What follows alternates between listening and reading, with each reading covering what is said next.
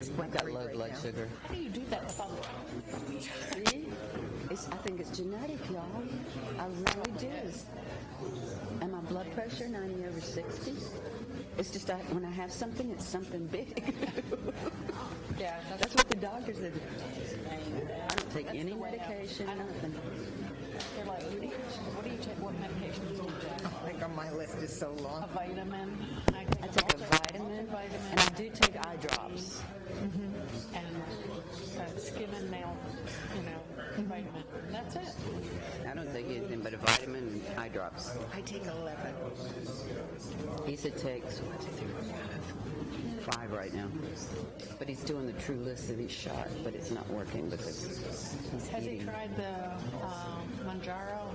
One of the girls at work has had great success with Manjaro. No, I don't think so. He's going to talk to her today about it.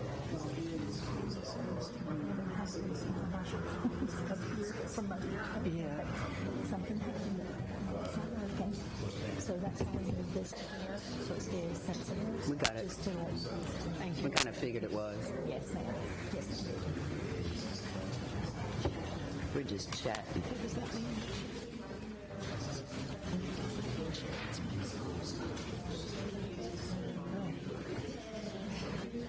I think I'll run to the ladies' room before we start. I wonder where Hugh is. Yeah. Interesting. I don't remember. He didn't say he wasn't coming.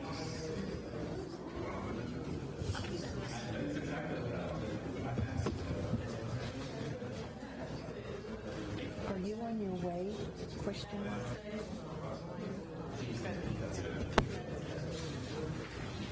When I talked to Zach this morning, he sounded a little slow. I'm sure he was not easy.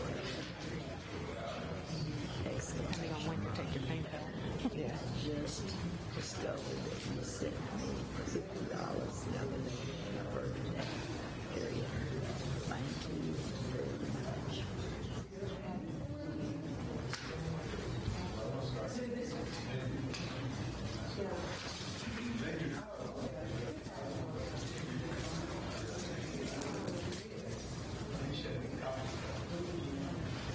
So we've done fairly well with that. We have. So I was looking at that thing Rodney did, and how you have the 1.5 billion District 5? yes, in permits and stuff. Pick up boom. But there are still a whole lot of good projects. Now, Most of them are apartments. apartments, a couple businesses, and a school. I don't know what we want to do with the school. I'm trying to dig deeper into the numbers across the city, but I started playing around with yours first because it did have that big, huge. I talked to met with Richard Beard yesterday. I don't know whether because he talked about all about what he wants to do out there. The pickleball? Pickleball. Yeah. So we talked about I told him, he said, we talked about Is everybody except you hosted? Mr. McLaren has to record. Okay. Is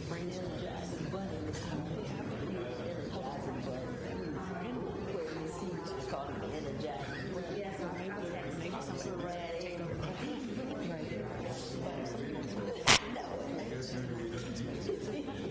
Right.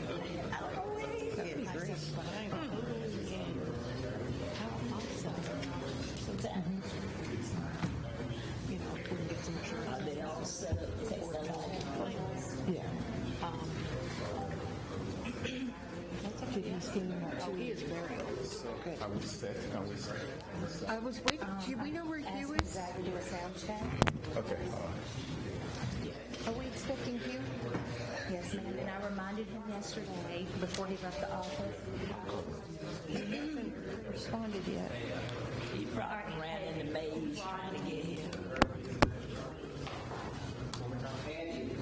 Good morning. Yes, sir, can you hear me okay? Sounds like Zach. Okay, thank you, sir. How's your shoulder? Yeah, we see you too, Zach. I don't think he can hear us. Okay. He just chose not to speak. Oh, static. Did you say static?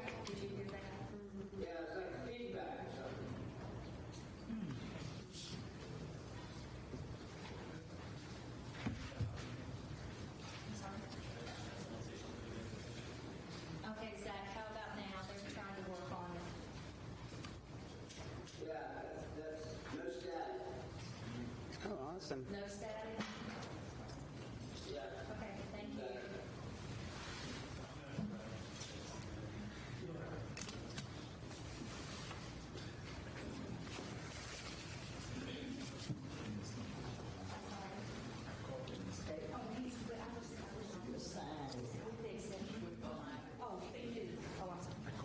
Yeah, I texted him. Yeah, we need to start. He just had a grandbaby a couple days ago. His first little boy. Oh, wow. I think his name is Hudson.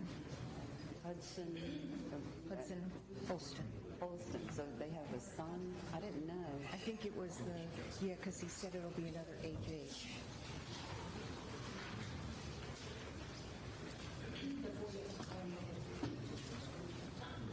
Okay. Good morning, everybody. Good morning. Just a couple of things before we kick off. I want to make sure everybody knows there are code hangers across the hallway if you want to hang a code. Restrooms are straight through these double doors outside in the hallway. There's a sign that points to the restrooms. Breakfast will be up for a little bit longer, so if you want to go back and partake of a little bit more, please help us out. The numbers that we turned in for the food is for staff today and council. And I have my iPad with me just in case somebody needs an iPad. I brought mine as a backup, so just let me know. And let me know if you need anything. I will run and do what I can to help. Thank you. Good morning. Good to be here. I know that we're waiting for Councilman Holston, but we can go ahead, right? Yes. Okay, all right. So we'll just go ahead and do welcome and introductions among you, and then myself and John will kind of walk you through the strategic goals update for this year. But we'll do introductions, and I think the mayor wants to share some of our thoughts as well with you before we go forward. Do you want me? Yes, sir.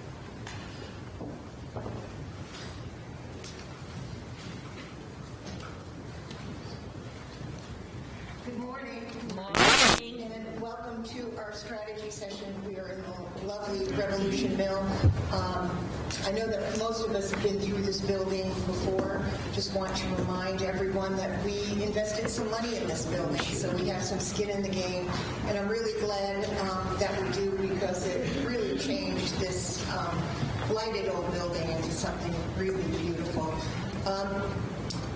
Ty is going to go over our goals from our last strategy session and let us know where we land. And actually, they're really pretty good. I have put together some packages for you all, not to look at now, but Thank you. feel free to look at them later. One is kind of just our sheet of fun facts that talks about the number of miles and hydrants and things like that.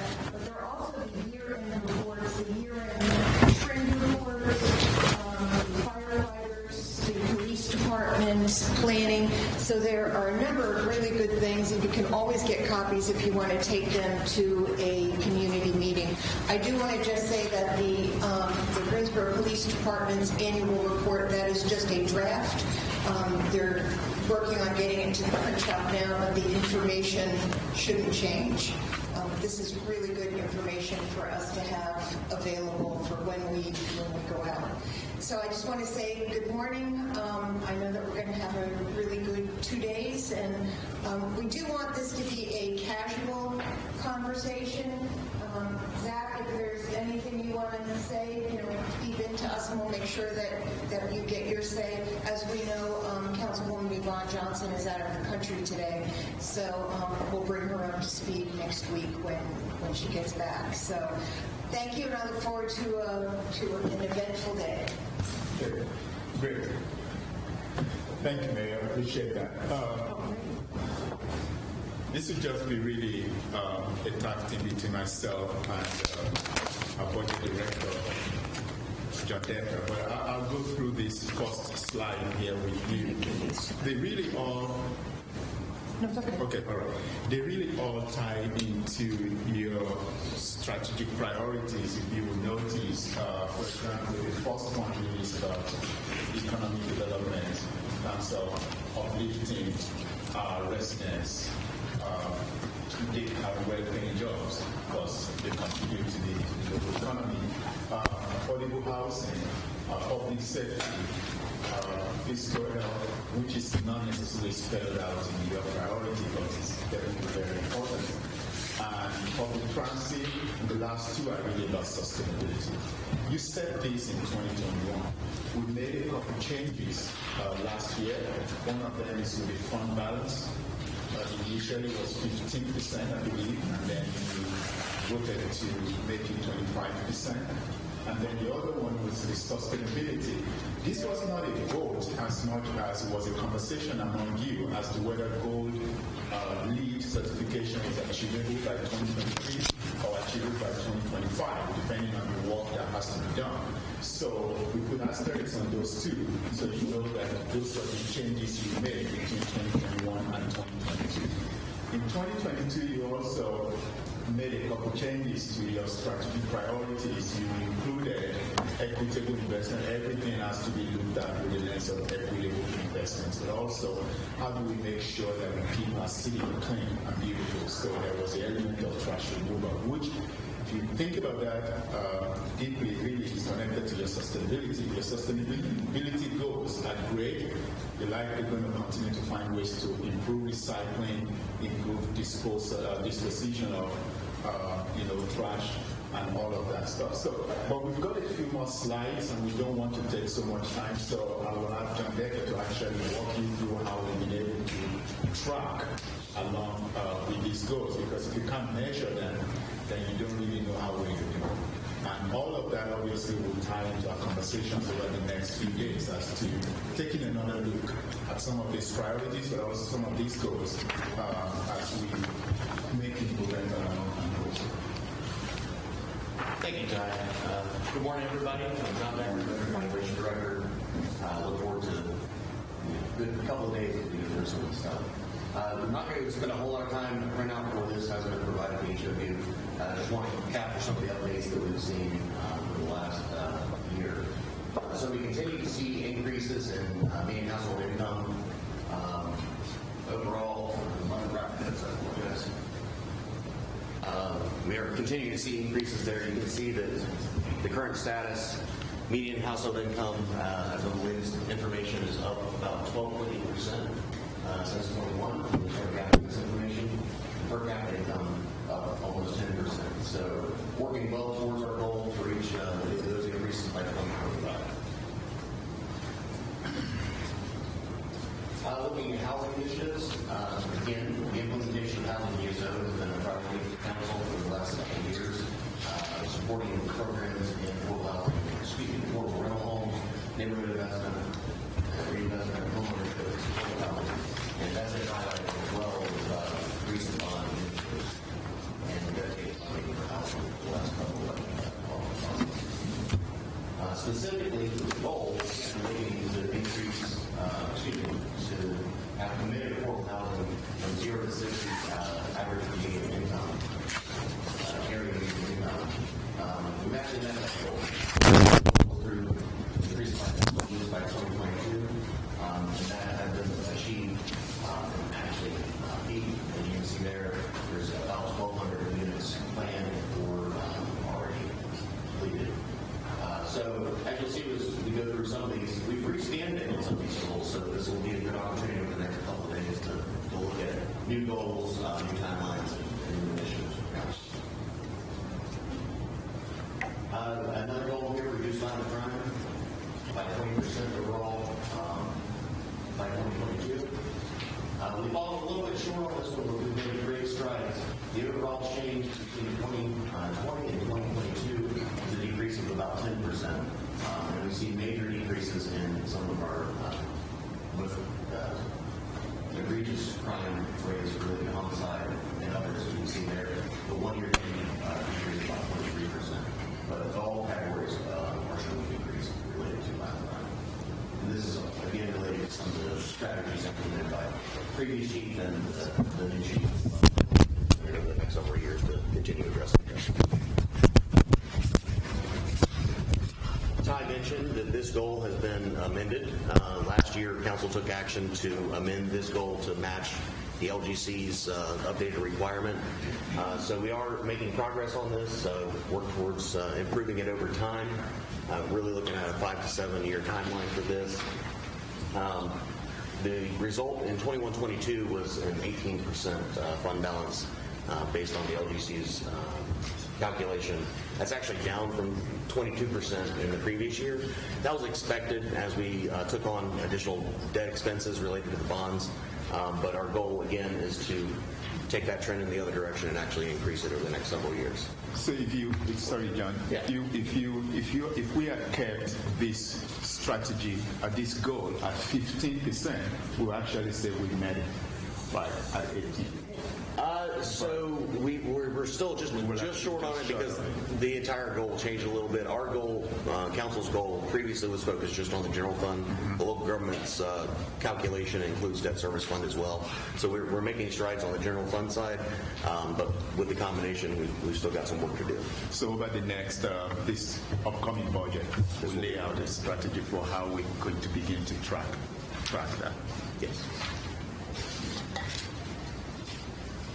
So additional goal of increasing by 20% the number of people that can reach their place of employment without the use of their personal vehicle.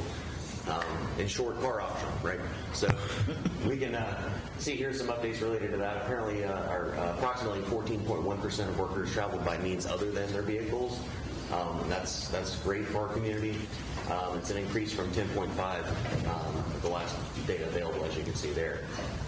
Another goal related to this was 12.5% of workers commuting by alternative modes. So again, that's been met. So some additional strategies related to increasing car optional modes of transportation within the city. Again, continue initiatives to improve safety and availability. Investments in sidewalks, greenways, bike paths, and the transit network, affordable housing serviced by transit and in the proximity to jobs that are available, and supporting denser mixed use as we develop within the city. And also, last bullet there, several improvements planned for transit service within the city, including additional crosstown connector routes, 15-minute frequency on high-performing routes, and launching the Mobility 2045 plan, all coming over the next year. This slide hasn't been updated with the latest data. It's not available at this level, but just wanted to share this again to show you how we compare with some of our peers in some of these categories. Implementing a long-term plan for recycling. So we focused on a few key measures related to recycling. The diversion rate is what gets taken to recycling versus the landfill. So that is, the most recent data is 18.6%. It's actually a slight decrease from the last data. It's about 20%. Set-out rate is pretty consistent, right around that 50% mark. But one that we are making good strides on is the contamination rate. So the contamination rate is ultimately, if recycling is received, is contaminated, it doesn't end up being recycled, so it ends up in the landfill. So we really want to focus on that. That has actually decreased pretty significantly. I believe that the last data set showed about 36% contamination rate, so we've seen good strides in that. Again, we also want to have a cost-effective, high-quality recycling program, so focusing on increasing that set-out rate and decreasing contamination rates. We've had a number of initiatives related to recycling, primarily related to our material audit at the recycling center, see what's getting through, what's getting contaminated, what we can improve there. We'll also continue improvements through our updated contract, which goes through 24-25 at this point, and sets the stage for planning for how much recycling costs are going to be over the next few years. Related to LEED Gold certification, again, the city was awarded Silver LEED certification a couple of years ago. Overall score 55. Council told staff to work towards gold certification, so that's what we'll be doing. That will take another 5 points, and 5 points may seem like a small number, but it's going to take a lot of work to get there. Those last few points are often the hardest. So it works on a 5-year cycle, so our next certification cycle will be in 2025. But some of the things we're putting in place to work towards that include related to solid waste management. So there's some overlap there with our recycling as well, but develop programs, pilot programs, and other processes for limiting food waste within our solid waste streams, and diverting construction and demolition waste from the landfill to either reuse or something like that. And then staff is developing these plans as we speak. The bottom one there, energy efficiency. It's a quick 2 points. One of the key initiatives for this is looking at our water resources pump equipment efficiency study. That's been completed. That's a major energy user in the city. We've got a lot of pump stations and facilities related to water resources. So focus on those facilities. This was a primary focus to get that ball rolling. And you can see here some of the points with the best potential to gain in the next certification. So these will be some of the areas being focused on as we go back to recertify. And that's it. So I will leave you to review the printed materials, and if you have any more questions, certainly let me know. But this, again, sort of set the stage as we go through the next couple of days.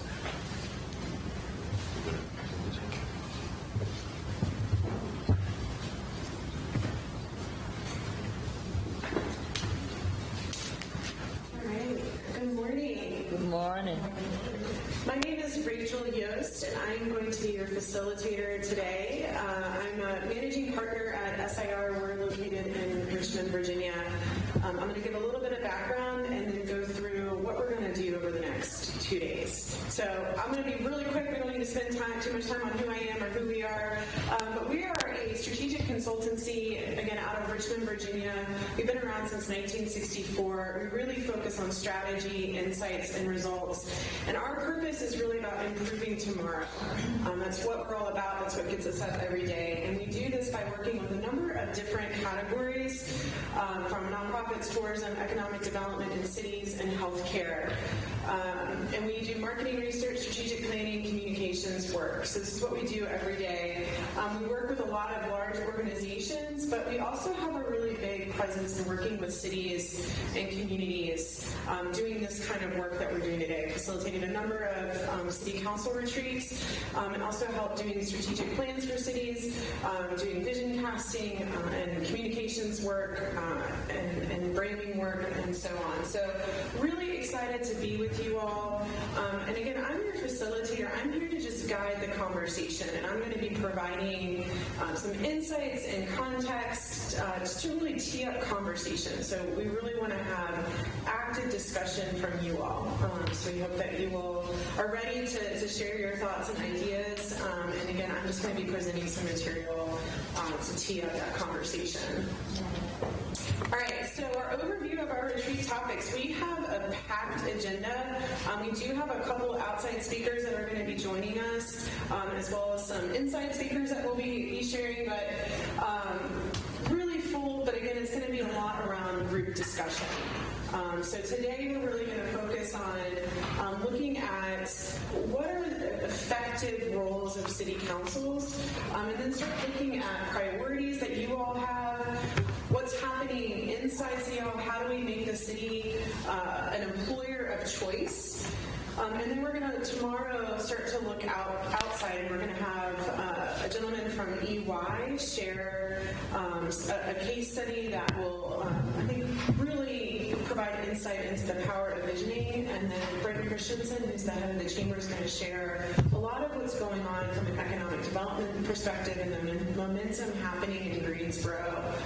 And then we're going to kind of bring it all back together and start thinking about a strategic action framework. So a lot that we're going to accomplish. Again, a lot of discussion, and hopefully it'll be really exciting to have.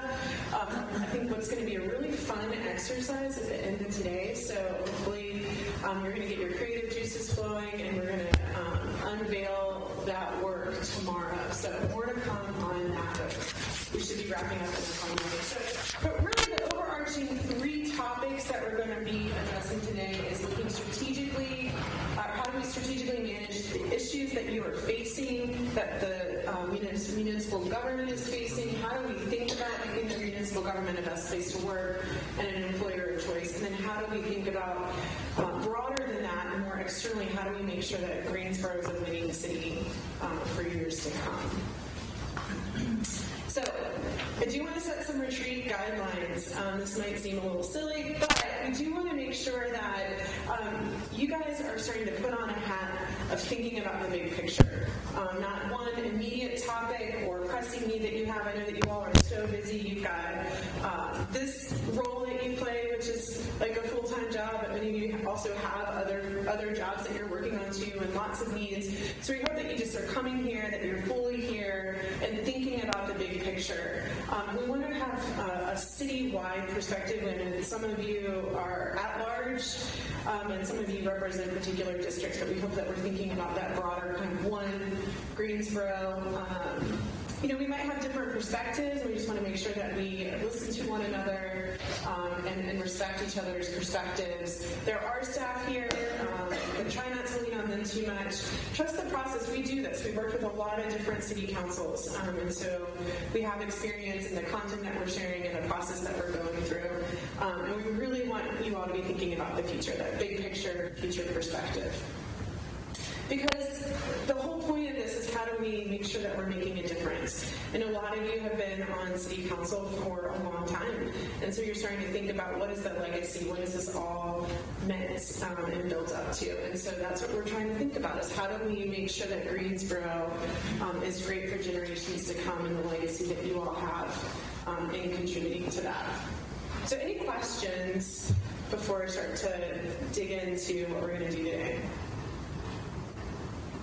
Is everybody looking forward to this? All right. All right, so first we're going to spend a little bit of time and get some active discussion around traits of effective city councils and looking at some 6 defining responsibilities and roles. And there's a handout in front of you that's just an overview of what we're going to walk through that you can reference during our conversation now, but also as we move forward throughout the next 2 days. So, traits of effective city councils. What are the responsibilities? There's a lot of stuff that you all are responsible for. A lot of important needs. And we like to rely on our good friend Bob O'Neill. Are you all familiar with who Bob O'Neill is? He is just a stalwart in the city management, county management world, and has even was the executive director of the International City County Management Association. So he really understands what it takes to be an effective city manager and city council person. And he has identified 6 roles of effective city council. So we want to make sure that we're giving him that credit. But we think that this is a really powerful reminder of what we're really supposed to be doing. Is there are these 6 different roles, and we're going to walk through each one at a high level and then just have some discussion. So the first role is around setting policy. This one might seem like an obvious one. And what is setting policy? Well, it's providing consistent and clear direction for decisions, actions, ethical conduct, and commitments. And this kind of has 2 legitimate perspectives that you might be creating policies from. Community perspective versus the professional, technical perspective. So I just want to pause here and open it up, thinking about on your best day, when y'all are functioning at your best, what does setting policy look like? what are some examples of when you feel that you've been doing this effectively? When we know what we're supposed to make the decision about. We have to know exactly what is needed. And when we know what the maybe situation that we've encountered in the city that we know we need to change the ordinance or something. We need to know specifically what we're going to do and why we have to make that decision. Okay, yeah, you gotta know the why. We also need to know who our decision is going to affect. Yeah. And we need to be able to make sure that we don't have some unintended consequences on something that we set the policy.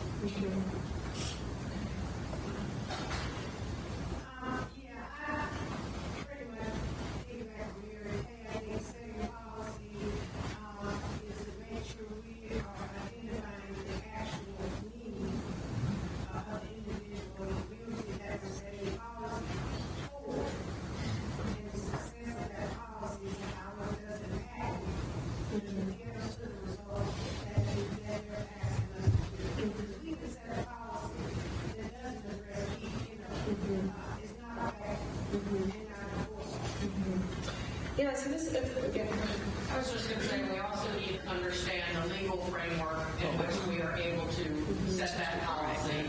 What are our limitations, and what rights do we have from a legal standpoint? yeah, so this is really good. So there's a lot of kind of information needed to be able to do this effectively. We need to understand why we need to do this, how are we going to do it, what's the impact going to be, and what can we legally do. So what are some ways to make sure that we have that information so that we can do this effectively? We can effectively leverage our city staff, those who are doing it on a daily basis, to make sure, since we're the council, we're not living it and reading it every day. We have an opportunity to speak with our fellow, our staff members, also the community, and get their feedback as to what they're seeing, what they feel their needs are, and then we can further adjust as to how we can drive outcomes as councilwomen as our staff. Yeah, that's an important piece, that community engagement. We're going to come back to that point several times today, and the importance of that. Any other thoughts? I think just communication with staff, with the constituents, and knowing. So a lot of talk. I think you have to communicate and even find out what's needed. Yeah. I would add communication between ourselves. Yeah, and because sometimes some have more experience and they've been through it before, and share those kinds of experiences too. So how well do you think y'all are at doing this, or having that information and communicating? Do you think that you feel that you have that information, or is it often that you're feeling like you have all these questions and you don't understand or don't have the clear direction? I think we work in operating silos. I'll be very honest. And some of it may be because we all have a different focus. And I think we're intent on making sure we address that concern that we, but oftentimes there's things that happen in settings. So I think we're not very good communicators in my perspective. We kind of get what we do last minute stuff, if you will. But if it's on 2 or 3 people's radar, then they know I'm in on there. And they're kind of leading others leading as they feel like they might need as what we have. And I've always said, that is wrong. And I know the end goal is to make sure that you get the majority of support for what you want. So sometimes I think that's the whole focus instead of, looking at it in a holistic. Zach is raising his hand. Who? Oh. What's that? This is your internet connection. Zach, can you hear us? We'll come back to you. This is Alvin Dr. Wells?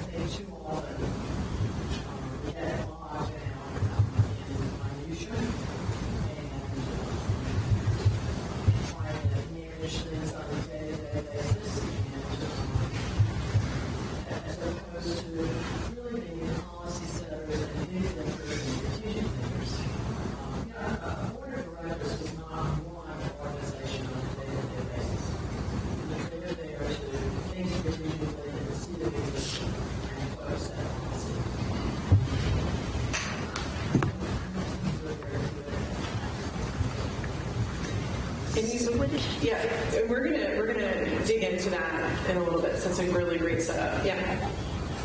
Well, I was thinking because we do serve districts, there's some needs that I have, and as Sharon said, we tend to hone in, and sometimes you hone in because that's what your folks need, and it's different from what someone else has, and that might be the barrier for us to really collaborate on some of the issues, because we tend to find a council member that understands what we're trying to say. You know, and I think about when we were working on that apology, I had to find somebody who felt like I felt about it, and then we worked together. So sometimes we do kind of it's in silos because of the issue.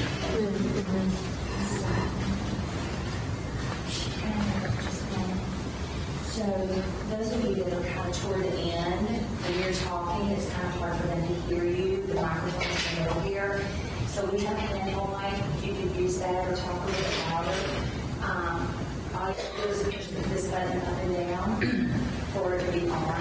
We don't want it to stay on because it might pick up other things. But that was not. That's not. So I just want to let you know, I'm going to put it here and then. Yeah, I think he's raising his. He's having a hard time with Sharon and Nancy. Yes, that's all. The technician is raising his hand for something. So maybe we put it on that, yes. Okay. I don't know if it's the location of the speaker, but I can hear Goldie and that side fine. I can't hear Sharon or Nancy Hoffman at all. And it's very staticky when Sharon's talking. And y'all know, of all people, I have to hear what Sharon's saying.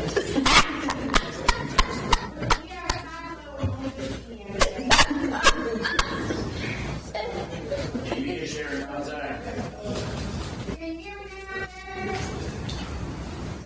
I use the microphone.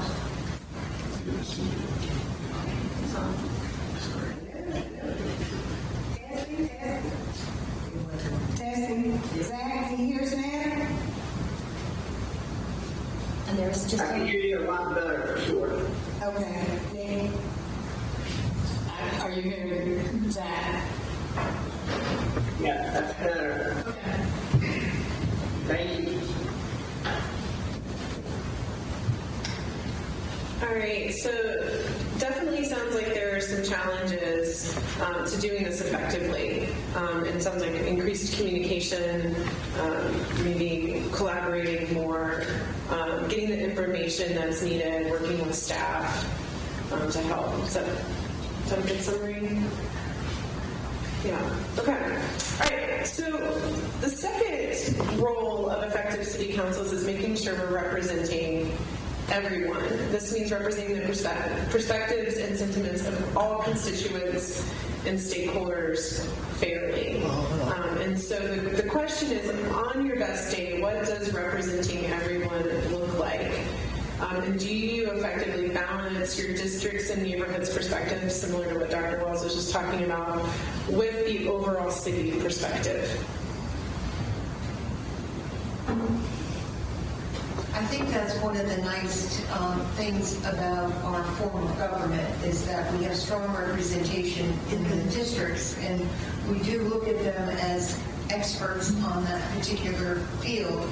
And then the people who serve at large sees how that fits into the rest of the city.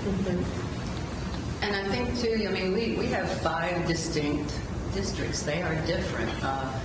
As an at-large council member, I know I try to go to neighborhood meetings in all the districts to hear what is affecting that district. And then I try to check with Sharon, Goldie, Tammy, Nancy on specific district things. And a lot of times they share, what they are working on. And a lot of times they may be working on something that we don't really know about. And I think that's what you're talking about, that, then it comes up. And then you kind of feel like, oh, I didn't know about that. And I might have had something that I could have contributed to that, or I might have been working on the same thing. And so I think that's kind of what I'm getting from this. And what I'm seeing is very much as Councilwoman Bluesberry said, is that there's some very common themes that I think across all of our districts.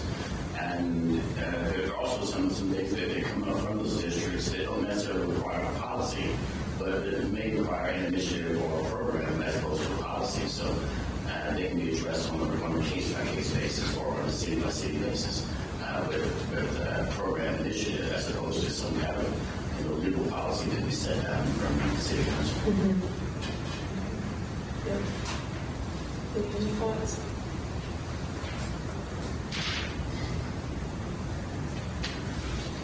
I think the more we can get to, while each district has its own distinct needs, the more we can think about the concept of one Greensboro, while supporting the different needs of each district, I think is important so that we don't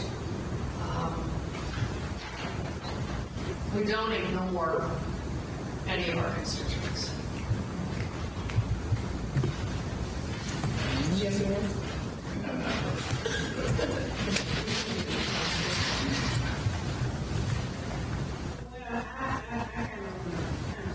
Well, I Get the microphone. Jesus Christ, can you hear me, Zach? He's got a thumbs up. What are you doing? We've got a screen right here.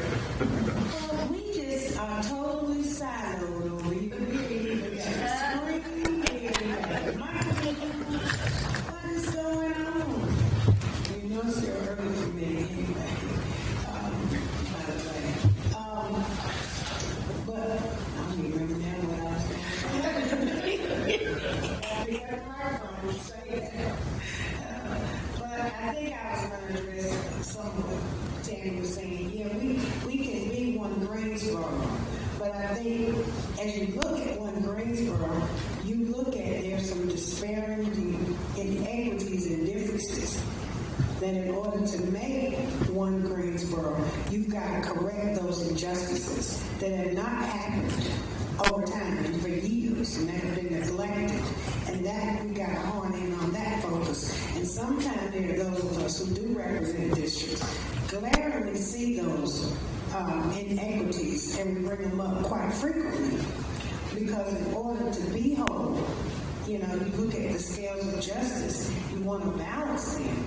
But oftentimes they're not, they're imbalance, and so one is lower than the other.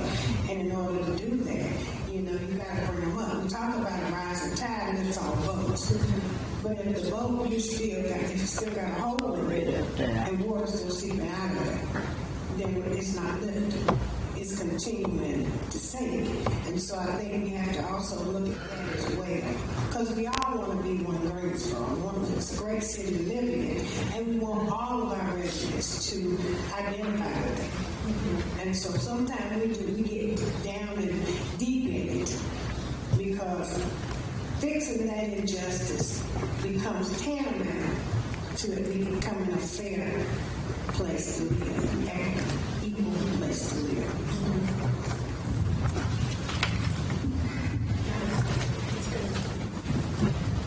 Can I just say something? Please.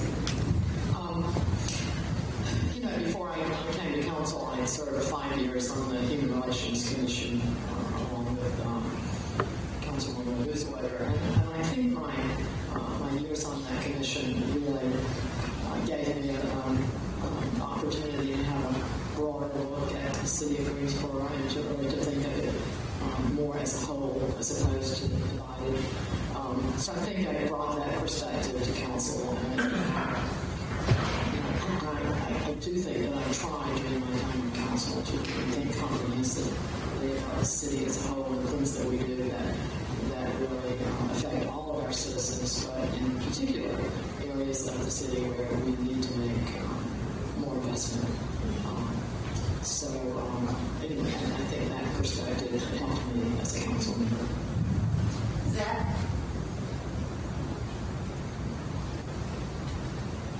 I mean, I agree with everybody, what everybody said. I mean, the only thing that what we've talked about previously in closed sessions is really allowing us to communicate and have the proper communication and then properly collaborate with each other. And I think we'll achieve all our goals. So still the keys, communication. Communication, yeah. Communication's key. Yeah. That's the key.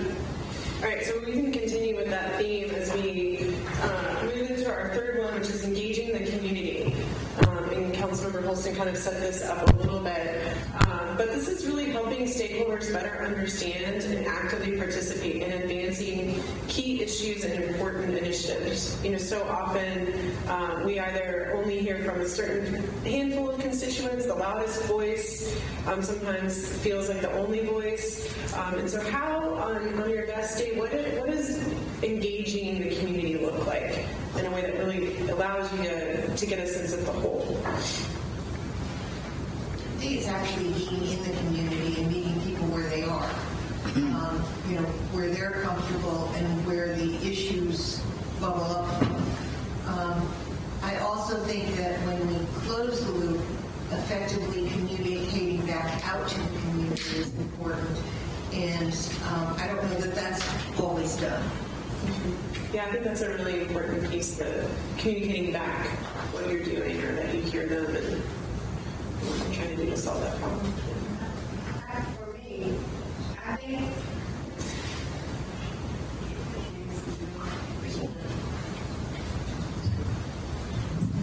For me, I think it's accessibility.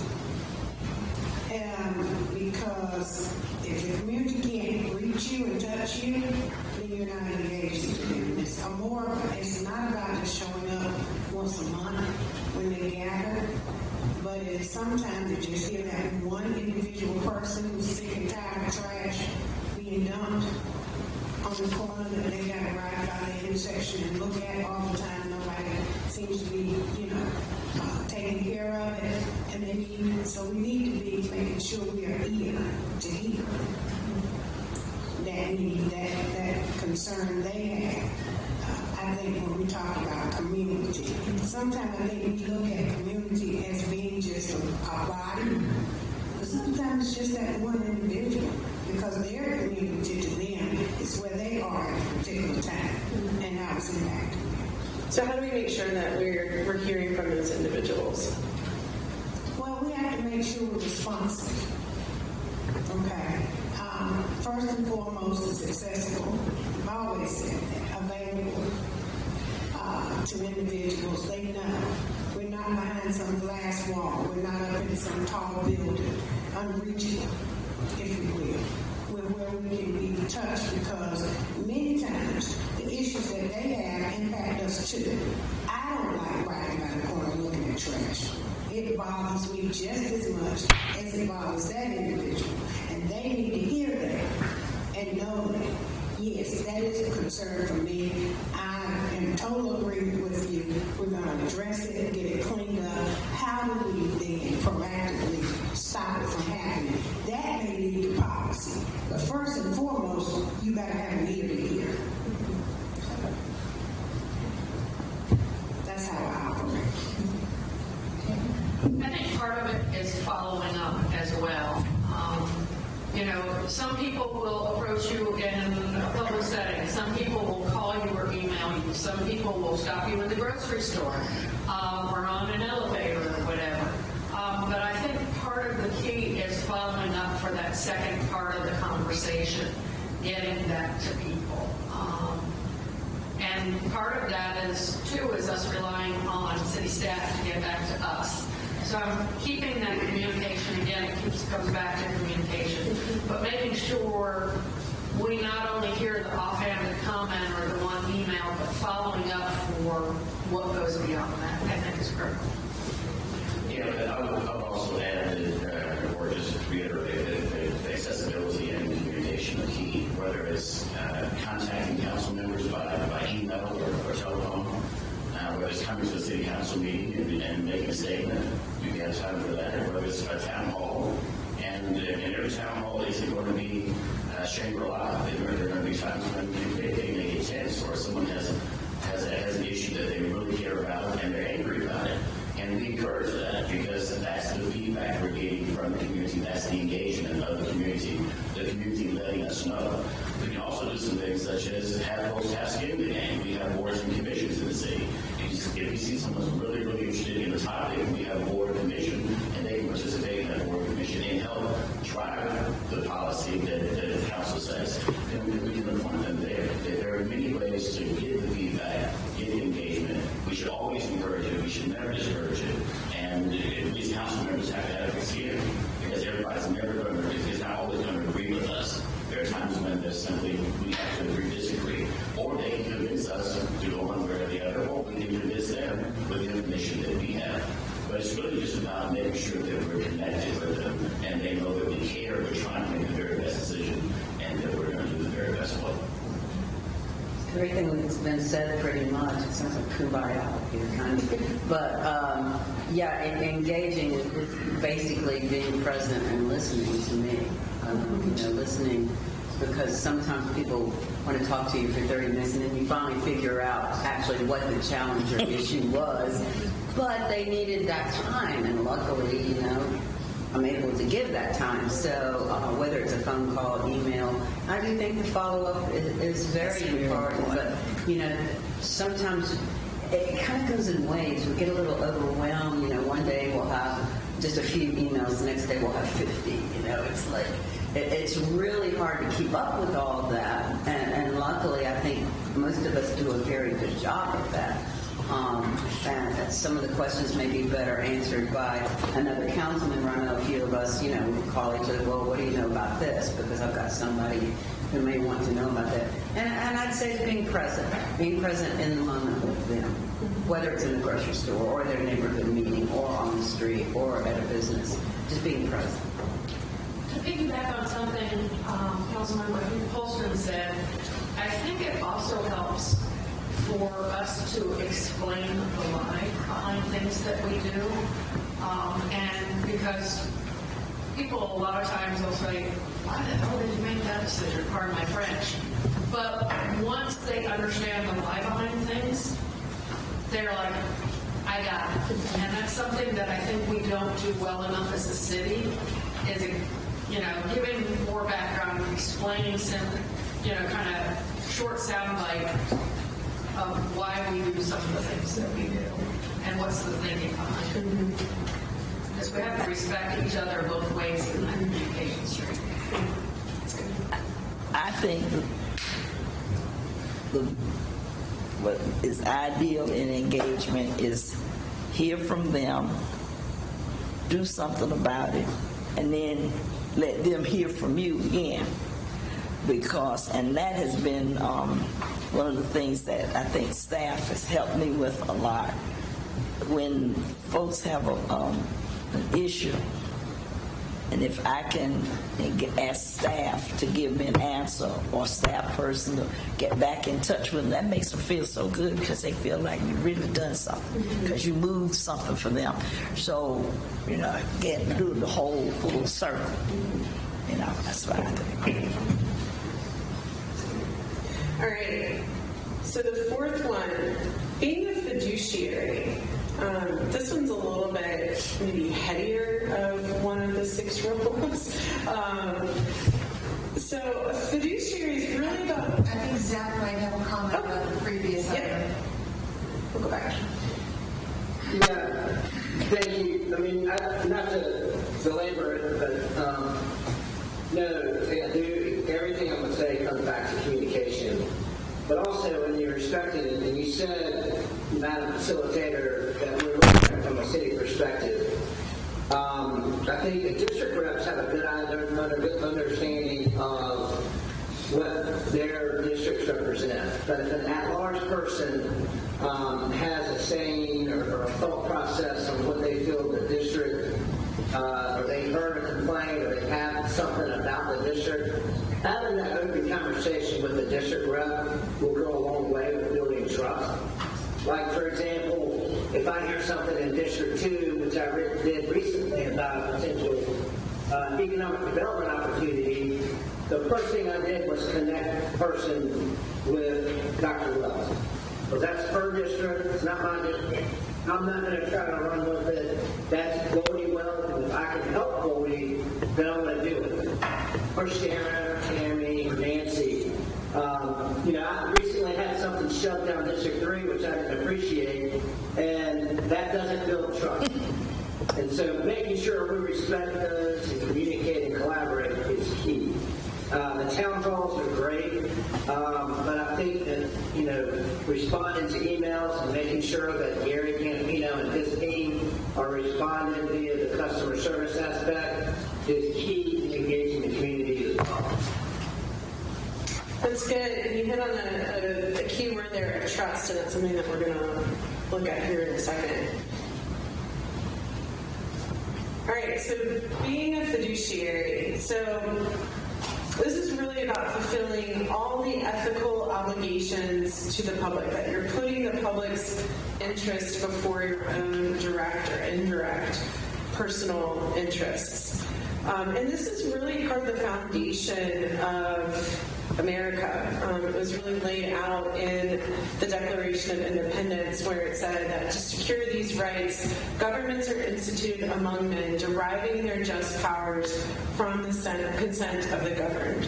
And so it's really that delegated authority, and that it's really, you are held accountable to those residents. And so there's a number of different ways that we can define fiduciary, but what we find really helpful, especially in this context of city councils, is that there's a duty of care, where it's really about managing assets competently and being good stewards of the public treasury. Because that is one of your responsibilities, really, is looking at the budget.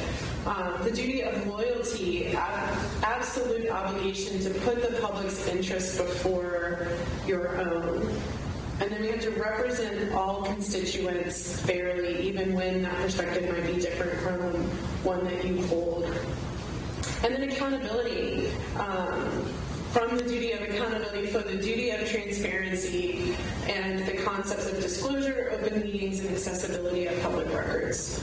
So with that, what does being a fiduciary look like on your best day? Or do you all struggle with this, or does it feel pretty just common?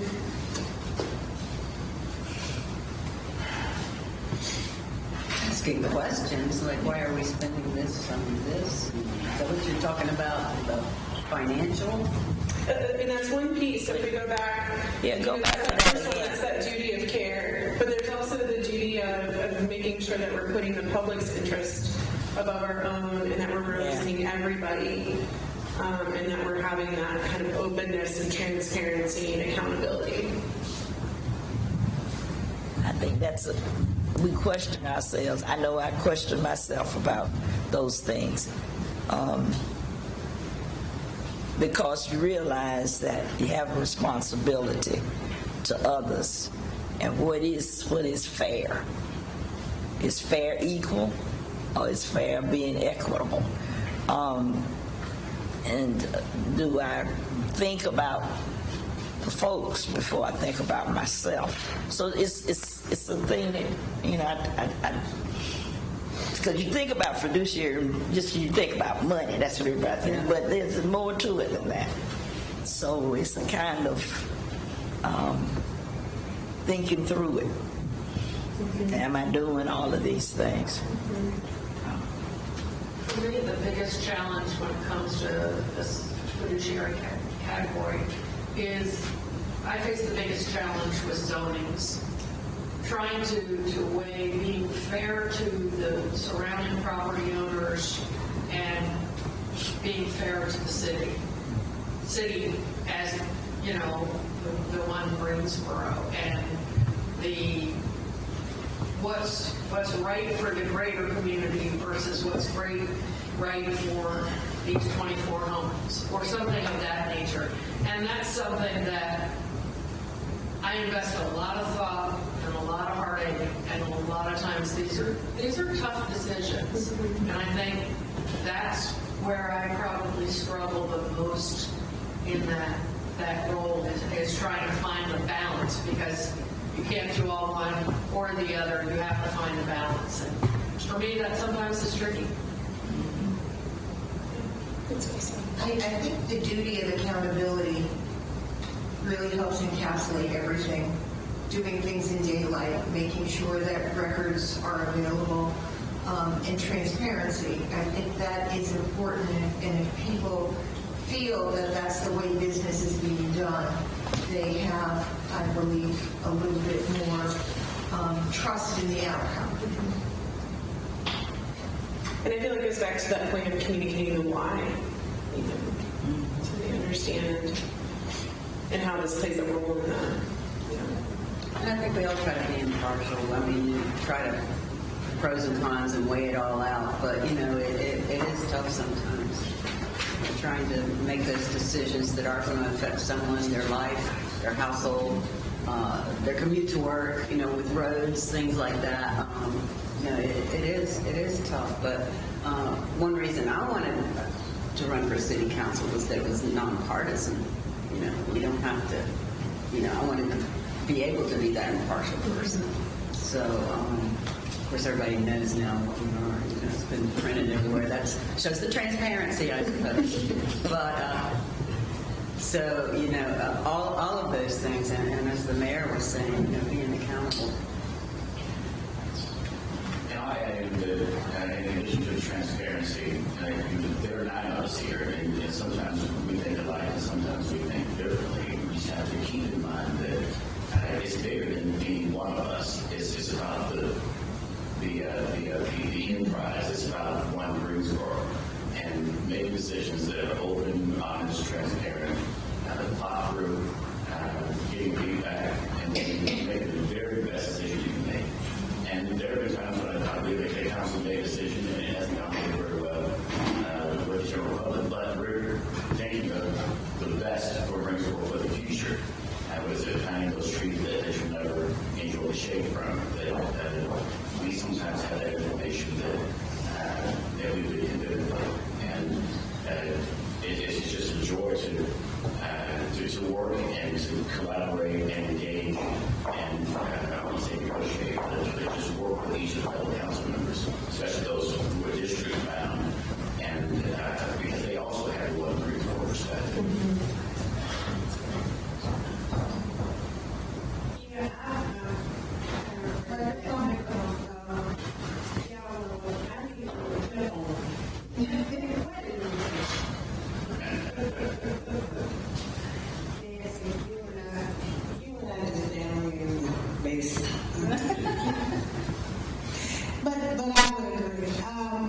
But also making sure when you're talking about the fiduciary piece of it, is also ensuring that the residents' tax dollars are getting them the best bang for their money. And so some people look at the taxpayers, well, you don't pay this amount of taxes, so you shouldn't get but a certain amount. No, to that individual, their money should get them the very best they deserve.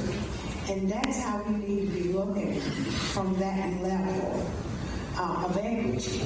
Because it's hard work that you're putting in every day to earn and pay those tax dollars. And you want to see that return on your investment. And we have to ensure that that money is valued accordingly.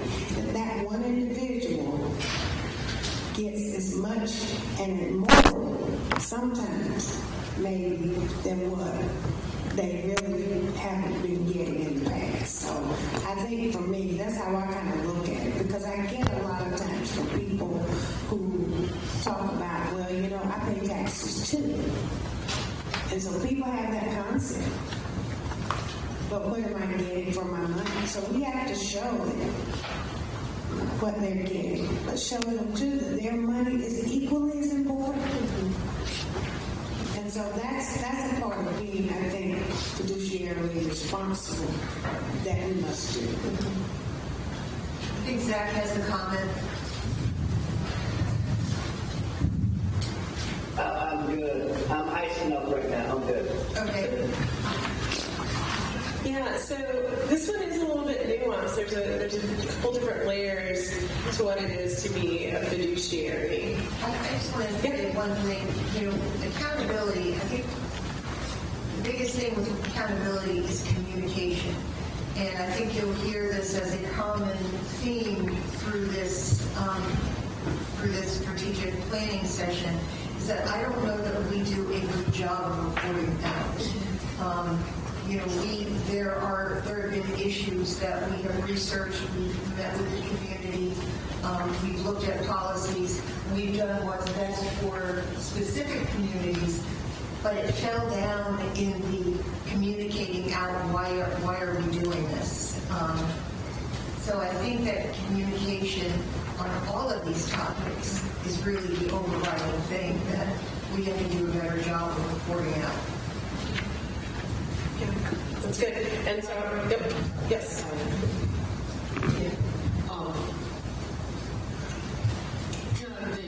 There's never enough money in any organization to all of the things that you want to do and that you need to be done. So I think part of your council role, fiduciary role, is figuring out, where you need to make the investments. We've kicked lots of cans down the road in the city of Greensboro, long before those of us who are serving in this council now. And the chickens come home to roost, the phrase. So it catches up with you at some point, and it's catching up with us. I think we will have some very tough, difficult, financial decisions to make over the next few years, particularly in bringing the infrastructure of the city up to where it needs to be. But that's our job. So I think that's a big part of this whole role of being a fiduciary. That's good. All right. Let's try and keep moving. Number 5 is providing oversight. This one might be one of the more obvious rules, but really, when it comes to oversight, this is where we start to really dig into that communicating back and that accountability and helping people understand what you're doing and the impacts that you're making and the responsiveness that you have. And so that's looking at your key performance indicators. What are those needles that we're trying to move? And making that really easily accessible through performance dashboards. And we're going to talk about this a little bit more in depth throughout the next 2 days. And if you were to just Google performance dashboard, there's hundreds, thousands of different dashboard models out there, but it's something that it can be really critical and important in helping communicate that and having it be easily accessible that people can see how are we doing on those things that are most important.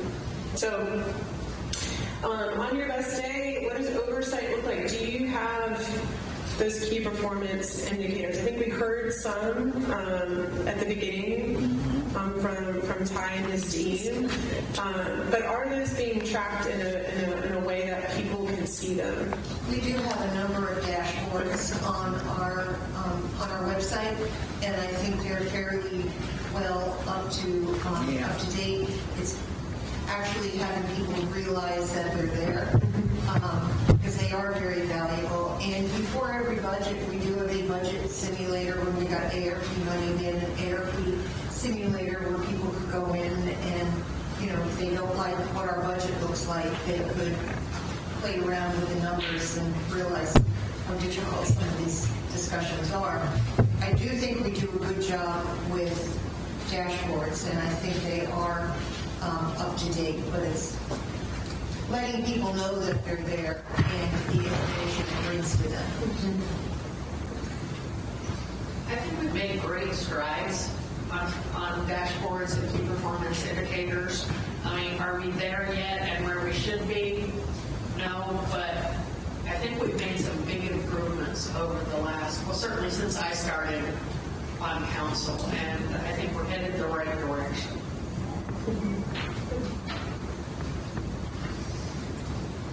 I have concerns. However, I mean, it's wonderful to have all the dashboards and all of the stats, and you know, most people are in the digital world, but I do worry about those who are not.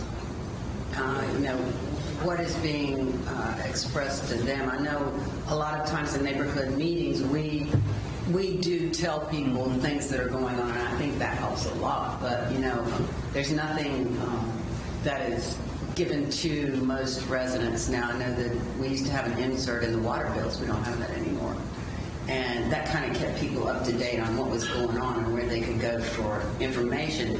You know, most people do have access to computers, but there are a lot who don't or don't take the time to think, oh, I can go to the city website. Some people want to see it in hand, and that's just the way the world is right now. We don't have insurance in our water bill. Well, I thought we do. I don't know. Who made that I thought we decision? did have them in there. I've read Of course, I something get like online bill, so, but And anyway. that's the way to communicate in some instances. that's the only way we can do that. Look back. Some people like to just sit and read it, so I think we're doing disservice about taking We it don't out. have anything in the water bill anymore. I always read mine on the page. Yeah, I always use it to see what's going on. Yeah. I think sometimes we make decisions that we're not really thinking of everybody. And, you know, maybe we're in a digital world, but like you say, everybody is not. And so that person who likes to still read the newspaper. I had some people ask, and I do have to say, I didn't mean to interrupt you. No, that's okay, it's casual. You can interrupt. But you know, I did check, and if we can capture their email, we can send it to them. And I was just giving that as an example because there are some older people who don't have Emails. or they staff did offer to mail them. But you know, how am I going to get all of those? I thought we still got them. But one of the things too, and I know we got a little off track with that, but I don't like that. And that's kind of, I didn't realize it, but it's kind of disturbing because I don't think we are considering everybody, and we're making presumptions. And so we need to change some of that thought process too. I think that kind of policy. But I think also sometimes we can, you know, the data's great, but sometimes we get in data overload. And, you know, it's so much coming at the person, they don't know how to de-aggregate what they're looking for. And sometimes we just need to keep KISS. We need to keep it simple. Share. Keep it short and simple. Smart. And so we have to look at it from that perspective. You know, we say we're doing this. We've had less car accidents. How do I find through that? How much do I have to read to find that out when I get something? Is it a quick snapshot? Sometimes, and also sometimes is it just that we focus on that particular area, community? I might not want to know what's going on down on that side of town, but what is happening over here? What are we doing?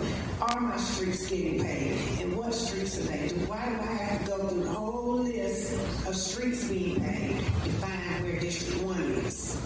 And, you know, as opposed to it being a concise snapshot.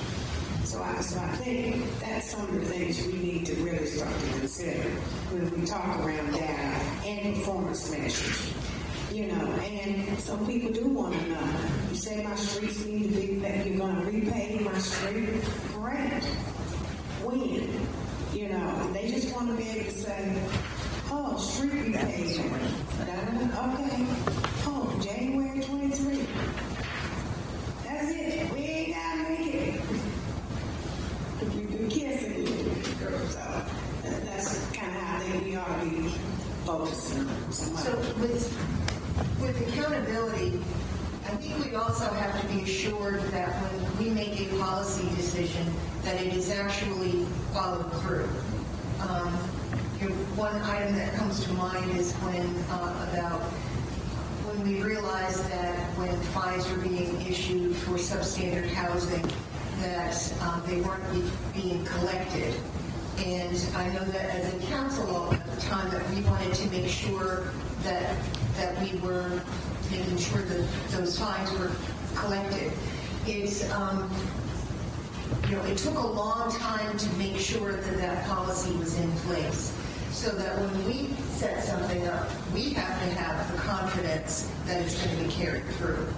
And it's hard, I think, as a council to always go back and check, well, we decided this, was it done? Or how is it being done? So I think we also need to report back from the staff that is responsive to policy that we've set. Yeah. That's good. Yeah, and then communication and working together on that's good. All right. So our sixth role here, setting the strategic direction. I think Councilmember Hoffman kind of set this up earlier in this discussion.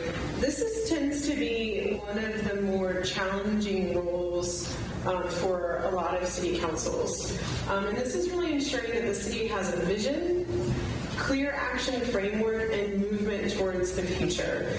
So as we're thinking about all those different things that we need to accomplish, those priorities, what is it all working towards? What are we trying to be? What does one Greensboro mean? What does that look like? How are we working towards that? And it really comes down to understanding where are we today in that current state, and then what is our desired future state? What is our North Star, our vision? And then what are those drivers? What are those priorities that help us get to that desired future state? And that can really help as we start to think about communicating our why. Why are we making the decisions that we are? Why are we prioritizing some things over others? And it comes down to because we're trying to achieve this vision for the future and thinking strategically. And it's really important because there are things that are coming that we aren't necessarily prepared for. We're going to talk about this a little bit later too, but AI, I don't know if y'all are following this, but it is coming and it's coming fast. And it's going to impact a lot of things for good and for bad. We need to be prepared of what is that going to mean for the staff in the municipal government and City Hall.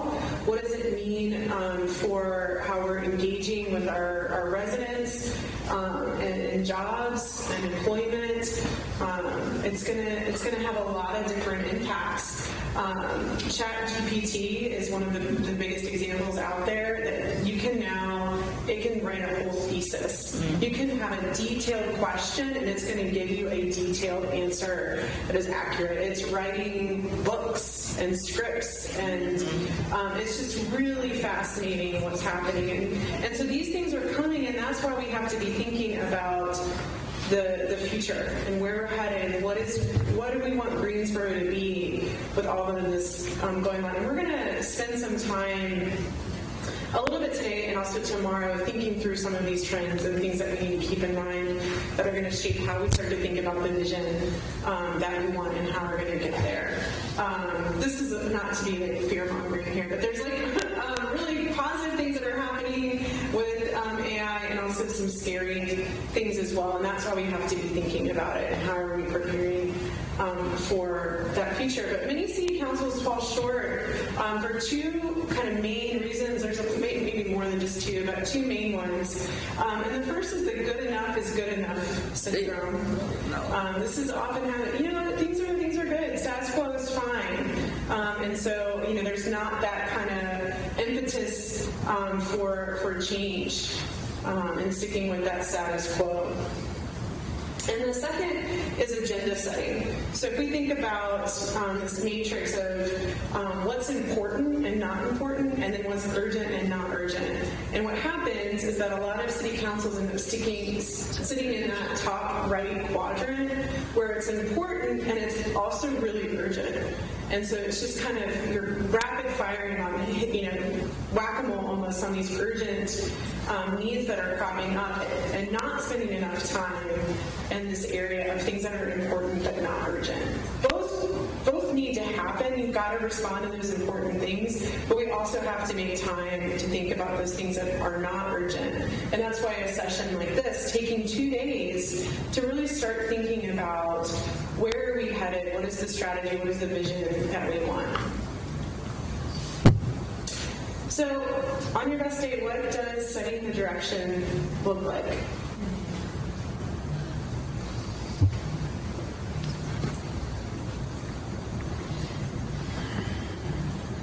I guess you start with a vision statement, wouldn't you? Where you want to go. Mm-hmm. And do you all have? I'm gonna jump in the gun and do that more, but we have one. Yeah. We need to look at the vision statement and then see how we're moving toward that way and set goals to move that way. Yeah, what about that quadrant again? Do we feel that we're sitting in just responding to the urgent needs mostly and not thinking about those longer term strategies? And we kind of be in between. I think we're in between. Yeah. I would like to see us look, when we talk about strategy, look not just 1 or 2 years out, but look 5 to 10 years out. And my experience is, when we've set goals, we've really looked at what do we want to accomplish in the next 2 years. Well, really, we need to be looking a lot further than that. So when we do operate in that bottom quadrant, I don't think we're going out far enough. Mm-hmm. One way that we often think about it is how are we planning for the kid in kindergarten for when they turn 18? What is that Greensboro going to be for them? When we listen to Boom and they talk about when the plan, we're all excited. But when they give us the plans, they say this is 2025 and 2030 and all of that. So I think about, what we plan, we need to really plan way out because we've seen how long it takes for things to happen. And especially because I think about that Ralph Johnson way, it took 20 years for us to get that. So we've got to have some long-range goals. It's almost, I'm sorry. It's almost like what we've considered strategic plan in the past is really just milestones in what should be a much bigger strategic plan. Getting 1,000 units, getting crime down 20%, those kinds of things are milestones on the way to where we want to go.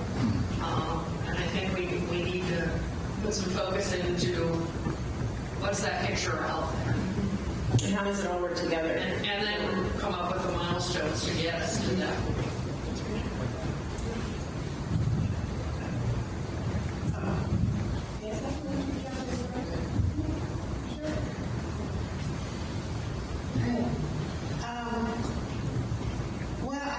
Setting the direction sounds great, but you spend so much time in the urgent box that you're putting out fires so much because daily is urgent. Somebody has an urgent need. We've got a plan long range for Mobility 2040. We had a Mobility 2040 plan. 2 crosstown routes. But we don't have money, so we still, we know the direction. We can't get on board with the train because some things are keeping us from doing that. But then people are saying, well, you're not picking me up, so we got to figure out how to do that. That becomes an urgent need. Urgent. Everything's urgent. Yeah, we've got plans for housing, but we can't build it fast enough. So what do you do for that person who's calling you today and saying, I'm getting ready to get put out tomorrow, me and my 4 kids? What happens? So you stay in that urgent mode, and that person on that call doesn't care anything about you got a plan for 2,000 hours. Because they want to know, what are you doing today, right now? Sometimes our direction is diverted because we have to deal with the fire that's ablazing. That's true. Yeah, so it's figuring out that balance and that strategy to make sure that we can stay towards our vision, but have the margin to respond as needed to those urgent things without it losing that focus too. And part of communicating throughout, and that constant communication can help with some of that too. Yeah. Zach has a comment too. Zach? Thank you, Madam Mayor. I think the conversation that we are scheduled to have at 11:10 related to priority setting for each council member, that's going to be an interesting scenario, because I think you're going to find some commonalities, you're going to find some huge differences based on what districts really need. I'll tell you some things that when we're setting direction. I heard somebody say that we're very siloed, and I do agree with that, but we may think about it differently. I think we're siloed, so I don't think we engage the business community as much as we need to. The business community is what hires people. The business community is what really invests large numbers in each district to build jobs and build infrastructure. And that in setting direction, it's not necessarily, and I'll use the legislative agenda. And folks, this is my opinion, but the legislative agenda that we discussed last week were really legislative modifications based on what staff planned versus what we as a community need in directing a true legislative agenda. And so I think we need to do a better job of engaging folks that move the needle in tax-based growth and job growth. That's just one aspect, and you'll hear that later as well. Andrew? I think setting a strategic decision for a city or any organization stems from what your vision of what you want to be when you grow up is. I like to kind of watch what happens to other people or in other places, and I'll use 3 examples. I'll use 2 in South Carolina, the city of Charleston and the city of Greenville, both of which I know very well, having grown up in South Carolina, having lived close to Charleston at one time, and in Greenville at one time. Joe Riley was mayor of Charleston for 40 years. He just celebrated his 80th birthday a couple of weeks ago. A good friend of mine was in attendance there. So he spent half of his life as the mayor of Charleston. And he's built that city into really a fabulous, very desirable city. Same thing is that happened in Greenville, South Carolina. Again, they're talking about over 40 years. Max Heller was on the city council and then became mayor of Greenville in the mid-1970s.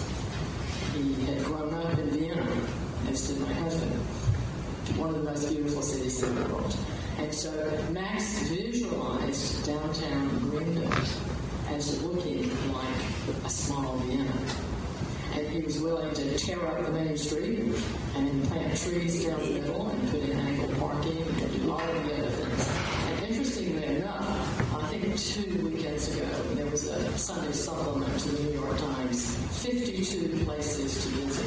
International, 52 places to visit internationally.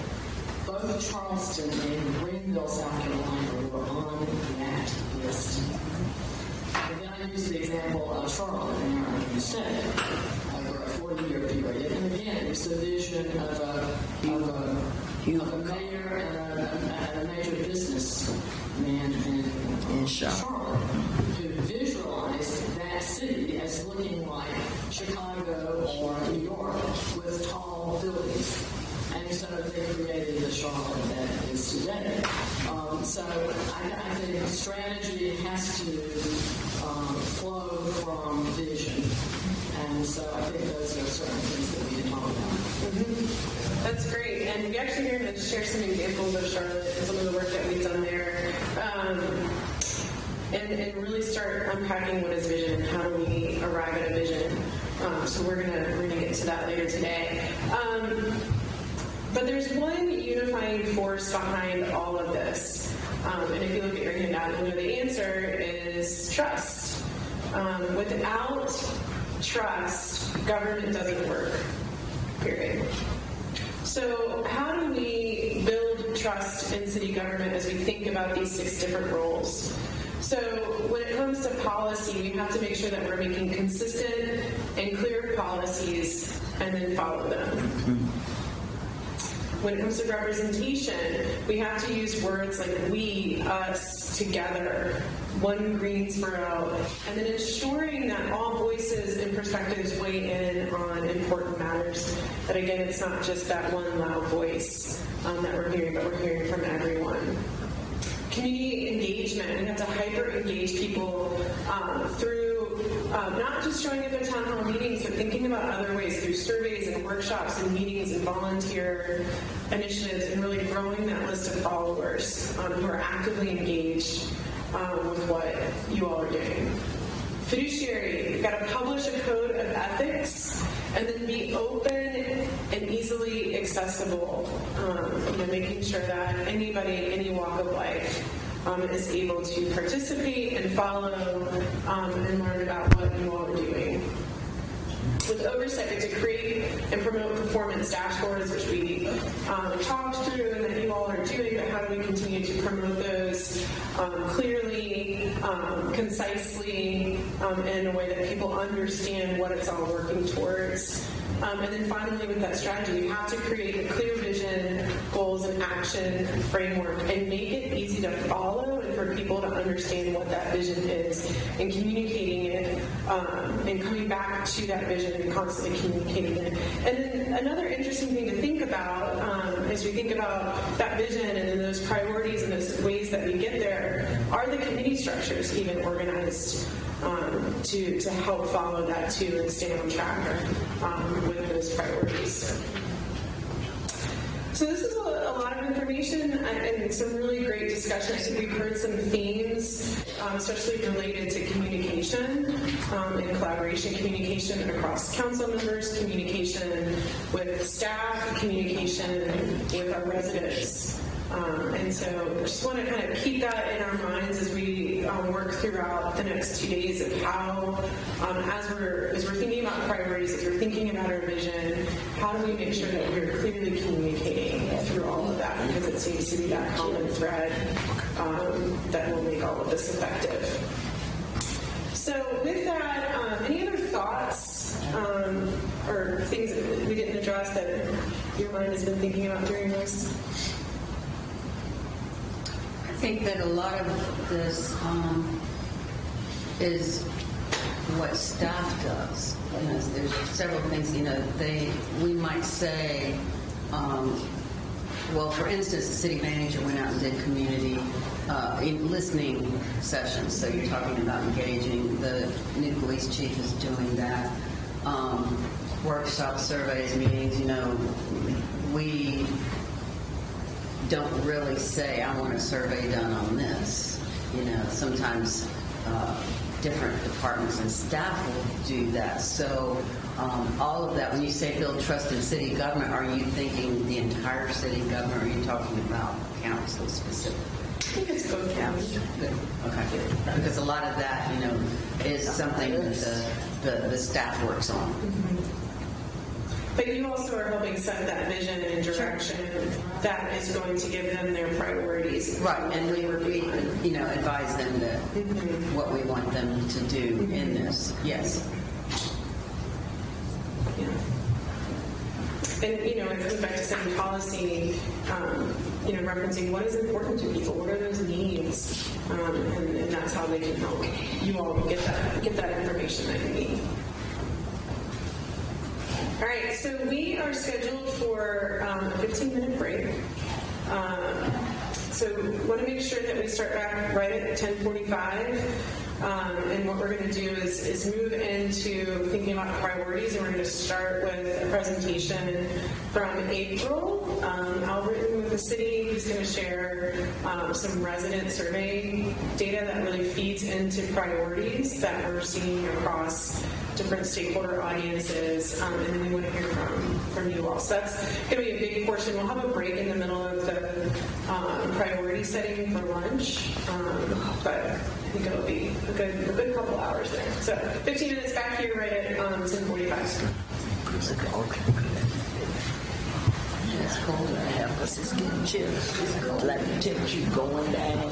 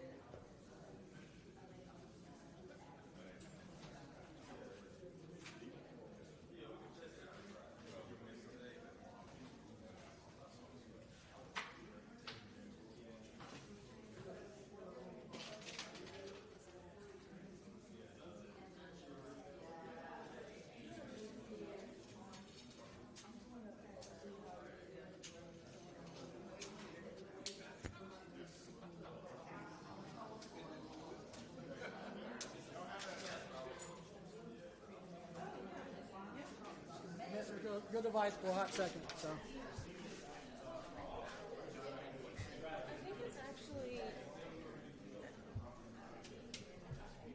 I think the screen, though, is somebody else's screen. Oh, that is not your screen. I thought this was your screen.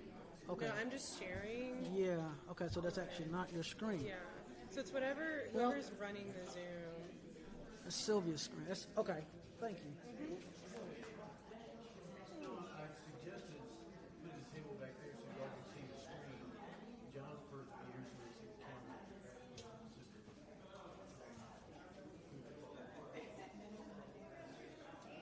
Tony back there. Oh, okay.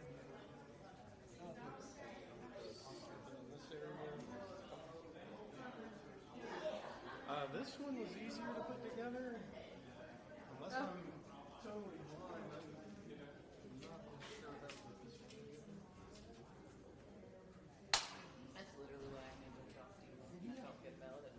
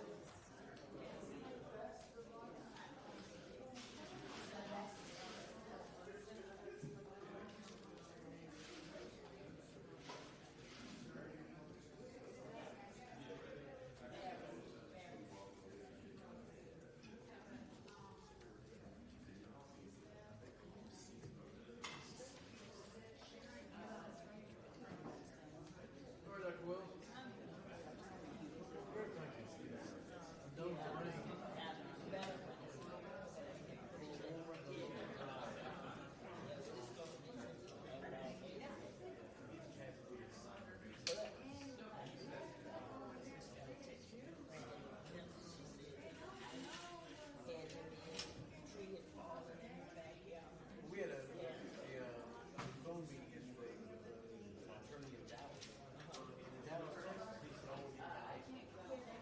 he said, "Oh, you look at the map and they're getting down there and they're passing us.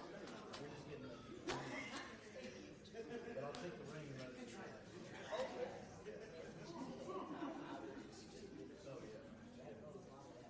Yeah, my neighbor's over there.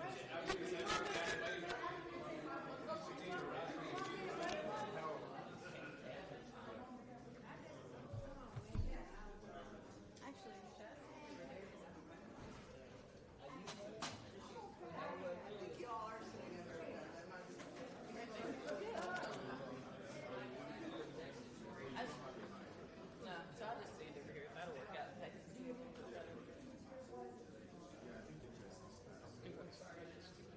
Yeah, those are going to be for council. They can put their priorities where they want to.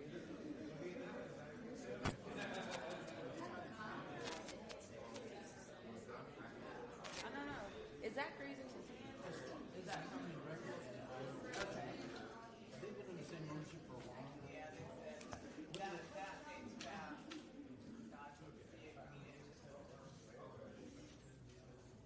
they bought and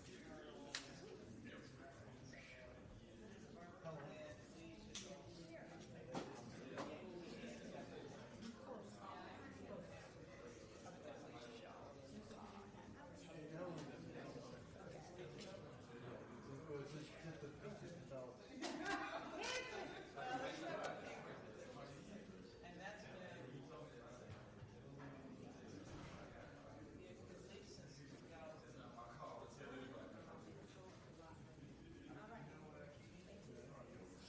I know the We rest. took over it.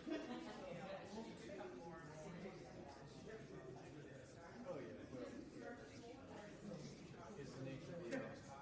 It's the nature of everything. Not showing up. Showing here.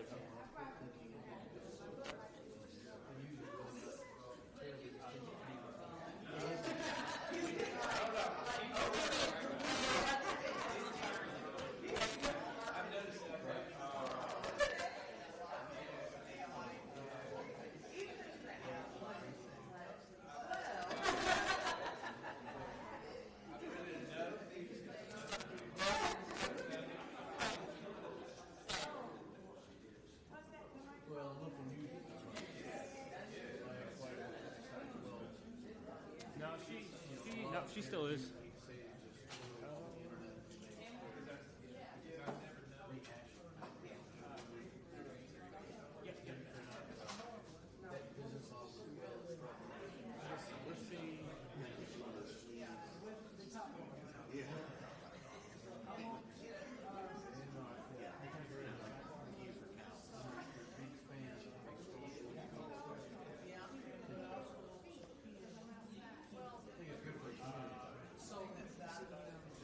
I don't know why I just did that. It's the Tylenol.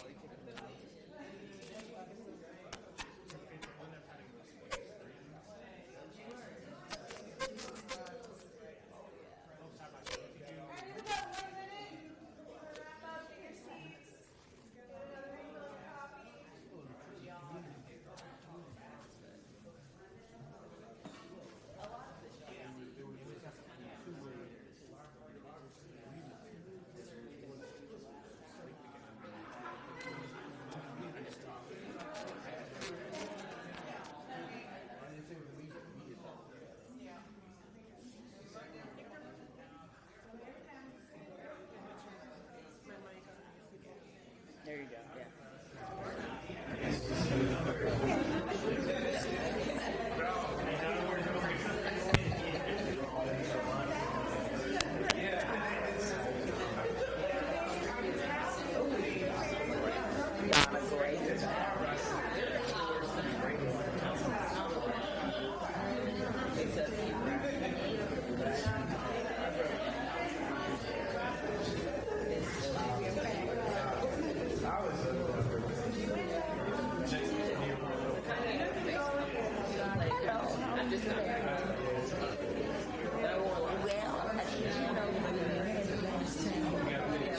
I think they promised me to send it something. I met somebody last week. Did you send something? And I said they were going to send. So I was calling and asked Isabel what we said we were going to send. It seems like the man who does the streets was going to send a schedule of when the streets were going to be paid, but I can't remember what else we All right. So for It's not urgent, but see if anybody remembers what I promised the people. Okay? Yeah. Sure, that's fine. Yeah, that's fine. Thank you.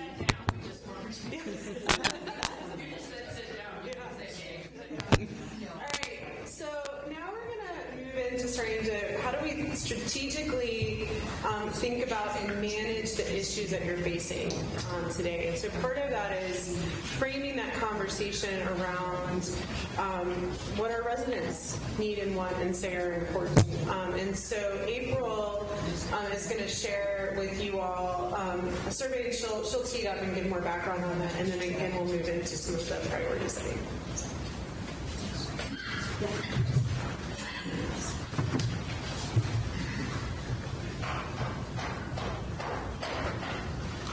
You okay? I might have to. Sorry, guys. Oh, hey, Zach, we see you. I'm not even sure you know if you're watching. Yeah, you're a full screen. Y'all don't do that here. Can't hear you. There you go.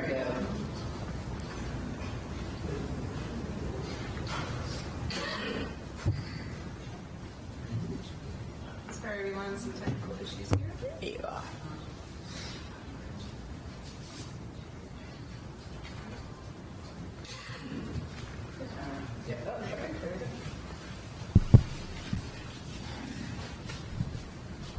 Can you hear me okay? Zach, can you hear me? You can pick up a little bit. I can barely hear you. Okay. I don't think the mic's on. How do you turn I this think on? that's for GTN. Oh, let me not touch their stuff. We could use that handheld. His chair.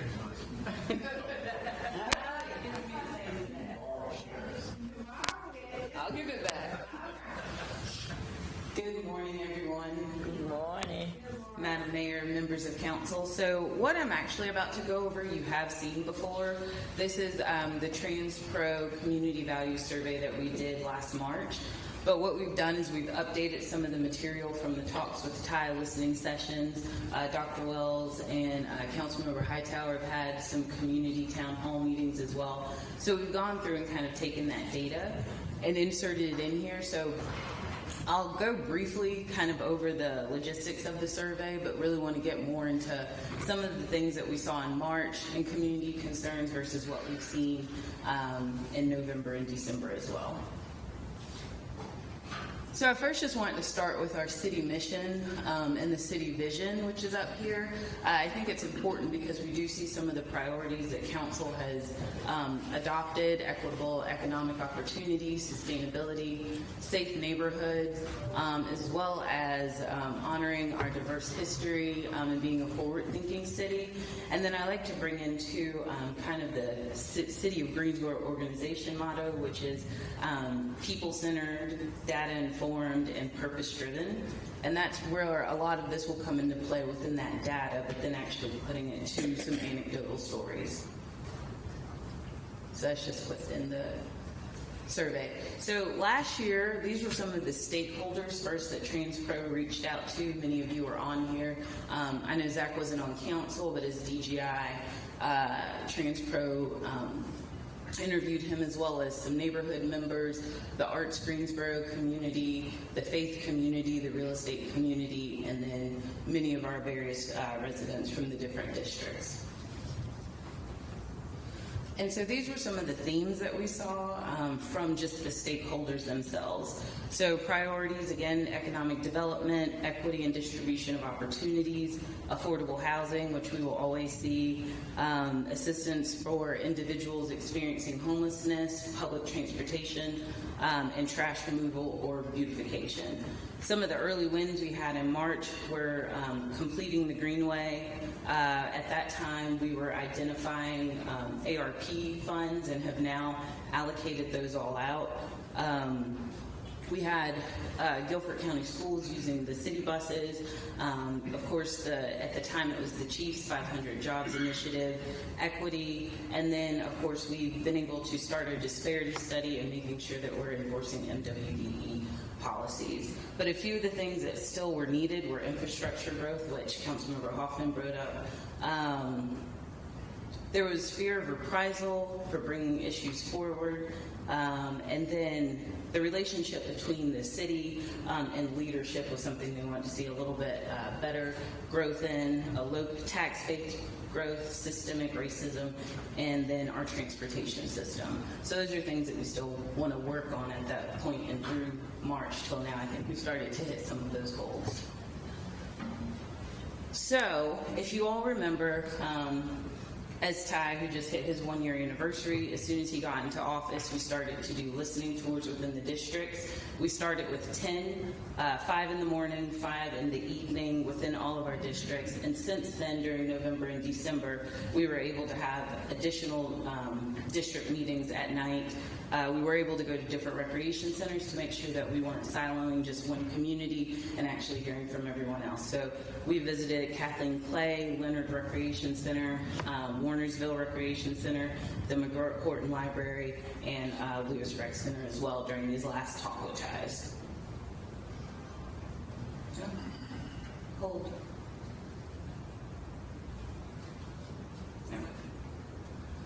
And so some of the other things that we've done is, along with the district listening sessions, we did the community survey. We're working to establish Greensboro's brand. The city manager has done ride-alongs in each of your districts as well to kind of pinpoint some areas of need, some things that are being done well, and areas that we want to make sure that we're either growing parks and rec, retail, and making sure that we're just adding the basic amenities that each neighborhood needs. We've also met with community partners, and we're going to continue to do that, especially along, I know in the next couple of weeks, Randleman Road will be an area of interest as well, meeting with businesses there and different organizations that have come into play. And so these are some of the tours of the listening session. And it's interesting because when we first started, homelessness was really only an issue for District 1. But now, as we've gone forward into this new year, that has actually been one of the topics of discussion for every single district, no matter if that's a problem or not. It's something that the citizens of Greensboro want to see equity and movement in. Affordable housing, of course, was important. Access to practical transportation, diversity in housing. And when I say that, that's having zoning for multifamily housing versus just single-family housing zoning, because as we move forward, we recognize that people are changing in their home needs. Not everyone wants to just have a single-family home. Some people are looking at townhomes, condos as they get older, but they want to stay in their area, which is really important. Again, trash removal and beautification is very important, but then as we look into certain other districts, we see things that still rank high, like air quality, more amenities, access to basic amenities like medical facilities, groceries, dental. Districts 1 and 2 wanted to see more jobs for youth, community interaction with law enforcement, or just to make sure that their voices were being heard. Any questions?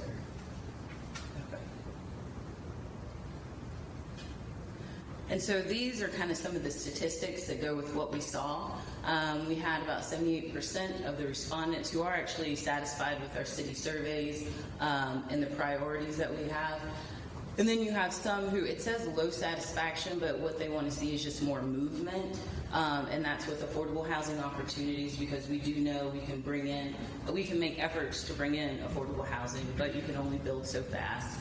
But in that space, we've also made efforts with our preservation fund, assigning ARP funding to housing as well. And so those are the things that we'll start to see that we're actually starting to tick off the box on. Commitment to inclusion and racial equity, equitable investments, youth programs, job opportunities, and then having more senior services. These were some of the characteristics of the individuals who responded to the survey. So you can see it's across a vast range of zip codes and districts as well. And so we were pretty even in making sure that we were hearing from all community members, from all walks of life as well. So this is kind of the map where you can see a lot of those respondents came from. And it's important that they stayed within that Greensboro area, but were evenly distributed amongst the districts.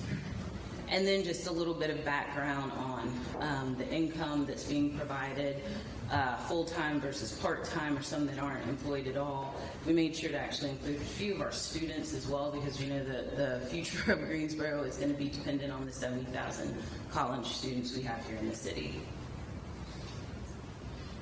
Just some more characteristics, home ownership versus renting.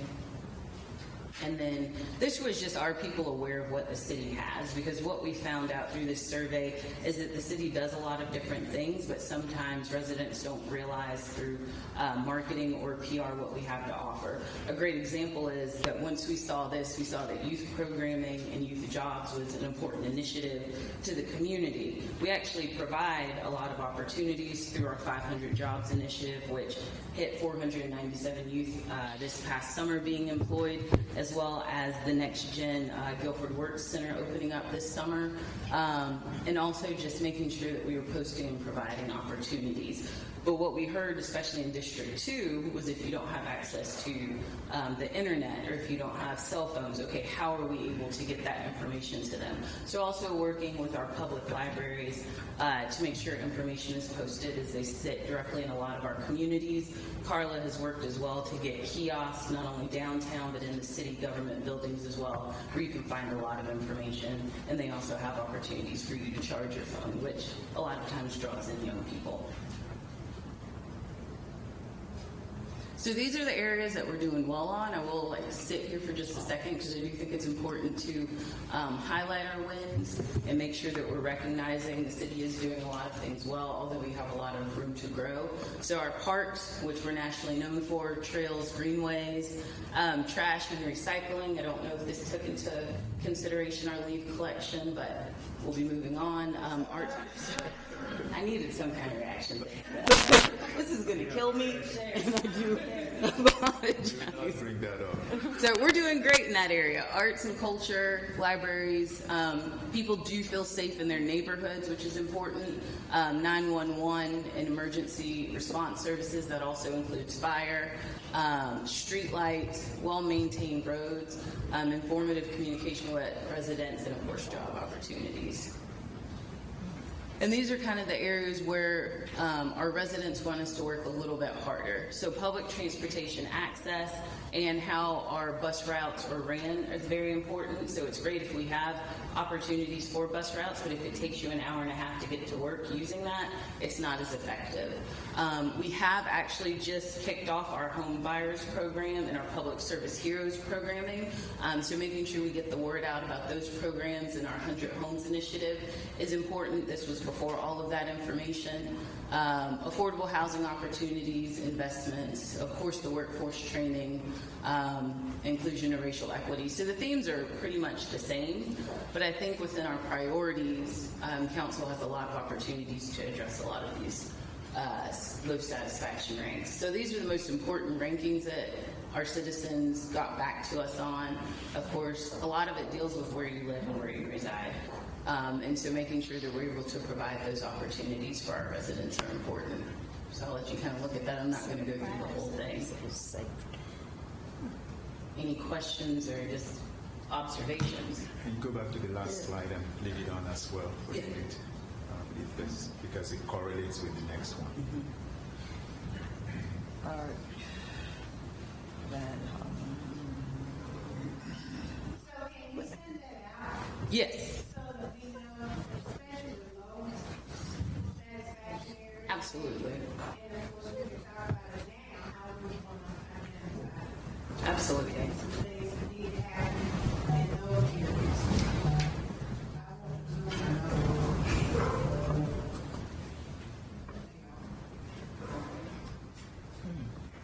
And so this was just key driver analysis. It kind of shows what was low priorities to people, areas of opportunity that we have, of course, to excel and exceed, which is affordable housing, which we, again, dedicated money to, and we're working with our housing and neighborhood development department to make sure that that is going to continue to grow in the city.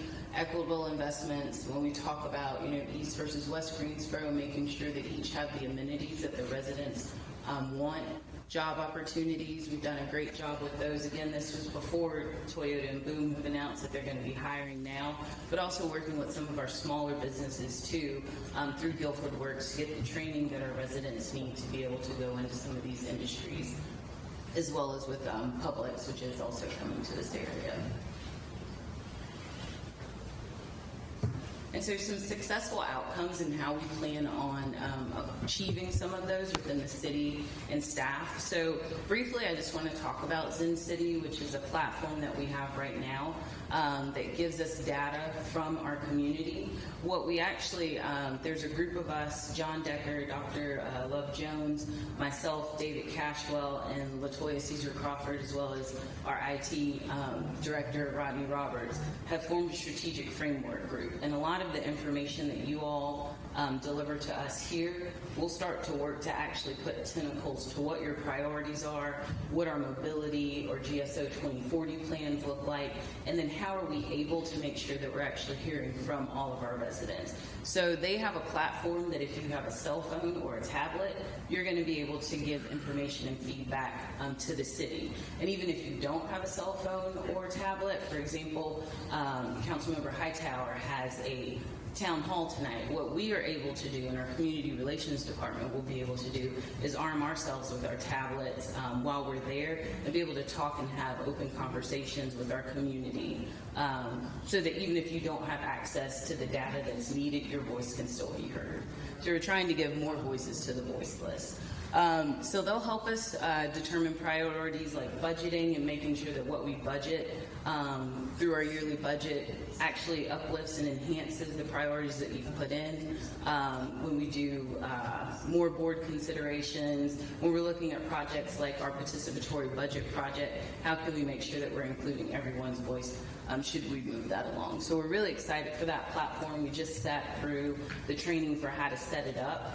And so once we get that moving and going, we will come back to you all to make sure that it's representing exactly what you're looking for. Anything to add, John, on that? Right. Okay. And then these, again, were some of the goals that you all adopted in 2021 as we move forward. And I believe John went over a lot of this, some of the goals that we have, what we've hit, and what we're hoping to strive for moving forward. So, again, I think it's important just to make sure that we're hearing our community. Funny enough, someone looked at our agenda yesterday, and I got 4 calls from people.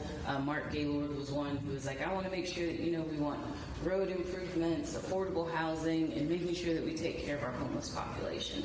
So again, it's the keeping us transparent and honest and making sure that we represent all of our voices, or that we're at least putting it out there in the atmosphere. So I did want him to hear me say his name and know that we hear you, we recognize you, and we just want to make sure we're moving in the right direction. Any questions? And I will send you this information. I did insert some things, so again, it'll be reflective of the last listening sessions we've had, plus the town halls that we've had as well. So it is more updated information than what we went over in March. Yeah, and I got 6 minutes to spare. Fast. All right. Oh, yes. I would like to see us, as we gather these interests and things like that, again, go to where people are. So I think National Night Out is a great opportunity for our staff to divide up the neighborhoods in all the districts, because it's an easy concentration. People get together. We know they're exactly where they are. And if we could target that as one of the ways we gather information and input, I think that will help us get to some people that may not participate in a lot of other things, but they're there and they're active and engaged. And I think that would help us get a balanced view of some people that we don't normally or may not otherwise hear from. I think that's a great idea. I think we have opportunities as well, like with our World Refugee Day. So that's another group we sometimes don't always hear from, as well as like our Juneteenth celebrations where they're all around the city. So again, we're tapping into each and every district to make sure that we're getting information, you're right, from people who don't necessarily come to council meetings or some of our town hall meetings. And a lot of times they feel like they haven't been heard in the past. What's the point now? But we have to start making sure that we make inroads in that area. So, Tammy, were you saying that we have staff, just make sure there's somebody at every one of these? Is that or just in your district? I don't know that we can get to every one of them, but if we can get to a number of, if staff could get to a number of national night outs and talk to people that are gathered together, it's just more input data points that we're not asking them to go get on their computer or to vote or whatever, but we're actually showing, number one, showing an interest in what they think, which I think is important. That's one of the things I try to do with that National Night Out. I know for me, I'm so busy trying to get to so many neighborhoods I did that 21. I don't have in-depth conversations with them. No, I don't. So that's something that staff perhaps could support and get behind and gather information for those people. Say hi and take a picture. And also there's the, in April, this is kind of the communication deal. We don't always know what's going on. But the international community is having their election April 25th. And that's going to be about 700 to 900. Oh, that's great. So that'll be at the Coliseum Terrace. It's very good to know. Thank you. So a couple of things. One is, if you recall, back in October, I think you can hear me. Back in October, I had presented to you the idea of developing a strategic framework. That is that all of these things that we're talking about are in different pieces. There's a mission over there, there's a vision over here, there are priorities here, there are long-term goals there. It's just a whole lot of things that it's very hard to wrap your arms around. And then somewhere in there are your GSO comprehensive plan, or your GSO housing, and then it's a mobility 2045 plan. And if we're not careful, we've got all of these things, that are taking attention, but there's no focus on getting us to where we want to be as a city. Hence the reason for a strategic framework that could pull all of these things together. So rather than focus on the urgent, we're really looking at being driven by what's important. So we're going to use some data from Zen City. But you said something, Councilman Farm, during that presentation that, yeah, data from the Zen City is good, but let's go where people are, which you repeated again this morning. So I think we're going to make sure that we make concerted effort for staff to get some of those information, which are not necessarily being gathered by anybody, unless we go out and really talk to them. Because in framing strategy for the future, you got to hear from people, both electronically and also verbally, and then try to pull them together. So we will make every effort to do that over time. We'll also send this to you. Yes. We'll email this to you so you get to see that and be able to give us your reactions to them as well, because there's some really good information in that survey that plays into the rest of the conversation that we're going to be having. Yes. Any other thoughts or comments? You know where I am if you have any. All right. Thank you.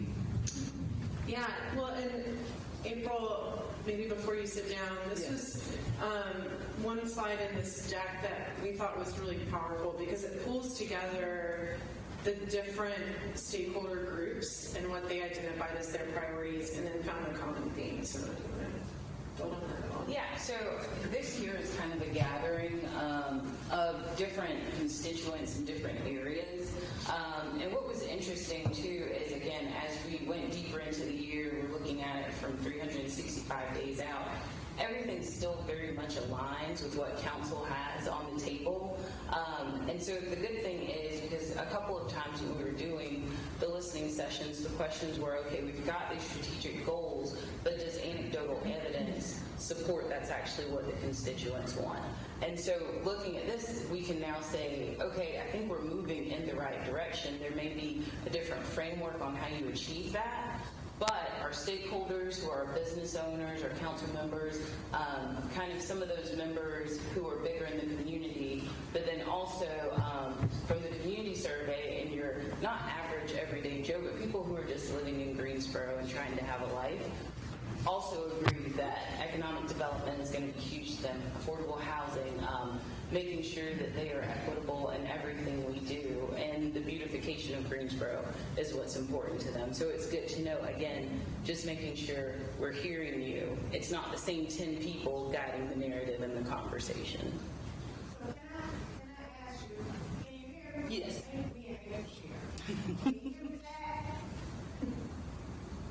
He got his hand raised. Yes, but he's got it on that way. I see your list here, but I think we're missing Okay. capturing our high school students. We talk about the future, but we're not talking to those who the future is going to impact. I think that's a critical component of hearing them. They may not come up with the brightest ideas, they may not even know.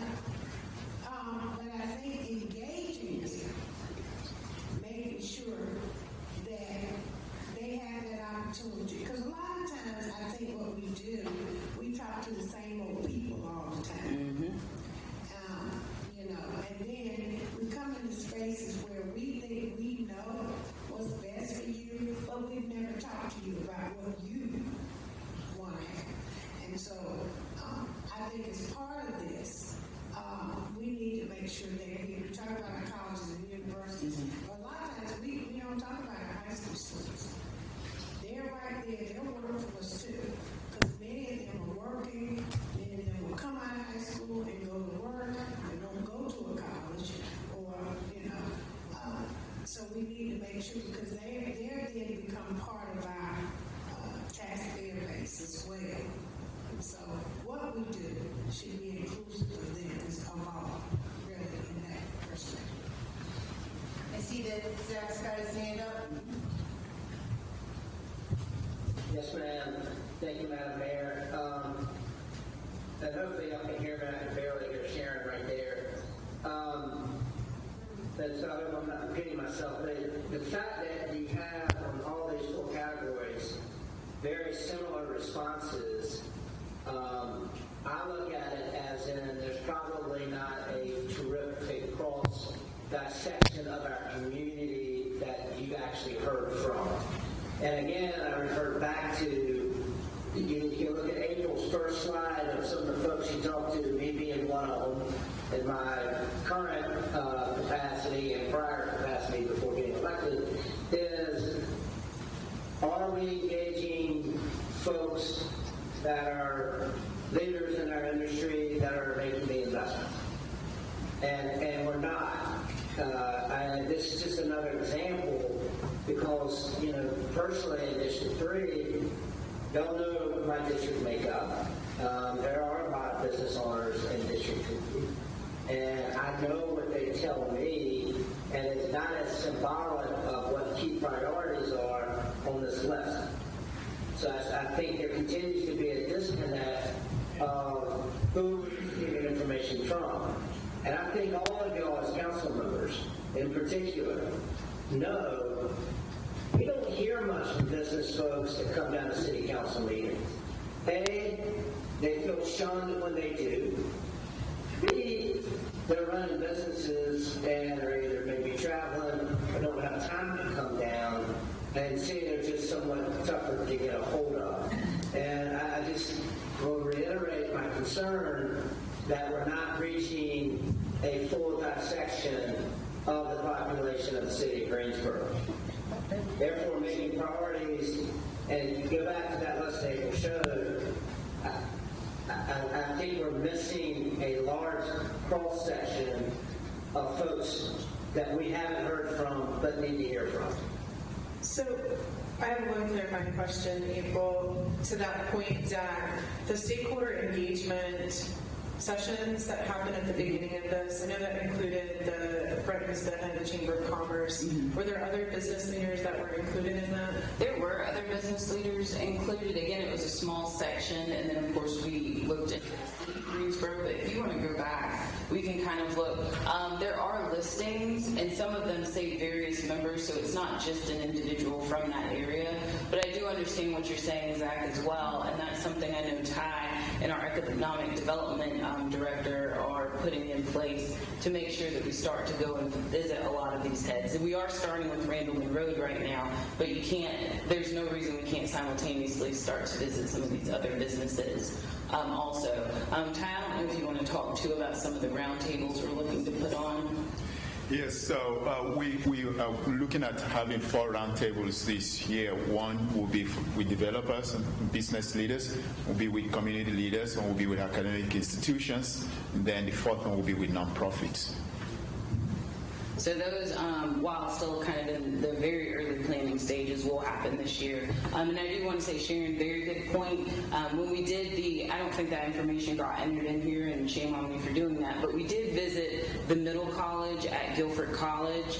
I did a talk with Ty there as well. And so we heard from kind of our 17 to 18-year-olds, and the most eye-opening question was, after college, would you be willing to stay in Greensboro? And they told us no, unless you start to bring the amenities and things that we're looking for. And even at 17 and 18, they're looking for affordable housing, but they also want to have places to go out and have a good time. And they recognize that Greensboro is a great value and still ranks between, your Charlottes and your Raleighs, your DCs, and New York as a livable place, but they kind of want to go out, fall on their face a little bit, enjoy what they have to offer before they come home. So one of the things we do have to look at is how do we keep our high school and then 70,000 college students who are brilliant minds here in Greensboro as well. So we'll start to have more conversations with that community. It's interesting, I went to Grimsley High as well, and we asked them the same question. The response was the same, even though they were different students, not the same thing. The question about would you stay in Greensboro after high school? Z. And when you start to poke, what do we need to do as a city in order for you to stay here? They said, offer us a choice. Give us amenities. We want to be like Charlotte, we want to be like Raleigh, we want to be like DC, we want to be like Atlanta. Those were 4 cities that were constantly coming to mind. Of course, they're not thinking about the cost of living in those places. It's really more of the amenities.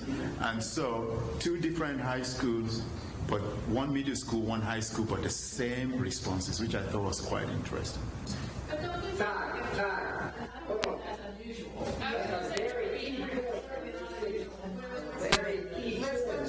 To this whole thing is the city of Greensboro has done a phenomenal job investing in amenities. We have amenities, including our parks and trails, parks in general, that are exceed what Greensboro should have. We can keep investing in more amenities, but if we don't have the business folks building what? The tax base. How do you keep justifying investing in amenities if you got all the amenities in the world, but when the kids get out of school, whether high school, GCC, college, or whatnot, if they don't have a job, they ain't staying. So that's a key. When you look at this list, we've got to engage and build our job base and tax base so that we can afford more amenities. It's a barbell strategy, not a one-way strategy. So I want to, because Councilmember Holston's been holding his hand for a minute. I do want to pause the conversation here in a minute because we are going to be talking about how do we engage the community throughout later today and tomorrow. So we got to stay on schedule. There's a plan for the workshop. There's a plan.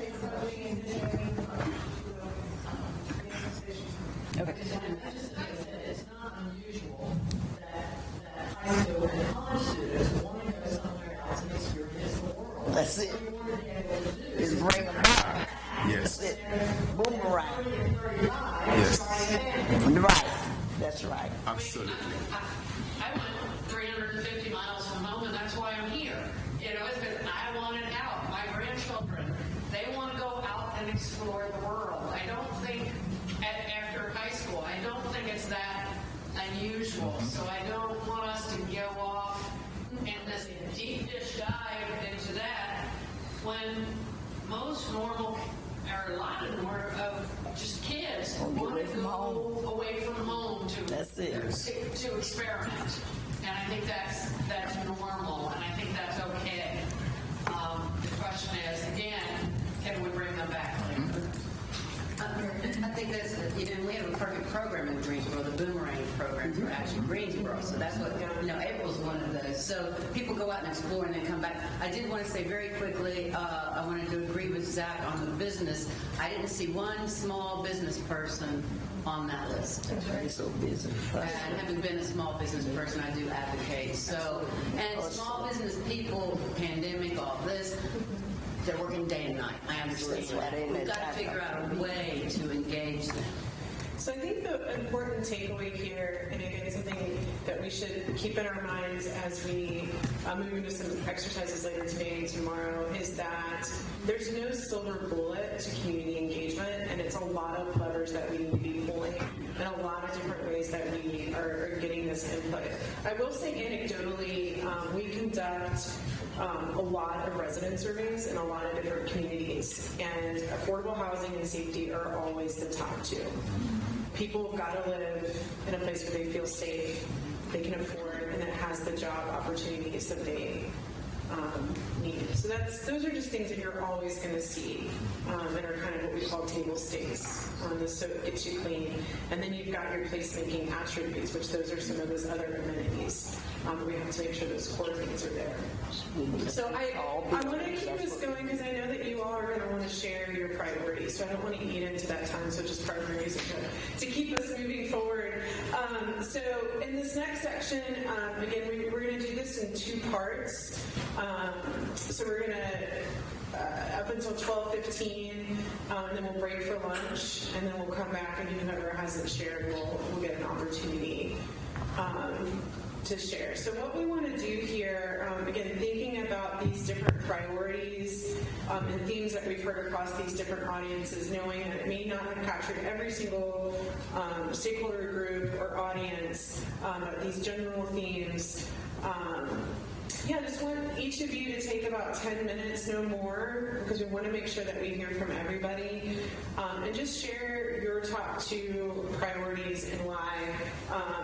And I have my great helper here who's going to take some notes for each of those and put them around so that we can kind of see where are their themes and maybe where are there some unique elements. Is it from that list that you had? It doesn't have to be. That was just to help provide context of what a lot of stakeholder groups are saying are priorities for them.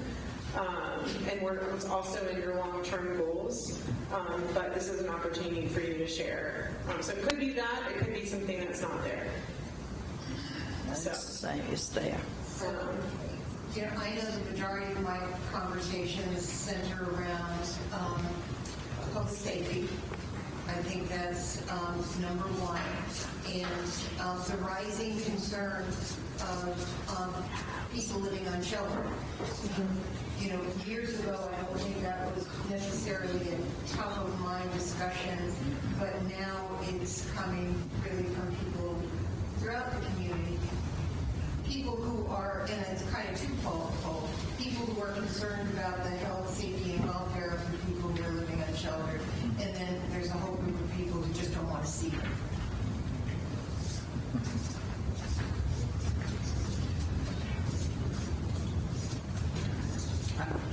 Give more time if you want to expand on that. I mean, you said 2 top. I don't think I need 10 minutes.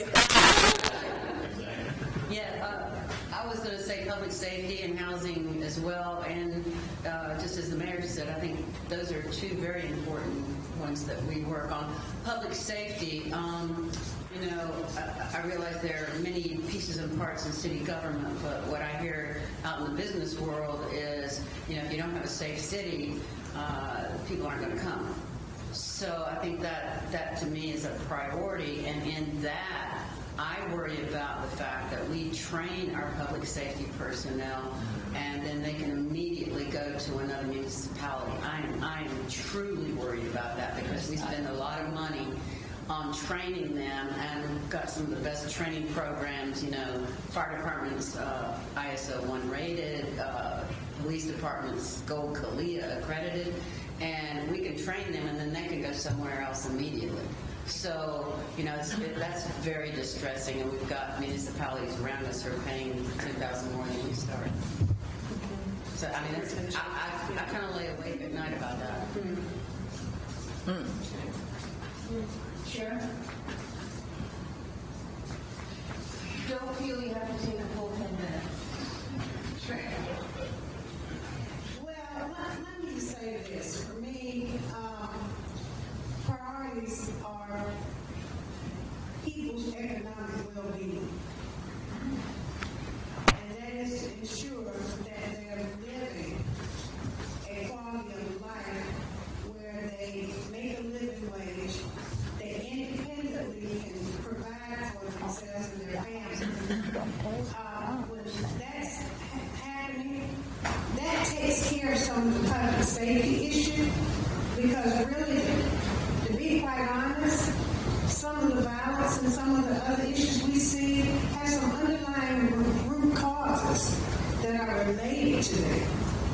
And so a person making $725 is not adequately provided for anything. So they're subject to maybe make a bad decision. And so I think that's a priority that we need to have for me at the top of my list. When you talk about businesses coming here, how often do businesses actually ask the residents, you know, how can we ensure that you get one of these 1,000 jobs that are coming? You dangle that in front of their face, but you don't give them the opportunity to be able to get that, to achieve it. So how do you help that person that needs to maybe re-enter into society? then he doesn't have to go to the house or anything. He winds up being recidivist. So you have to look at that being something critically important for me to ensure that people make a living wage, adequate living. And some of those other things that fall, some of that will take care of itself. Everybody wants public safety. I don't think we got to really make that really a priority. Every city has public safety. You just need the right people in those positions. Period. And then housing affordability for all communities. Not just one side of town versus another side of town where we saturate one kind of housing in one community, but the other one is going. And so, for me, it's equitable access in those things that I see as being priority. I try not to take 10 minutes, but I could go on. Now, Hugh, that will be the.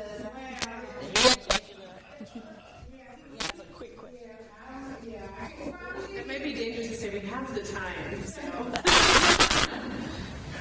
Dr. Wells, will you next, or? No, you can go on. My two priorities are very similar to others. Economic development and opportunity being one. That we really need to make sure, if we're looking at what you spoke of earlier, about that quadrant, the urgent, not urgent, important, not important, looking long range down the road, things that are going to sustain this community long after this council is no longer constituted and there's somebody else is here. And it's those foundational things, whether it's small business or whether it's the larger businesses, because we're always talking about the Toyotas and the 3,000 jobs or the boom and the 2,000 jobs. But that mom and pop that starts off, and if we get 1,000 of those and they hire 3 people each, all of a sudden we're talking about another Toyota or boom just organically and then growing from there. So making sure that we have those opportunities available to us. I've also talked to students at A&T and UNCG and High Point U also, and I asked them, well, where do you want to work? And they say they want to work some other place.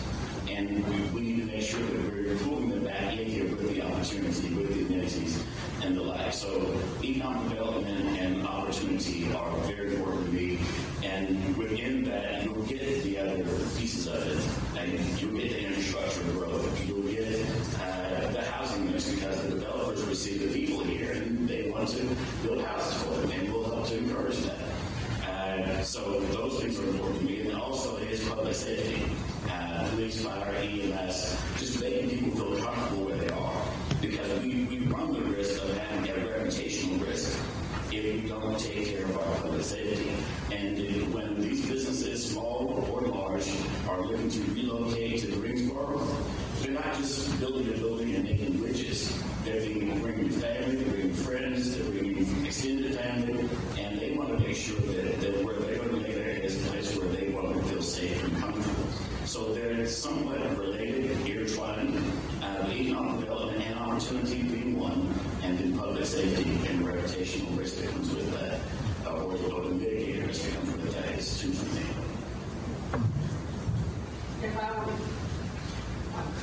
If I were going to add things, because obviously public safety, housing are two tops for all of us, I think. If I were going to add something to the list that's not there, it would be working with our business owners to become as business supportive as we can, while also focusing on the other things that are on the list. But if we want businesses to grow here organically, if we want things to grow, then we need to make sure as a city we can support them. And Ty's heard me say this many times, have a culture of how can we do this rather than no. And I think that's an important part of being engaging and being business supportive. I think some are given housing and safety. So I'm going to talk about a couple other things that I would like to see as priorities. I think they must be priorities if we are to meet the growth needs that we anticipate in the city over the next decade. And that's streamlining the whole development process. It's too cumbersome. It's too siloed. It's frustrating to people wanting to build, whether it's residential or commercial. And we just need to do something about that sooner rather than later. Time is money when you're investing in a project, be it residential or commercial. Secondly, I think we have to look at planning and zoning differently in the city. Other cities are being very creative in terms of planning, zoning and planning, particularly residential, where we know we've got to build more densely than we have in the past. So I think we just have to really take a serious look at that. If we're going to be able to build the residential units that the city will need with the rate of growth that's anticipated over the next 10 years based on our previous 10-year growth, we just have to change the way that we're doing business. And there are good models out there. We're always doing interesting things, but in terms of zoning and planning, but it's being done all over the country. And that's one way that I think we can influence creating the housing that we need in the city.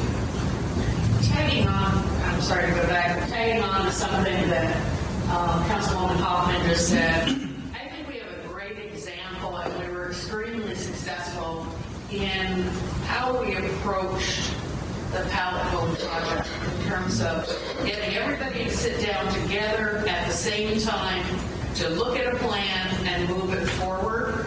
And I think that's the kind of approach that I was talking about when I'm saying being business friendly and business engagement is having that same approach for our businesses, as Nancy said, people that want to invest. And let's figure out how to make things happen rather than taking weeks and months to ferret things through a process, blah, blah, blah, blah, blah. I think it's really important that we support folks in that direction. We pull together really well when we need everybody together on a Toyota or Boom. I don't think we do as well when we're talking about so-and-so who wants to open a new business in XYZ or wants to expand their business or something of that nature. Then that process seems to break down and take way too long for what the project is. Those are all good points. Dr. Moss? I'm the last one. And Zach. Oh, you better let Zach go first. Zach? Dr. I'm turning a curve here. I don't know why I got to go before Goldie. But, again, kind of the saying is try not to speak on top of everybody agreeing. But one of the things that I put down, and I've heard this, communication dialogue is the future. In my opinion, the silos start with us. We start with city council, we start with city staff, and we start with our partners that should be collaborating with us. And so I believe that one of our strategic goals forward should be proper, collaborative, trust-based planning of economic growth while maintaining the importance of public safety in the process. And I say that specifically since we can only say two priorities. But proper, collaborative, and trustworthy for economic growth is important. And having worked for the last 8 years running a economic development partner, I can tell you specifically, unequivocally, that there has been a tremendous silo between the city and our organization. And if you get a search on my email requesting collaborativeness, you would have a plethora of emails. So we're not achieving that. So we've got to break down the silo, not only amongst city staff departments, but city staff and our economic development partners, and city staff, our economic development partners, and city council. That's breaking down silos. And then you go in the business community and how we can deal with it. Charlotte has done a phenomenal example of that. And if we're going to learn anything from them, that's something we can learn. The second thing is, we've said this in the last few weeks amongst members, is ensuring the city employees have the same direction and customer service goals as that of city council. And I don't mean that lightly. What Tammy just said, and what Nancy said, and others, we are here to represent the taxpayer. If not for the taxpayers, we don't have jobs. The 3,300 plus employees don't have jobs unless the taxpayers pay their taxes. We've got to treat our taxpayers with a little bit more respect and understanding, and we'll have better relationships, we'll have better tax-based growth, and we won't get so many complaints when it relates to doing business with each other. So those are two priorities, and I'm happy to tidy them up with email and see it at some point.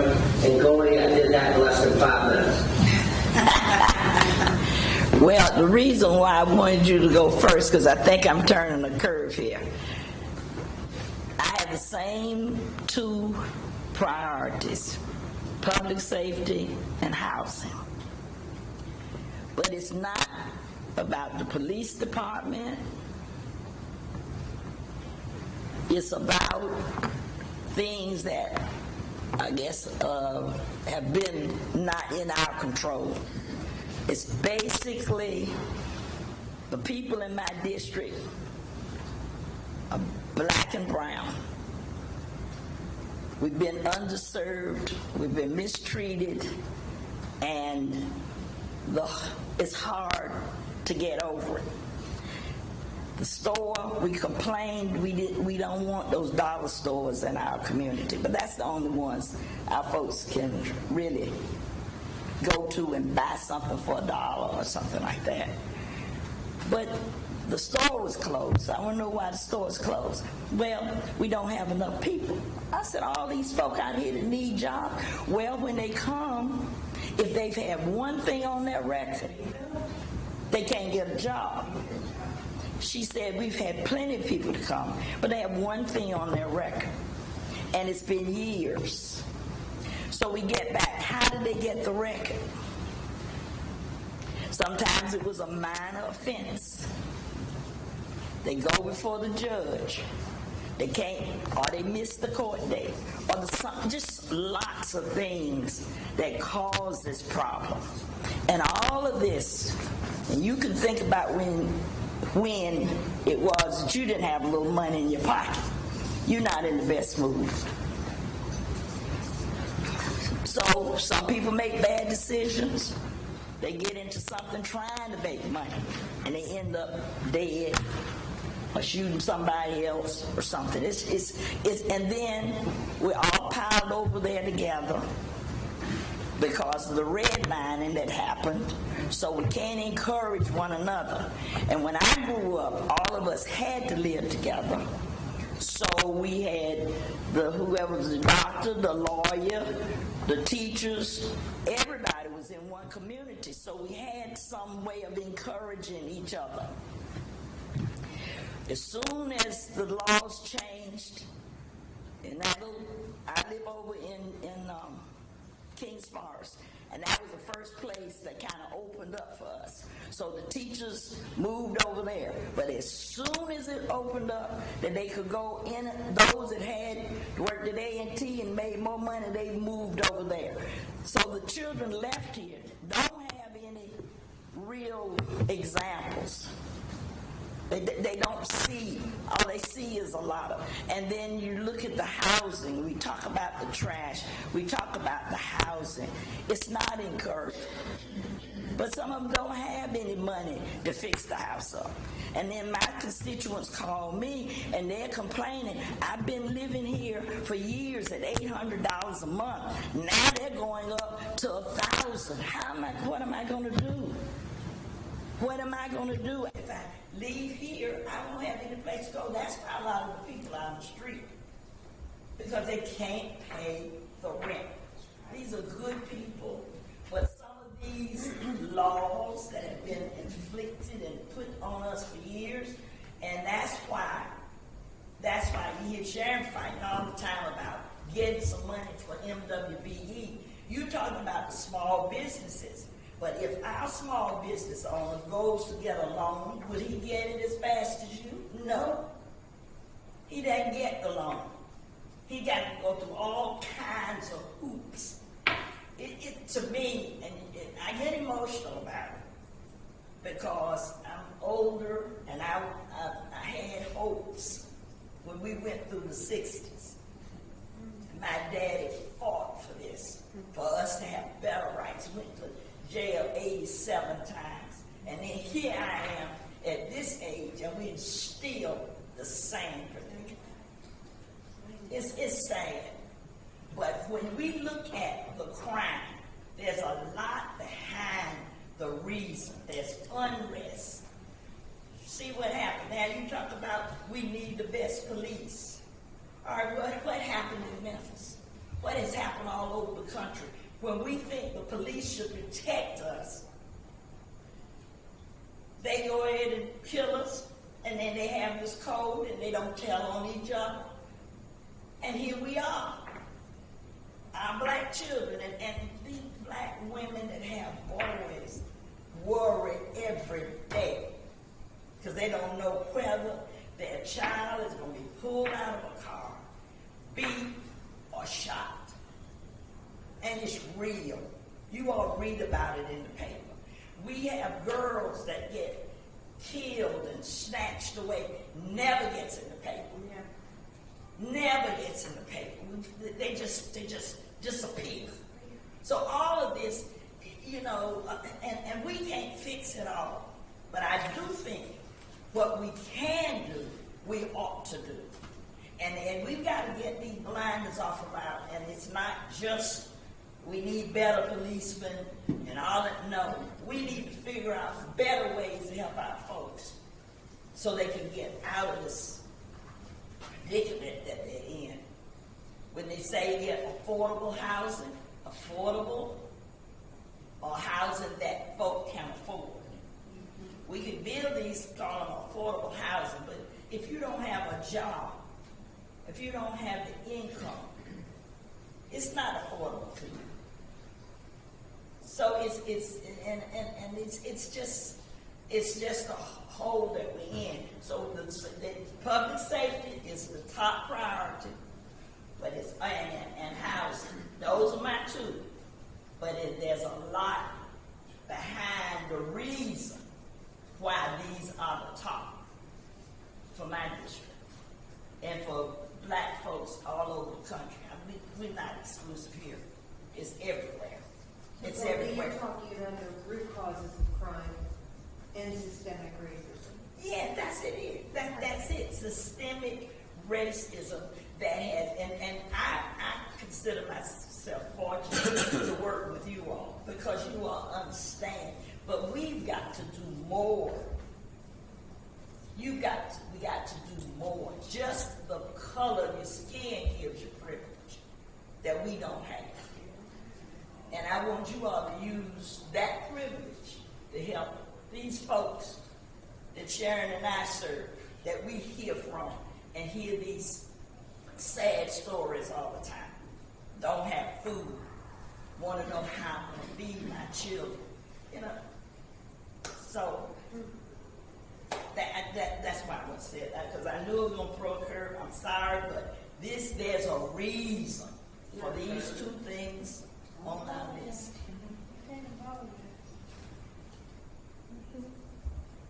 I'm finished. Don't apologize, no. Amen. Don't apologize. Let me tell you. Don't apologize. Never apologize for telling the truth. because it is. It's real. And what you speak of really speaks to inequity. We don't have the same equities that have been afforded us. We are always at a disadvantage. We are always qualifying what we need and why we need it. And this is 2023. It's what my dad experienced too, just like your dad did in 1912 when he came through the Depression and made 50 cents a week. So you still see that. We still are basically at 50 cents a week, even though the dollar may look higher now, it's still the same value that's being applied. So never apologize for the truth. And so when Goldie and I do speak about that, it's not that we're dismissive of anybody else here in the room, but we don't share the same glory and the same victories that you do. We don't. Why do you always bring it up? Why we always, the question becomes, why are you always talking about MWB? But I know that that's economic development too. Because if minority businesses are working, they hire minorities. And they hire them at a good pay so that they go back and take care of their family. Pride is something that you can't even put a dollar value to. If I can take care of my family, you don't need to give me food giveaway. I don't need a clothing giveaway. But you put me in a dependent situation when you don't value me economically.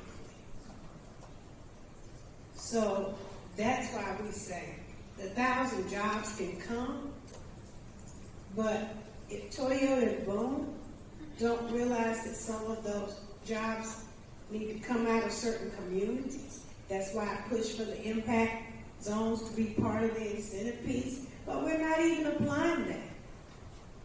Because I know that those are the poorest areas in the city. And we got to build up those areas too. And we have the ability to do that by being in this space because there's a lot of power in this space that could speak up and step up. So, I just think economics. If we change people's socioeconomic status, we're going to change them. We're going to level the playing field a lot more level than it is right now. I think a lot too on what Goldie and Sharon were saying. It goes back to the trust issue because if you think about it, the neighborhoods that had the village raising the children got destroyed in the 60s when the redevelopment came here. South Elm Eugene is a perfect example of that. Some very vibrant neighborhoods where, here the government is saying, I know what's good for you, I'm going to do this. They tore down the houses, they tore down the stores, the banks, everything. So, perfect point because now they are at a loss. Some neighborhoods are at a loss. What do we do now? How can we take care of our children? How can we have our village raise this child? You don't know.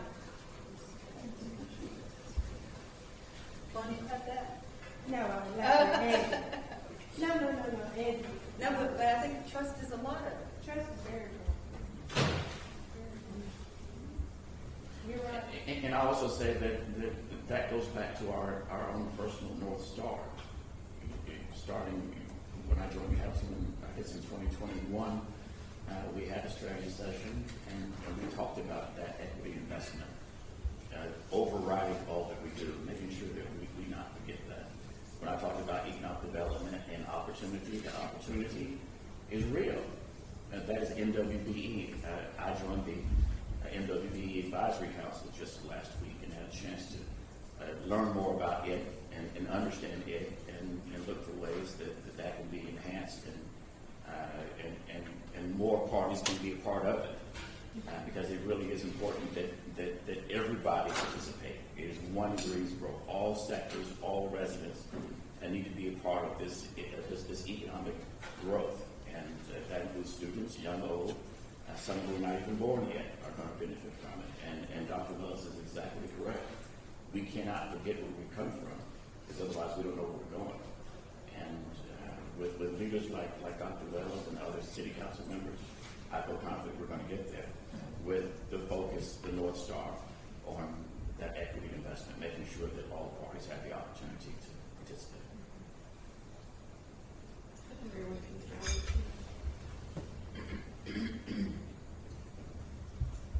Thank you for sharing that.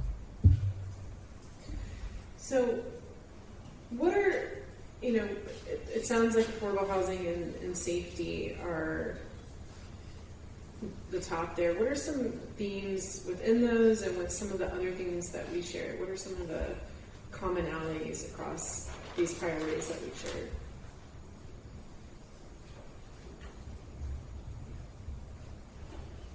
I think the last couple of comments talked a lot about equitable investment and making sure that areas that have been underserved are being served now.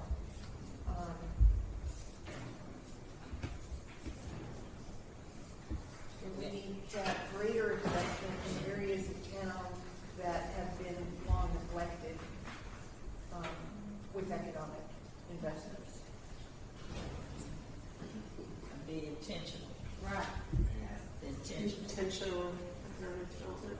We have to be aware and we have to care. Just knowing about it is one thing, but to care about it and do something about it, that I think is closing the loop. And that's not going into any policy or anything else. Just be aware, care, and then do something about it.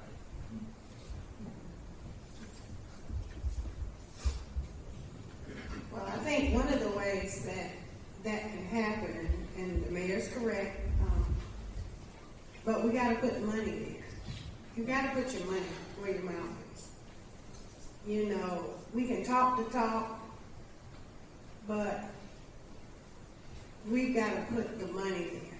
We've got to be willing to say, yes, it's been underserved. We know we've been redlined. Certain communities have been redlined. You didn't do it. And I think that's the other part of it. Sometimes what happens is people say, well, I didn't do it. But you didn't do it, but it happened. And it really happened because basically people who preceded you put it in motion. And those of us who are minorities and blacks, we didn't set up those systems. So we can't break them down. We can talk about breaking them down. But we didn't set them up. We've got to have the help of those who, and I'm not blaming the ones currently here, but there are people back in your past and who represented from before that set those systems up. Now we've got to all tear them down. But you got to know how we got to tear them down. Part of it is that we've got to be able to put the money. I represent a district that has a lot of contamination in it. Goldie had to fight for landfill. I'm still fighting to put $30 million in a park that's contaminated. So we can't even get to enjoy the qualities of life because we live in contaminated spaces. So how do we change that? We've been redlined into those areas. We need to correct those, to make us one city, to make us, we may not have a science center, but we'd like to have a nice country park. We'd like to have a nice walking trail. We'd like to have a nice greenway. But we're contaminated. So we have to put the dollars in those spaces to make those changes so that we can walk on all sides of the city. Not just featuring one.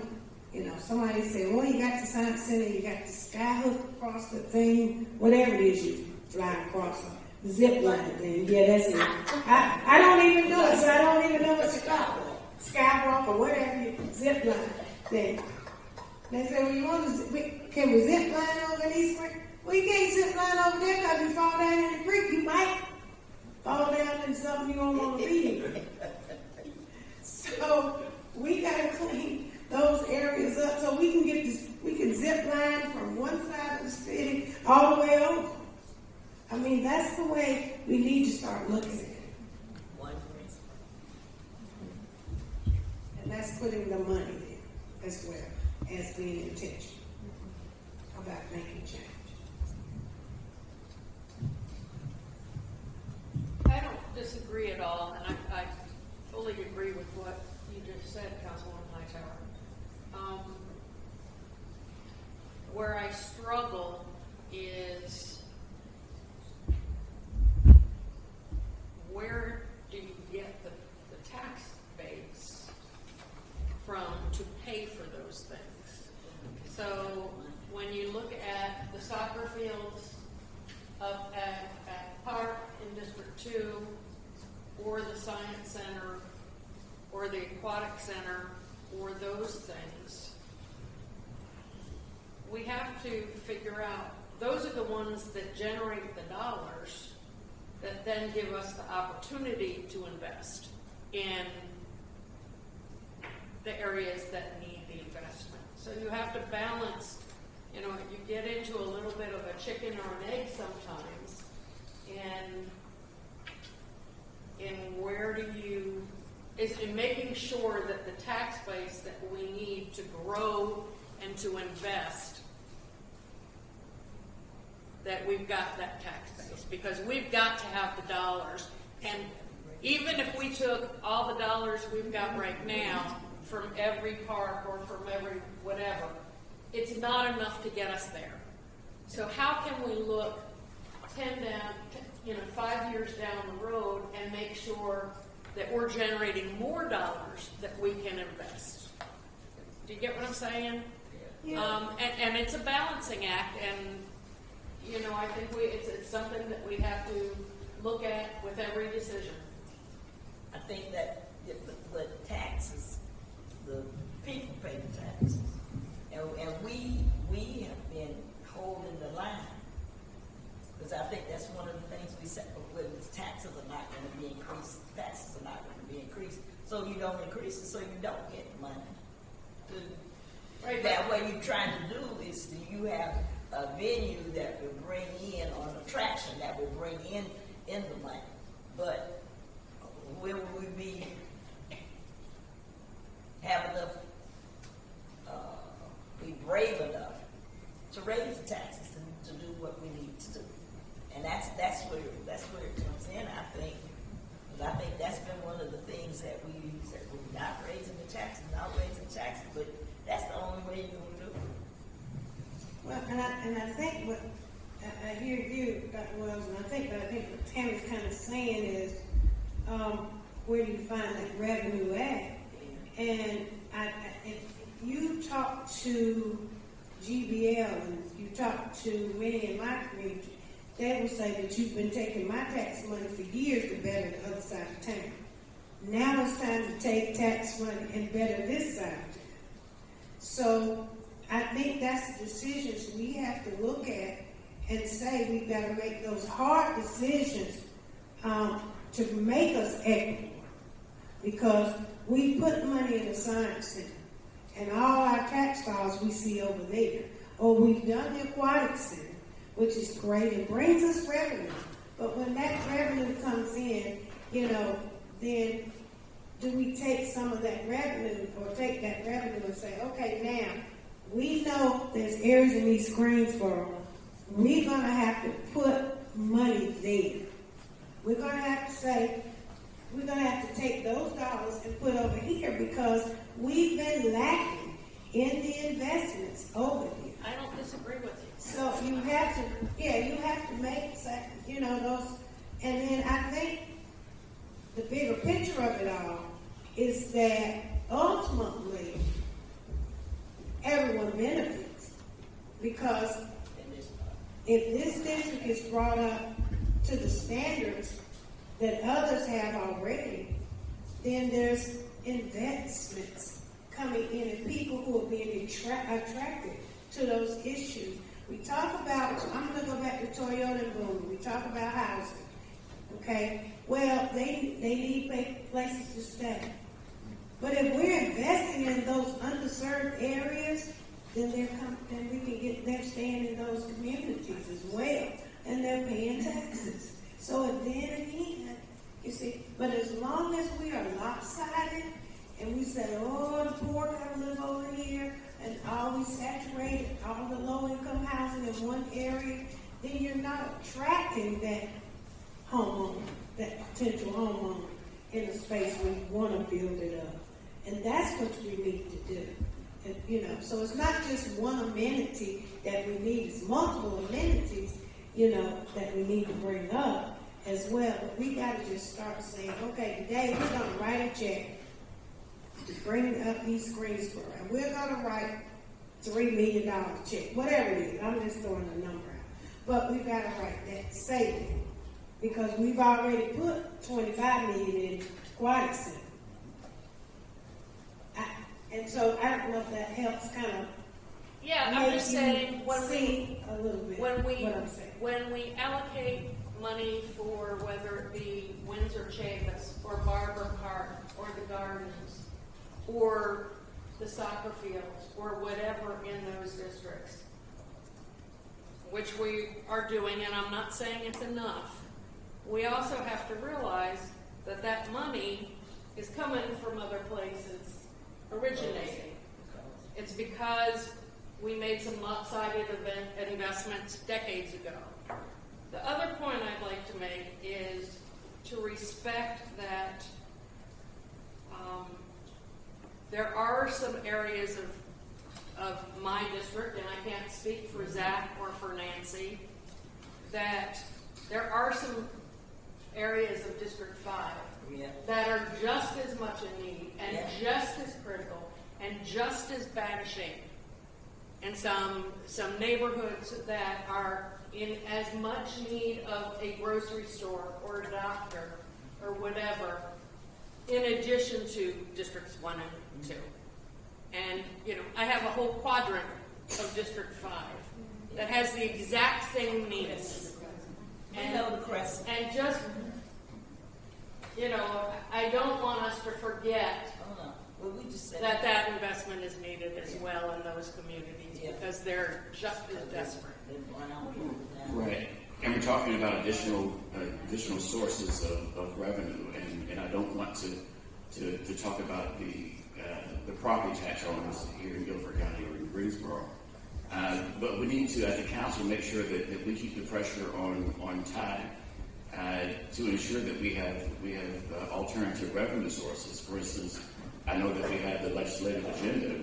We have the state. We have the U.S. Representative Kathy Manning, who has stepped up, and there are also some other opportunities out there that we can, again, diversify our revenue stream, not on the backs of the taxpayer, but of the local property taxpayer, so that, you know, oftentimes we talk about what Charlotte is doing or what Raleigh is doing.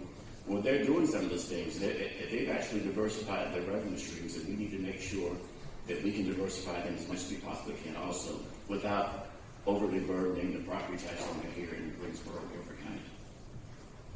So I do want to, I hear what everybody's saying, and I agree. I think it's very valid. I don't want us to lose sight of the strides that we are making. And part of the problem is you can't see them yet.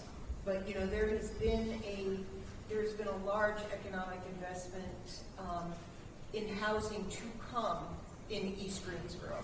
When you look back at the zoning meetings that we've had, it is, you know, the best place we can grow is to grow east. So there are good things coming. There are good things on the book. We've made significant infrastructure investments to make those things happen. Winter Chavis is a great facility, and Sharon, I know that a one and done isn't going to do it, but the taxpayers voted to fund that. We put ARP funds aside. You can't see that project yet, but it's coming. So we have a lot of things throughout the city, but specifically in East Greensboro, that we can't see them yet, but that I think with the leadership here and the way that it's been pushed forward, that investment is becoming a reality.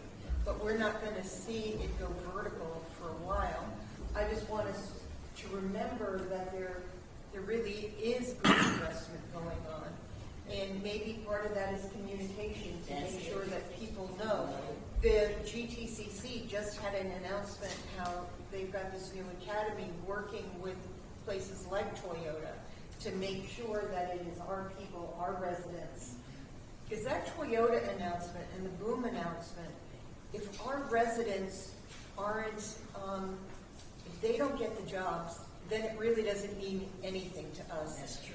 We don't want them filled with jobs from people coming elsewhere. We made the economic investment. We want to make sure that it is our residents getting those jobs. And GTCC and our workforce development, who has been doing a great job lately, I think that they are going to make sure that our residents are at the table. Not only that, but they're in front of the line. So I'm not saying that to discount anything that anybody has said, but I do want to say that there are wins on the horizon. They get back to communication and letting folks know what is happening. Let them know the things that Keep in mind. Yeah, but we have that. Oh, I'm sorry, Nancy. And we should keep in mind, we're sitting in the middle of District 2 right now. Huge investment, both publicly and privately, in what we have here. So, I think sometimes we have huge problems to solve and to deal with, but, we can't lose sight of the fact that we have made progress, certainly in the last 10 years or so, I think. So, a lot of what we're dealing with is historical, it's societal, and those are issues that don't have easy solutions. And again, it goes back to we have limited funds. If we don't grow this city, and if we don't grow the tax base, we can't do any of the things that we're talking about. That's true. That's true. So something we haven't talked about here, and it does tie into everything. We are spending a lot in East Greensboro for amenities like, hopefully, that produces jobs, yes, but what we're not talking about is the change of the stigma of East Greensboro, that there's no money there, and that's why businesses don't go there. We've got to change that narrative because people in East Greensboro do have money to spend. It's not quite reflected in a lot of the statistics, but they do have money to spend, but they're having to go to West Greensboro for the things that they need. Whether it's a drugstore, for instance, a lot of times East Greensboro gets blamed for things that aren't created by the residents who live there. There was a Walgreens in East Greensboro out on East Market Street. It got robbed 5 times. But people were coming off the highway to rob it, but yet they closed down. And said, we can't deal with this. So that drugstore, which serviced a lot of East Greensboro, it is now gone. So it's things like that. There's a stigma associated with businesses not wanting to go into East Greensboro, number one, because they can't make money. Number two, because they're afraid they're going to get robbed and then crime. So somehow we've got to figure out how to change that narrative. Because it's not the people who live there creating this. It's people coming in from the outside. So, throw that out there. Our last 2 economic development announcements, this last 2 months, I don't know if Chris is here. One is the impact data. Impact data was $128 million, and then a few days earlier, I can't remember. We're fortunate that we've had so many good economic development announcements that it's hard to remember the names of all of them. But we had impact data, and the one right before that, both of them, right in the heart of East Greensboro, which was about $250 million. It was about $250 million between those 2 job announcements. So, I hope that we're working on that stigma because there are big companies who are investing their money, and I think they're investing their money because they know we have a workforce. Yeah. And of course, Impact Data wanted to be associated with North Carolina A&T, which is a huge asset for us. Our colleges and universities are a huge asset, but people really want to be near A&T and the graduates that are coming out of their programs. Yeah, and all of those are good. And so Goldie and I talk about the things that we know we dealt with. And so, yeah, there's some wins. Obviously, in everything, there's going to be some wins. And there are some wins.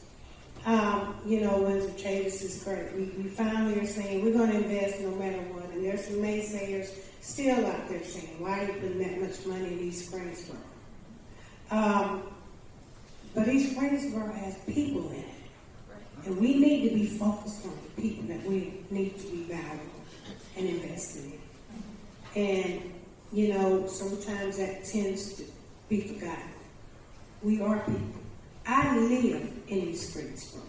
Goldie lives in East Greensboro. And knock on wood, because there for the grace of God, go any of I. But I've been there 26 years in one house without a problem. So all those things that people say, I've never experienced. My neighbors don't experience. My neighborhood is stable. Our neighborhoods and our communities are stable. And that's not being said out loud. Okay? So I think sometimes the outside perception is that we are unsafe. And that's not true. Because people steal all over this whole city. The problem is the media and the conversation and the talks come to the east. So I think that's a narrative we can change.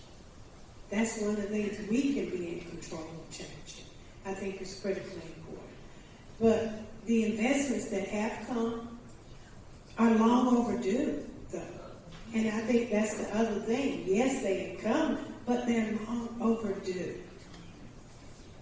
So it's kind of hard to celebrate something you've been waiting so long for. That, you were told by your mama at 10, 12, you might get something. But you don't get that prize until you're 25. You're like, well, what took you so long? That's the thing I think sometimes that's more in the forefront. We had that Impact Data Center, Gateway University Research Park, all those things are good. Revolution Mill is good.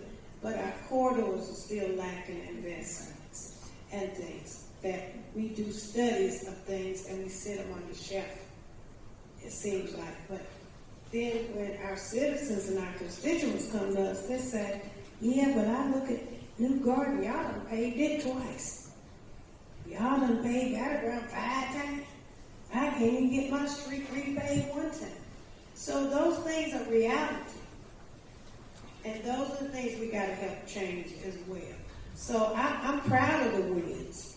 I can't wait for Winds of Changes to open. Because I know it's going to attract hundreds of people here. But I think we got to celebrate more. And I'll tell you, even recently, Crystal, I sent this email. I was very upset about Toyota's website. When they started talking about Greensboro, I went to it. And I started looking, and they said arts, and they said, various things in Greensboro. They didn't have not one part of East Greensboro on that website. Gateway Garden wasn't there. Barton Park Event Center wasn't there. Hayes Taylor Y wasn't there to talk about the Ys and all of that. Might have seen a little bit of snippet of Q Park. And I don't know how much they talked about. So our presence wasn't even there. So that concerns me. What is our presence looking like? Because if somebody who's looking to come to Toyota or get a job at Toyota, looking for housing here in the city, they say, oh, wow, they got the Science Center, they got the Bar Garden, let me go on that side.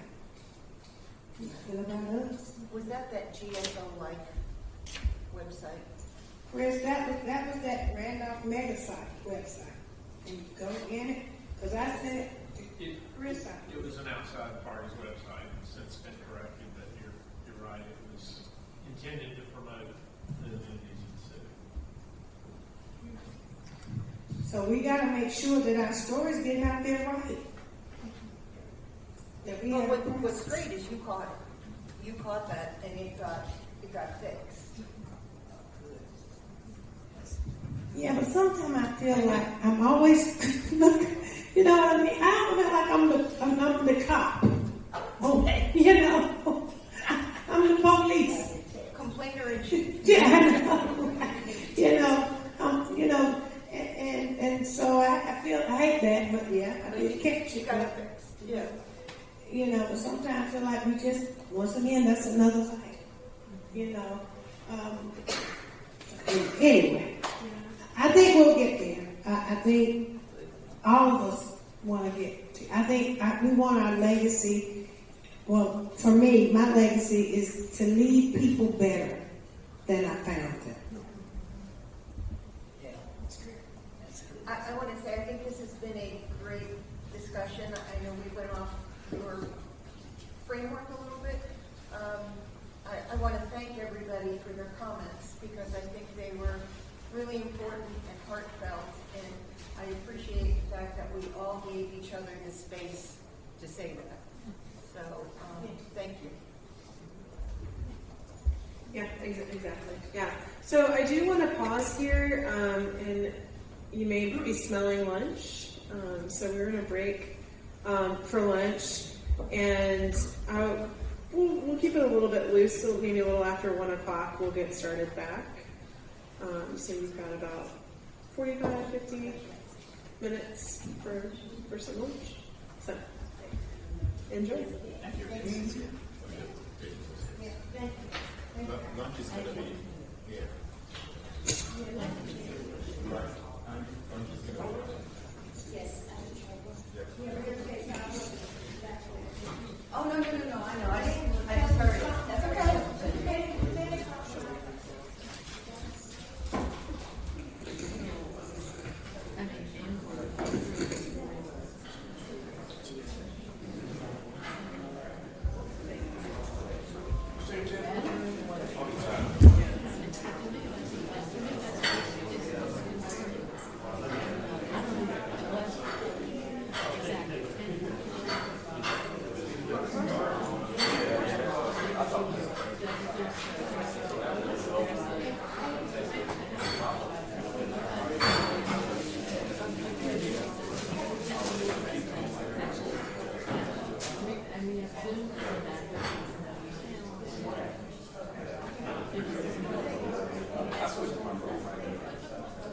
It's still there. You want to take it? Come here, because I can see it. That's fine.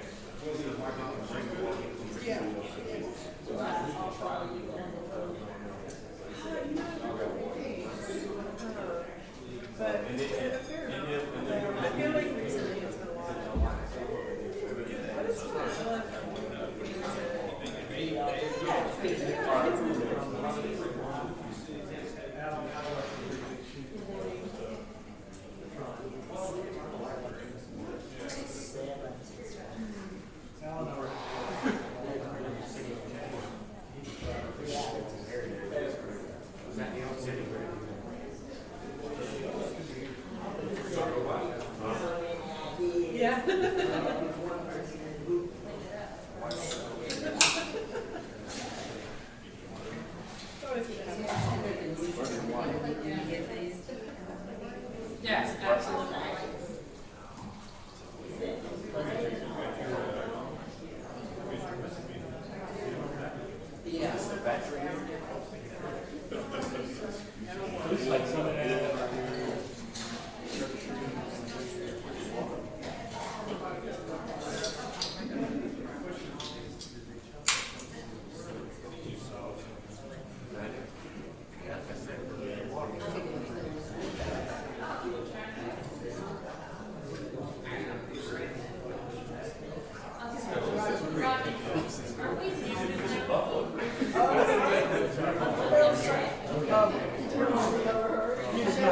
I turned everything down. Yeah, I got all the.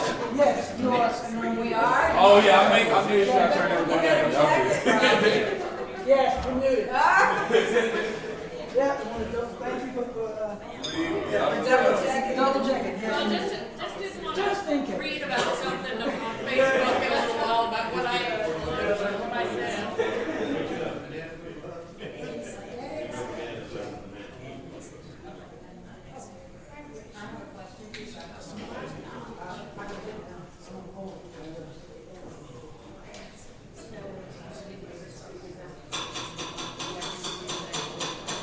Yeah.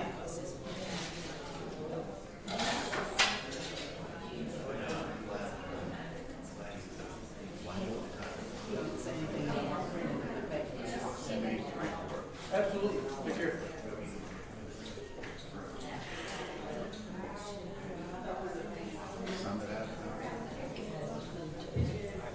Video that was talking about his wife.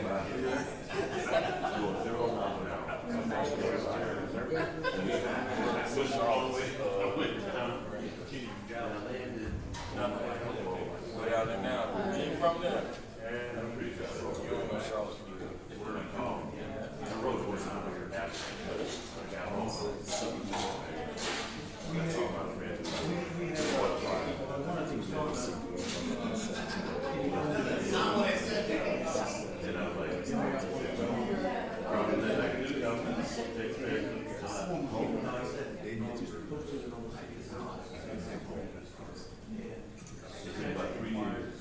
There's no baseball part of it. It's 31. Yeah, the one right off the Oakland.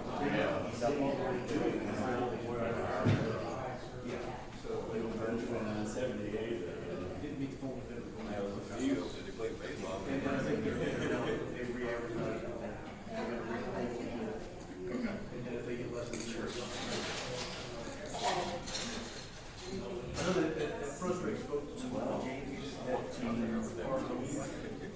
obviously that's why. He's very good at it.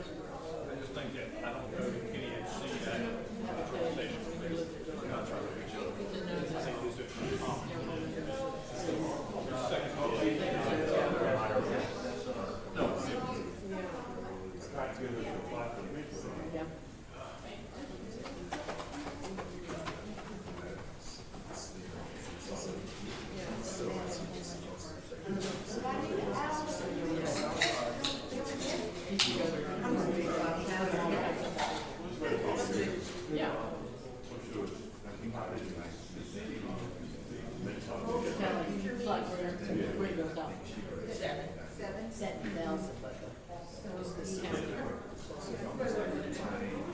It'll be on Zoom.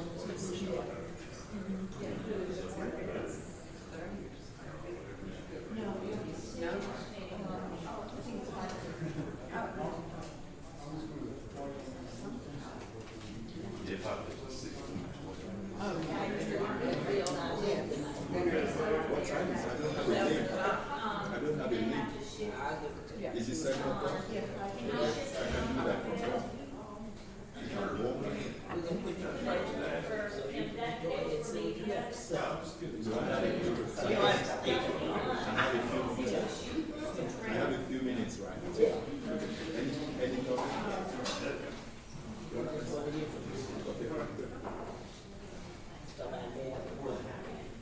That's good. Yeah, just send me the link, right? That's your first assignment. Film, John, Well, usually,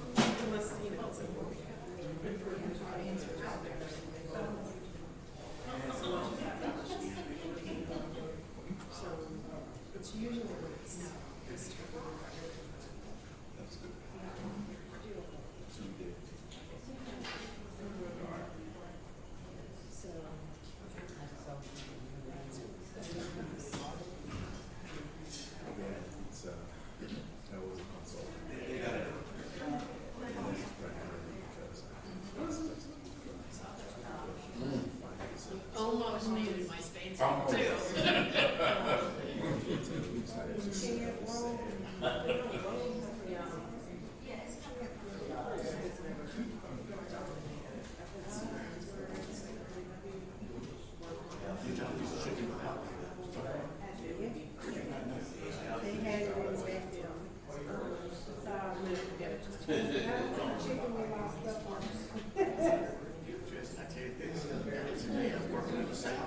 better understand.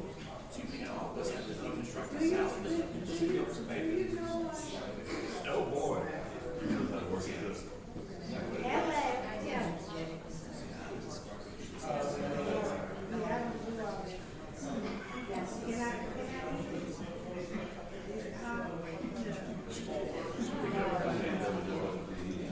Well, it ain't sound. They grilled.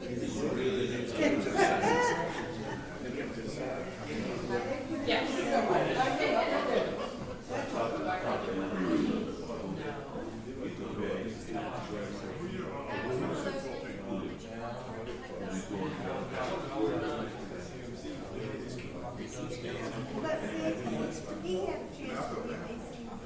That was the first time we had it. And he went up to that.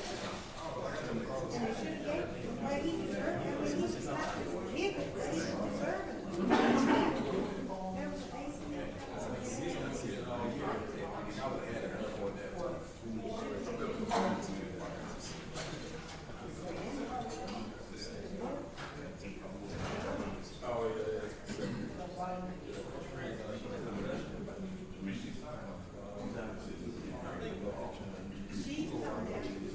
she knows that work for the pictures. I would come back to the picture that she know I could give them all. Yeah. I do, yes I do. Because I bet,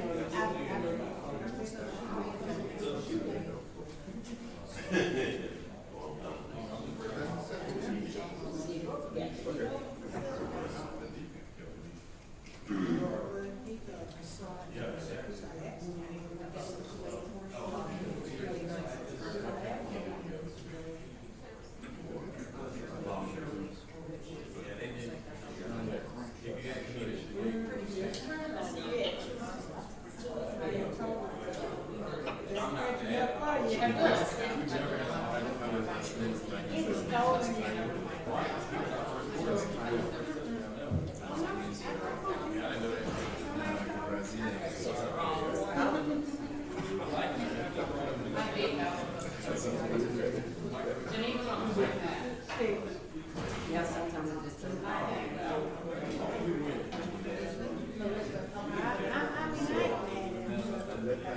need to have her put it on this one for me. And it makes it so much easier to find.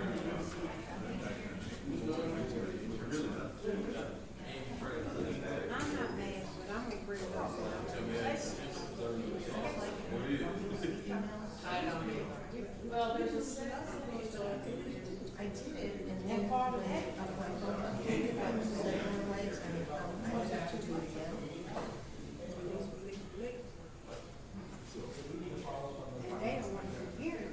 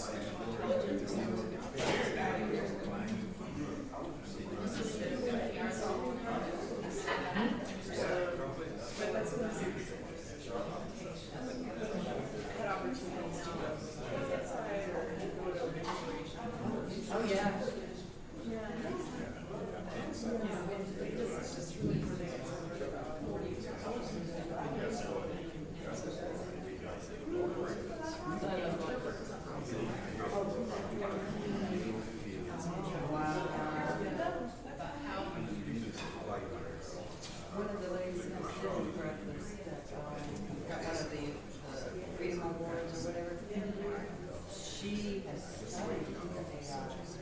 And she's like, how long it is, yeah, you have to be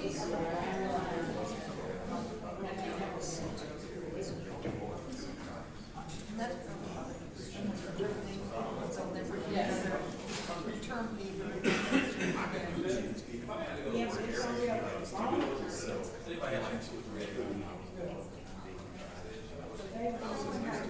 Yeah. Put them all together. And then interpret 10 stories and interpret one fact on it. It's gonna be a lot of testing.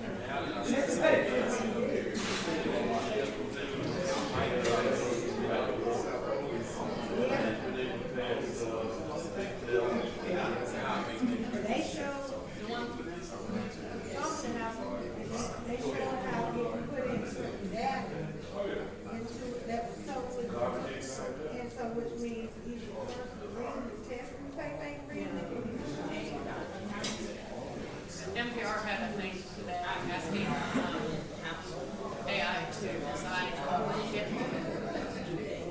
and just the critical things and critical stuff that it got wrong, and the scientist said that was kill. And it, you know, you can't. You can't rely on No. you. It can help you. It can get you a long way, but you get, there's nothing like.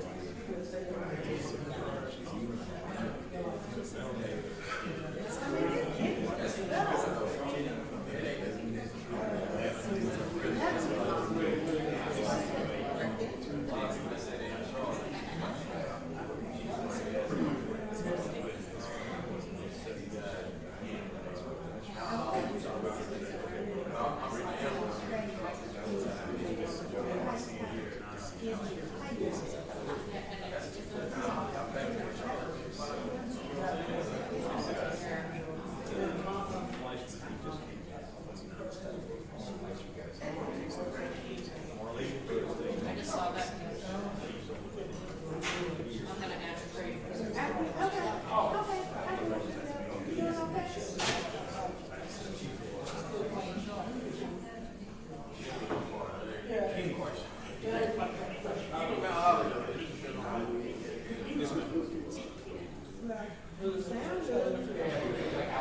Yes, ma'am. I will call you back. Yes, ma'am. Okay. Love you.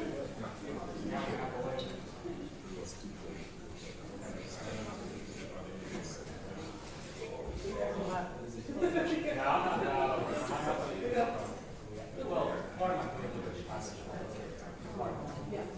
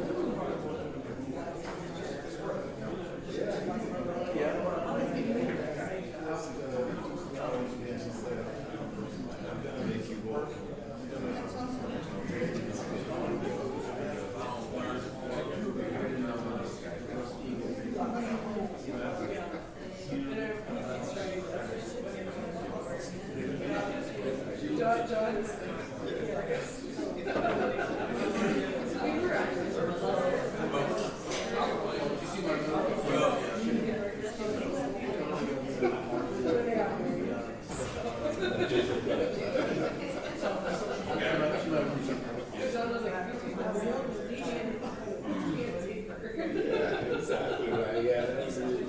Classes always looking for a place. I would too, honestly. But it's a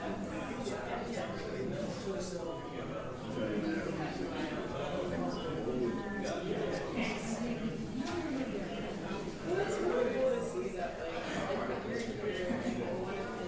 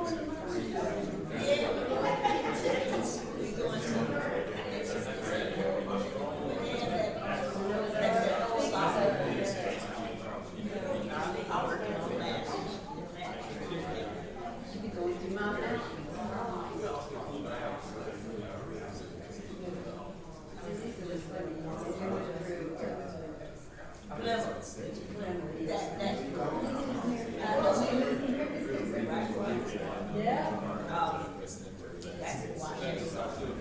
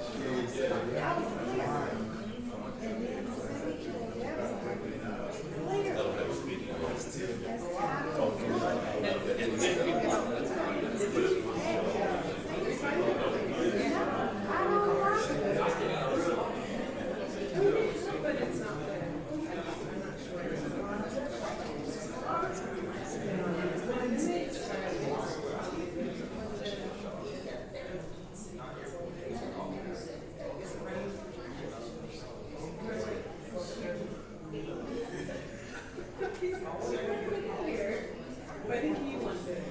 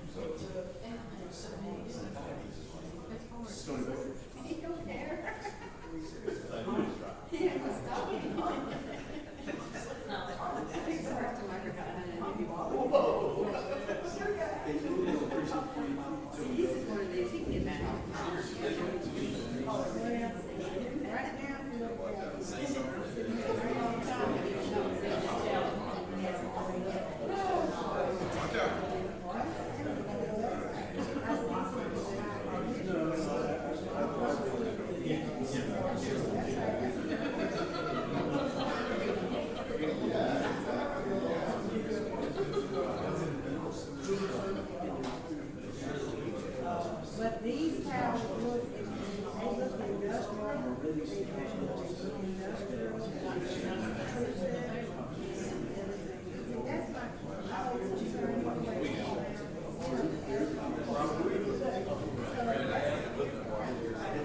ain't gonna freak me out too much.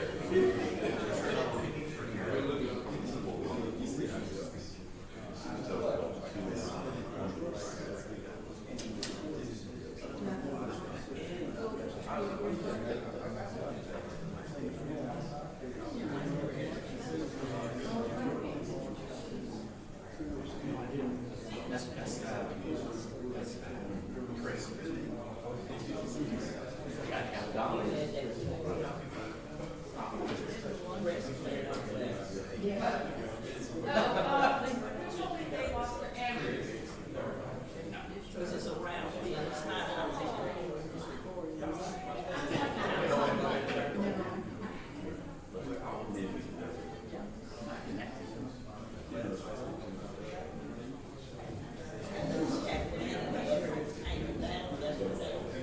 She was making up.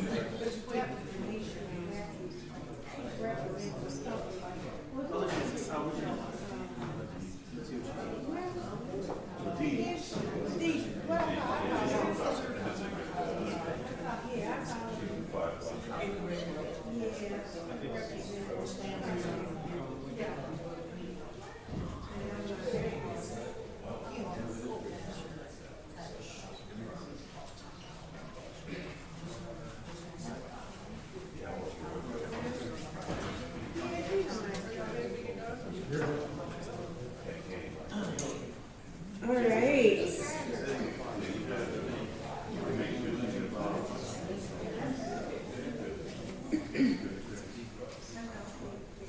All right. Well, let's get started. You all are doing a great job of being in your seats when we're ready to get started again. Oh, you can get up. Good. Well, hope everyone had a good lunch. Were able to check your emails, had some good conversation with your neighbor. All right, so I'm gonna switch it up a little bit since we had such a great conversation in that first half, and you all, unlike a lot of city councils that we work with, went through those priorities a lot faster. I think that's partly because y'all know what's needed, and you're really great at listening to each other and giving each other time to speak. So, what I want to do in this next section, as we think about the priorities that we talked about, and we have them up here. Hopefully, they may fall down. The wood is a little bit difficult, but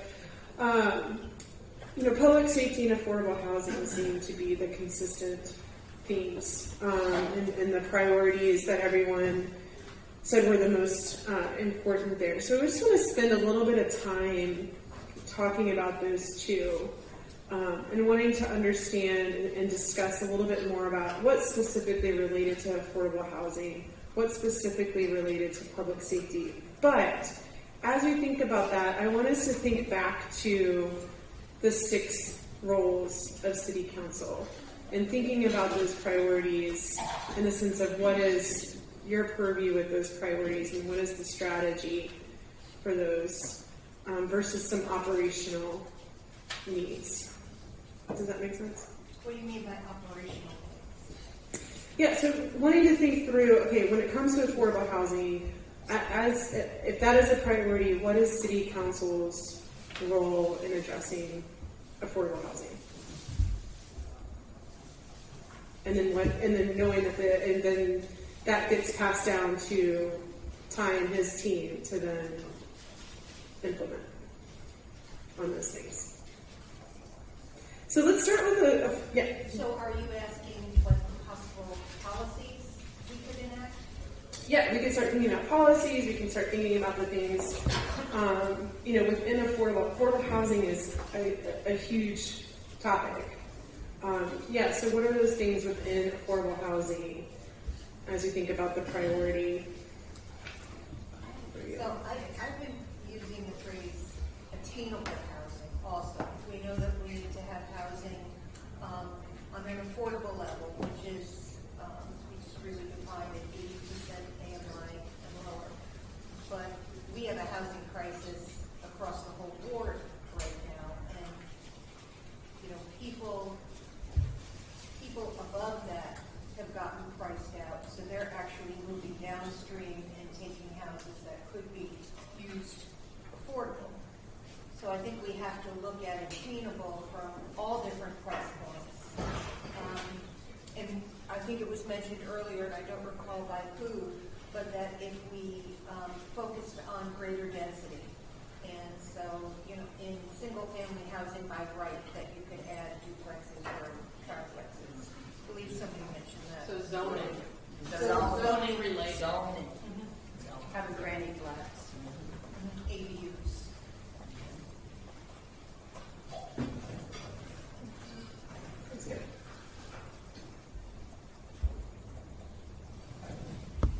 So Mary A. mentioned the accessory dwelling units, and I guess that goes along with zoning. And we also, I think it's more than zoning on both of them, because we have to create policy around it. In some areas, it's just zoned for single family, and we have some cases in my district right now is trying to get rezoned so that we can put a duplex. That's the on redevelopment. street. The Yeah, redevelopment. yeah, on that redevelopment properties. I think we have to look at the redevelopment properties that we have and make it so folk can really buy them and obtain those redevelopment properties. There are a lot of them.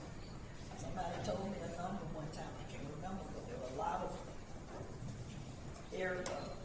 property that we own, you know, land that we own.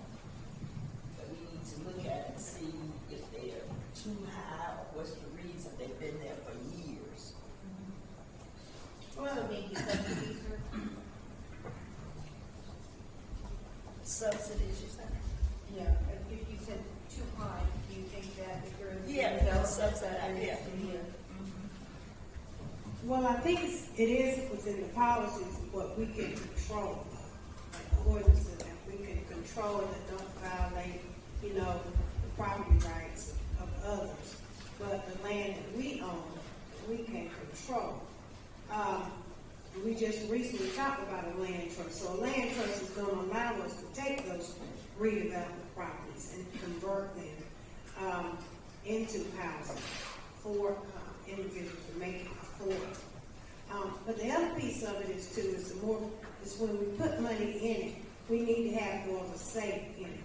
So how does that design stand for that particular community or neighborhood? That's been one of the things I've been fighting for years, is to get certain design standards, not it's commercial design standards as well, but we do need to make sure that we're just not throwing up housing that can be painted pink and purple and green and yellow. And then, you know, how does it, you know, I think to be in a neighborhood, you know, that doesn't need that kind of look, or if you already got homes in a community that are brick and smaller cottages, then how do you keep that neighborhood looking in the same character?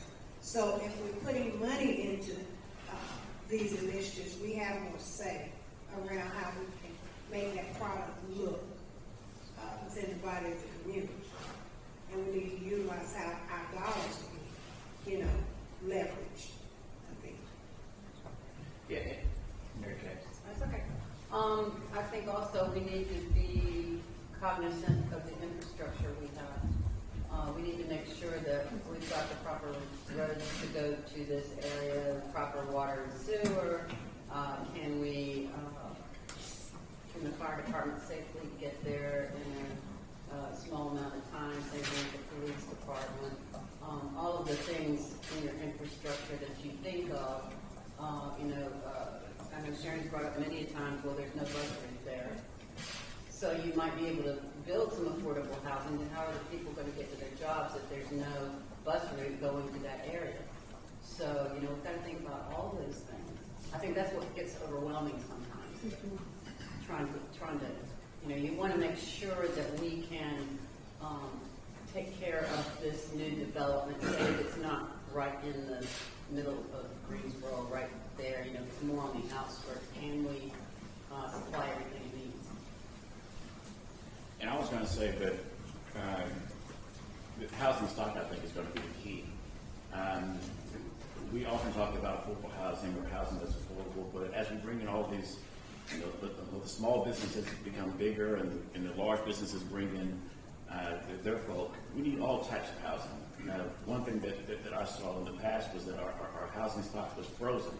Those who had 4 bedrooms, 5 bedrooms, and wanted to downsize couldn't go down because the housing was frozen. Those who wanted to go up couldn't go up. So to make sure that we have enough housing stock for everyone, so that there can be more movement. With more movement means more supply. More supply means that our prices will tend to come down. It's not a quick fix necessarily, but it is a fix that we have to keep an eye on. And we talked about those things that we look down the road on, the future things. The immediate things are important, but also looking down the road to make sure that we provide sufficient housing stock and provide those alternatives. We talk about density, and not everybody likes it when we talk about density, but I use the analogy when I'm talking with folks, and we're bringing in 5,000 to 7,000 jobs. And if they all move to Burlington, Kernersville, and Lexington, then we haven't improved our tax base. So we have to make room for them, much as you do in church. You get to church a little bit late, and the pew is full, well, you have to kind of slip in a little bit. And the folks who are on that pew don't necessarily like it from it. But once they're in there, then they're passing candy back and forth and having a conversation. So we do. So we need to do a little bit more of that and just understand that in order for us to all survive as one Greensboro and to have the revenues that we need, the tax base that we need to support the individuals and the businesses, that we're going to have more density in our community. So what are ways that a city council that you can help spur that, encourage that? Zoning is a prime example of that. And also, the communication piece, going to our residents and letting them know that this is a strategy that we have. Now, they can either agree or disagree, and they have ways of getting rid of us if they disagree wholeheartedly. But if we explain our case to them, that we want to make Greensboro as great as it can possibly be, and that means getting these people who have these new jobs that we've worked so hard to bring in, that they have a place to live within our community. And they have a place to live in our community, they can contribute, not just from the tax base, but also from enjoying the parks and enjoying the schools, enjoying everything else that we have. But foundationally, if they're living outside of Greensboro proper, it's not going to benefit us. As a matter of fact, it's going to raise the property tax bill for those who are left in, because those who are outside are going to be driving in on the roads and going to the parks and doing everything else. They might as well live with us. So let's try to make a way and make room for them to live with us. So when we talk about zoning, I think what we're all saying is that we have to modify the zoning laws to allow density that we don't currently have. Okay, that's good. What are some other strategies? One of the other things that I have an issue with, and we got to work through this better, is that we tend to go to the same old players over and over and over. And we tend to get the same old thing.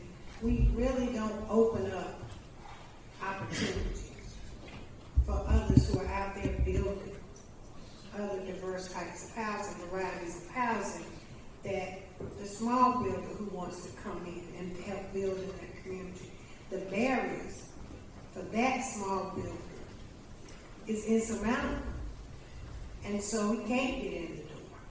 But we make it palatable for the same people over and over and over for them to get in the door, which leaves out and blocks other opportunities.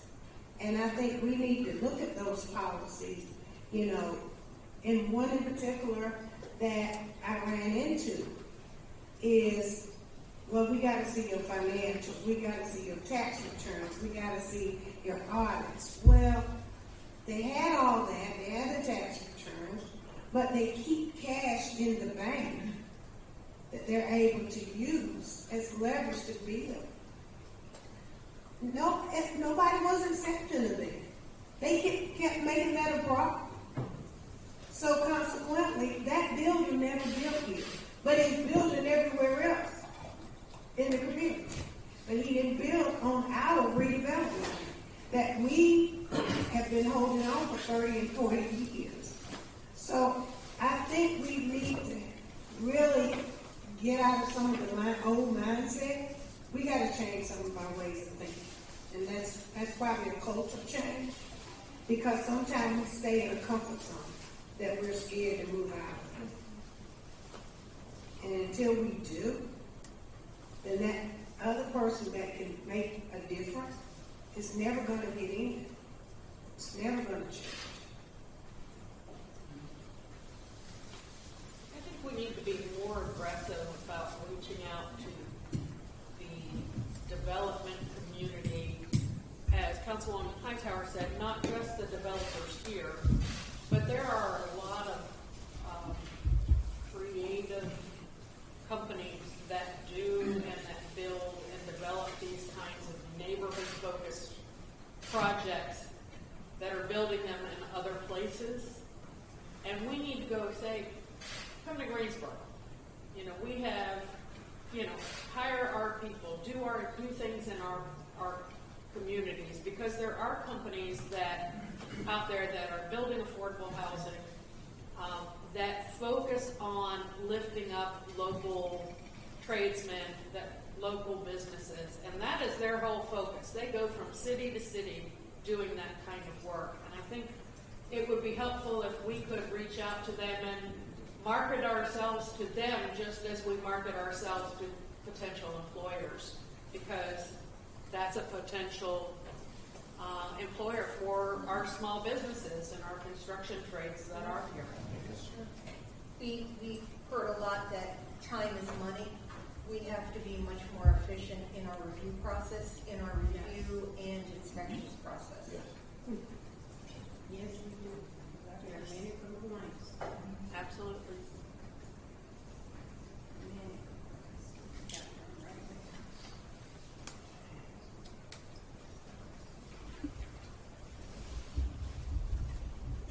Any other thoughts?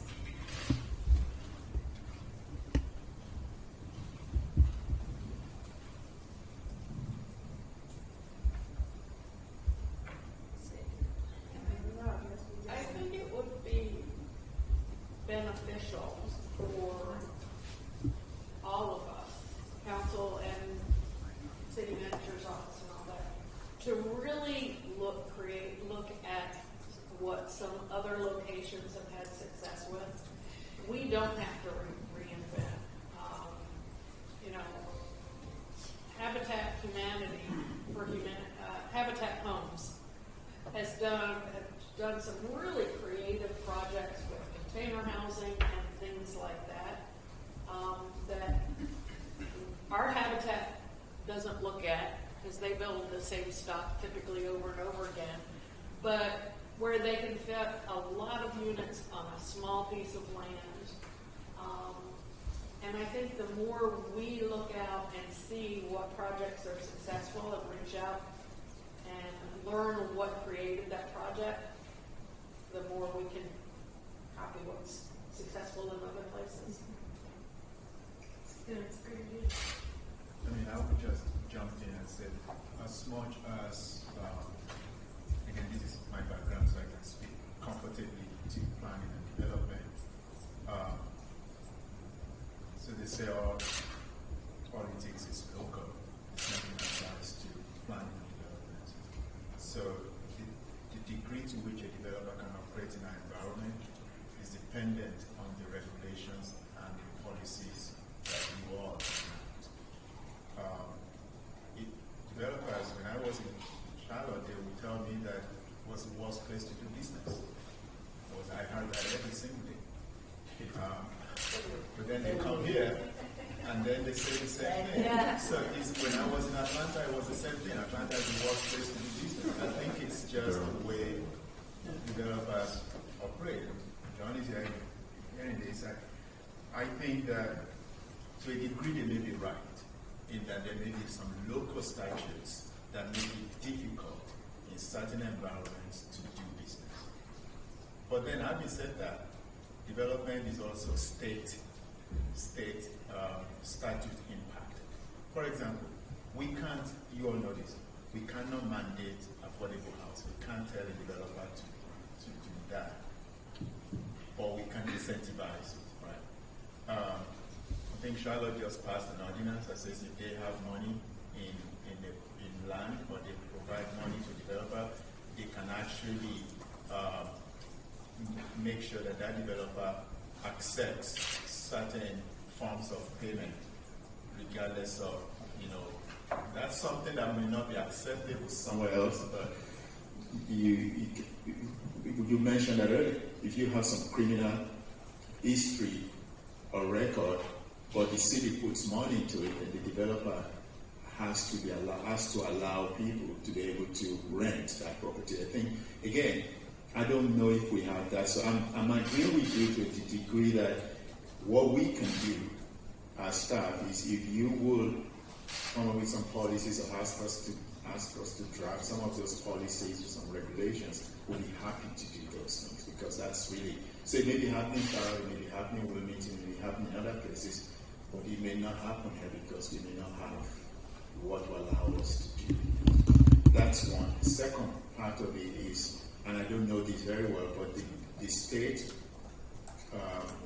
there are certain building regulations at the state level that they may not allow us to do. So, for example, they may not allow us to have homes on wheels, right? Tiny homes on wheels, right? So the degree to which they allow us is also the degree to which we can do things. But having said that, there are a lot of things that local municipalities we can do that will help us to get to your goals.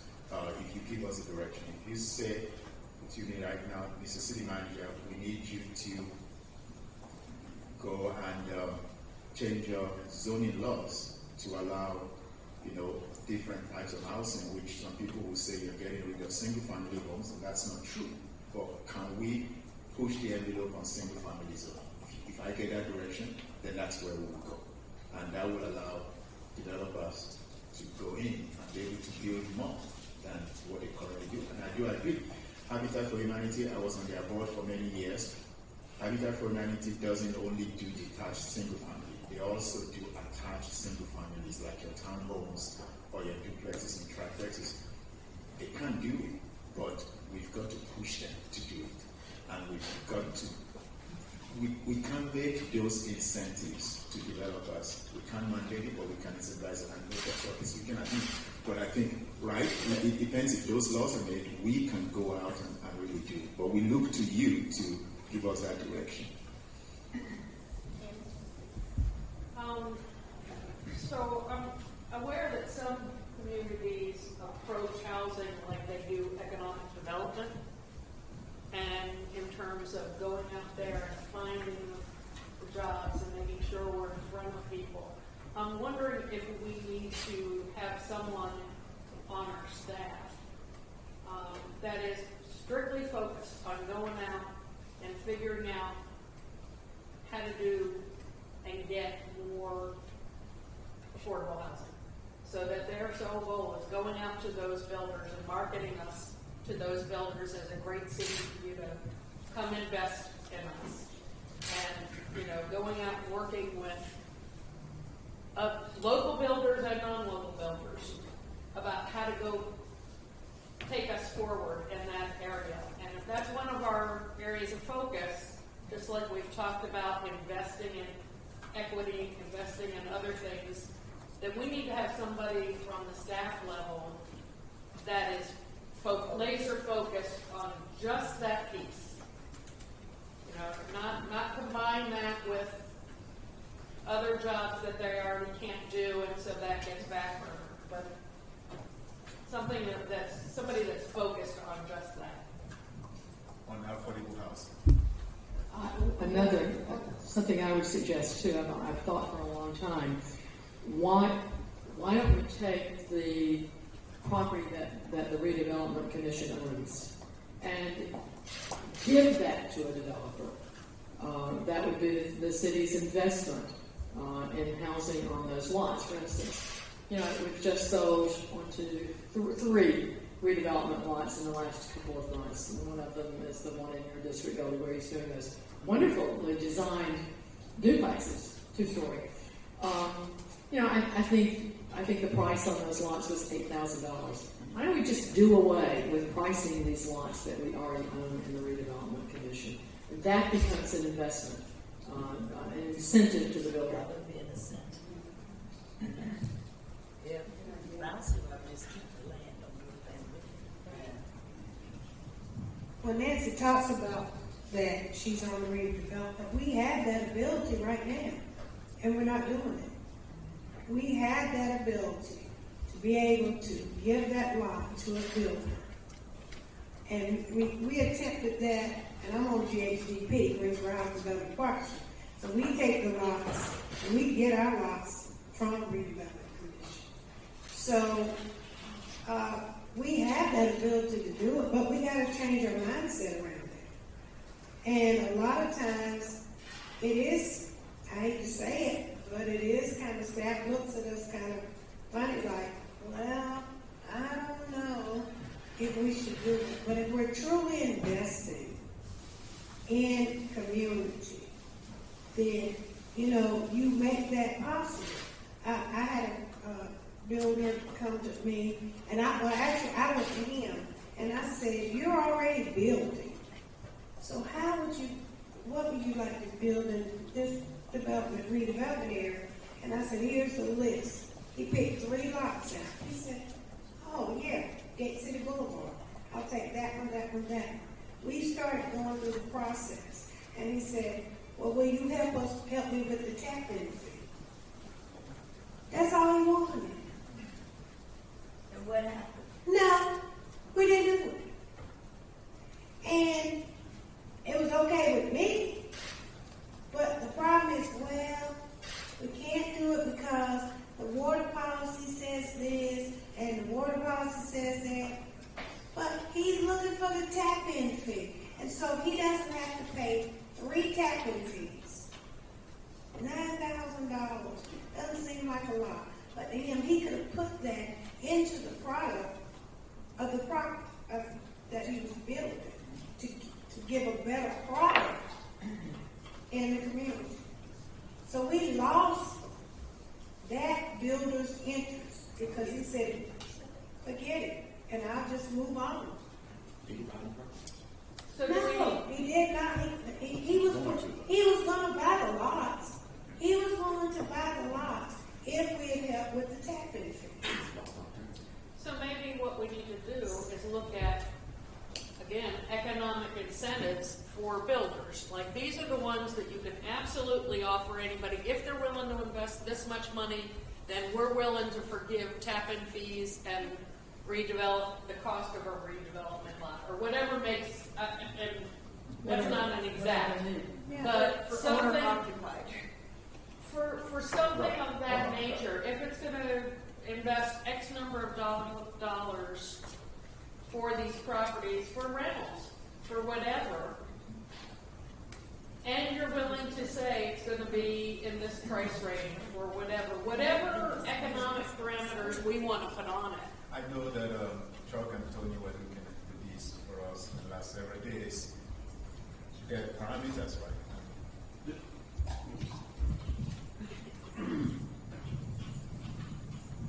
It's on. I didn't intend on speaking at this meeting, but anyway. Always be Hebrew. Yeah, as the Bible says. I'm ready.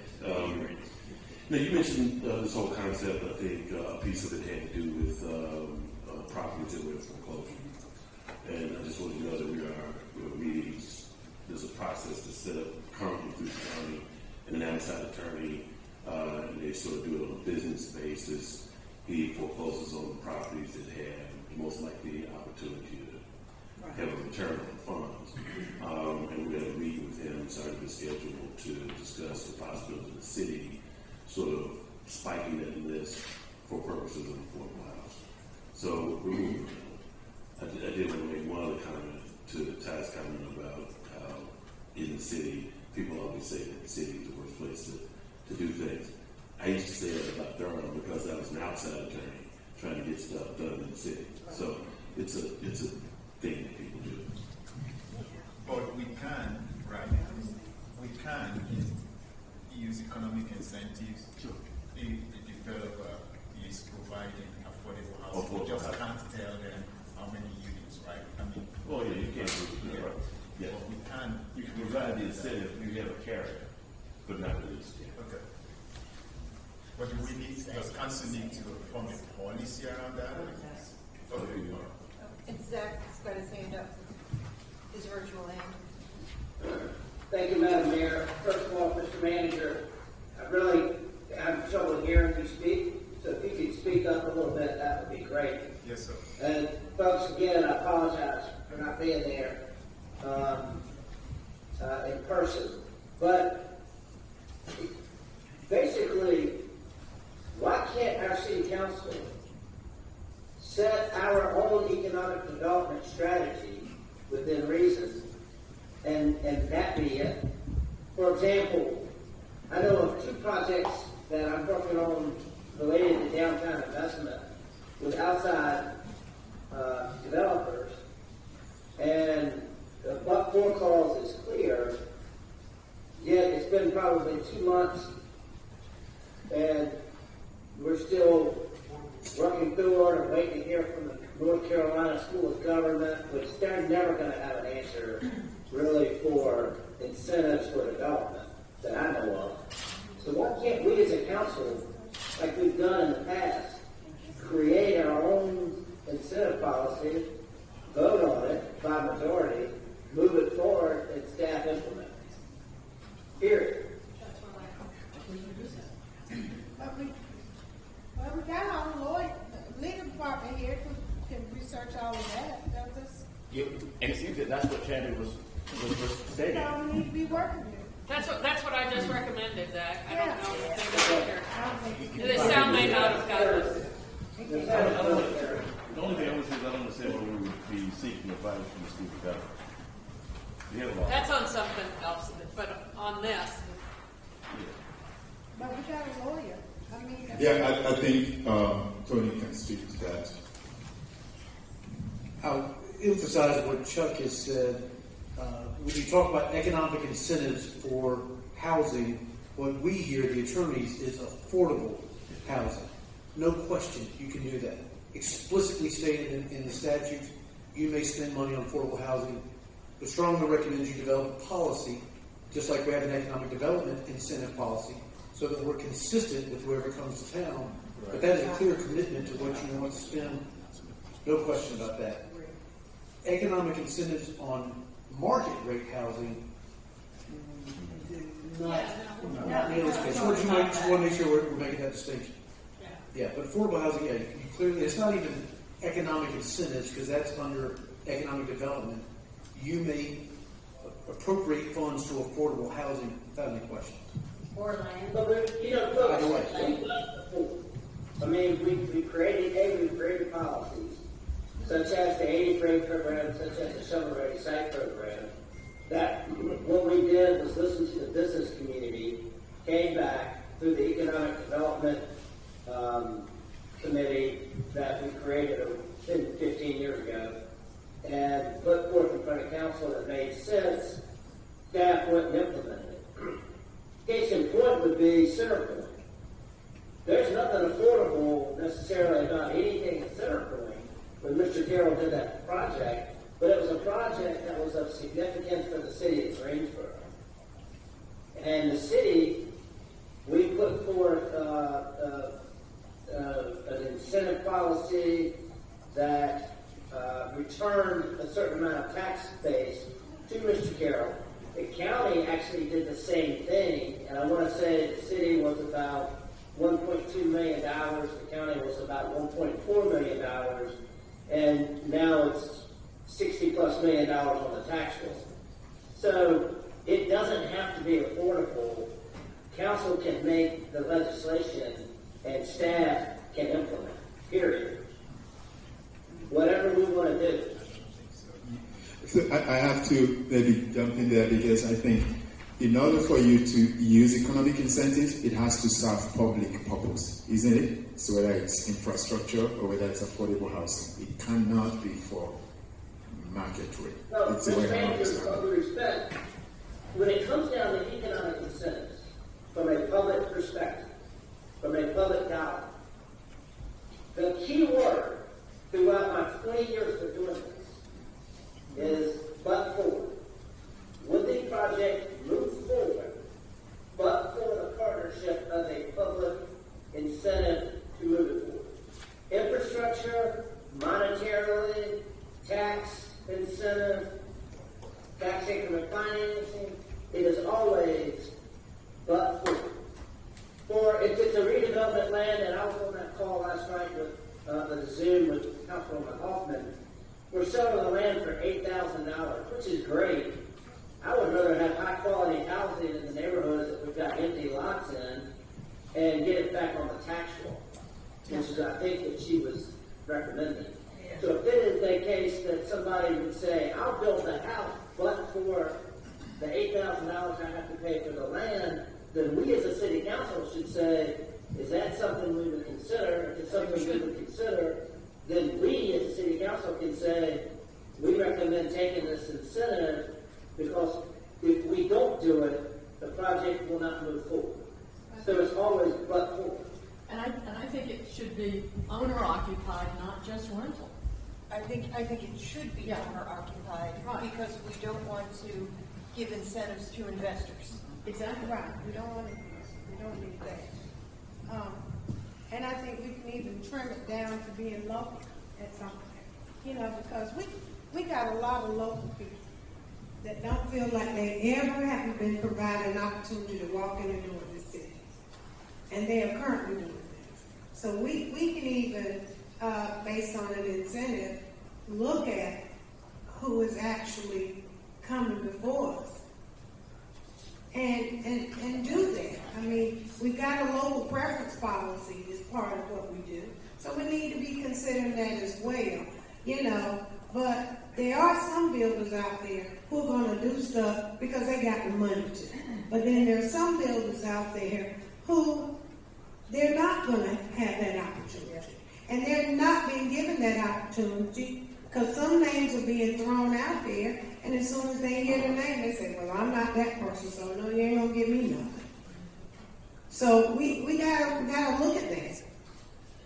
We got to look at doing fair policies. We can't just always cater to the one or two, and that has been what has traditionally happened.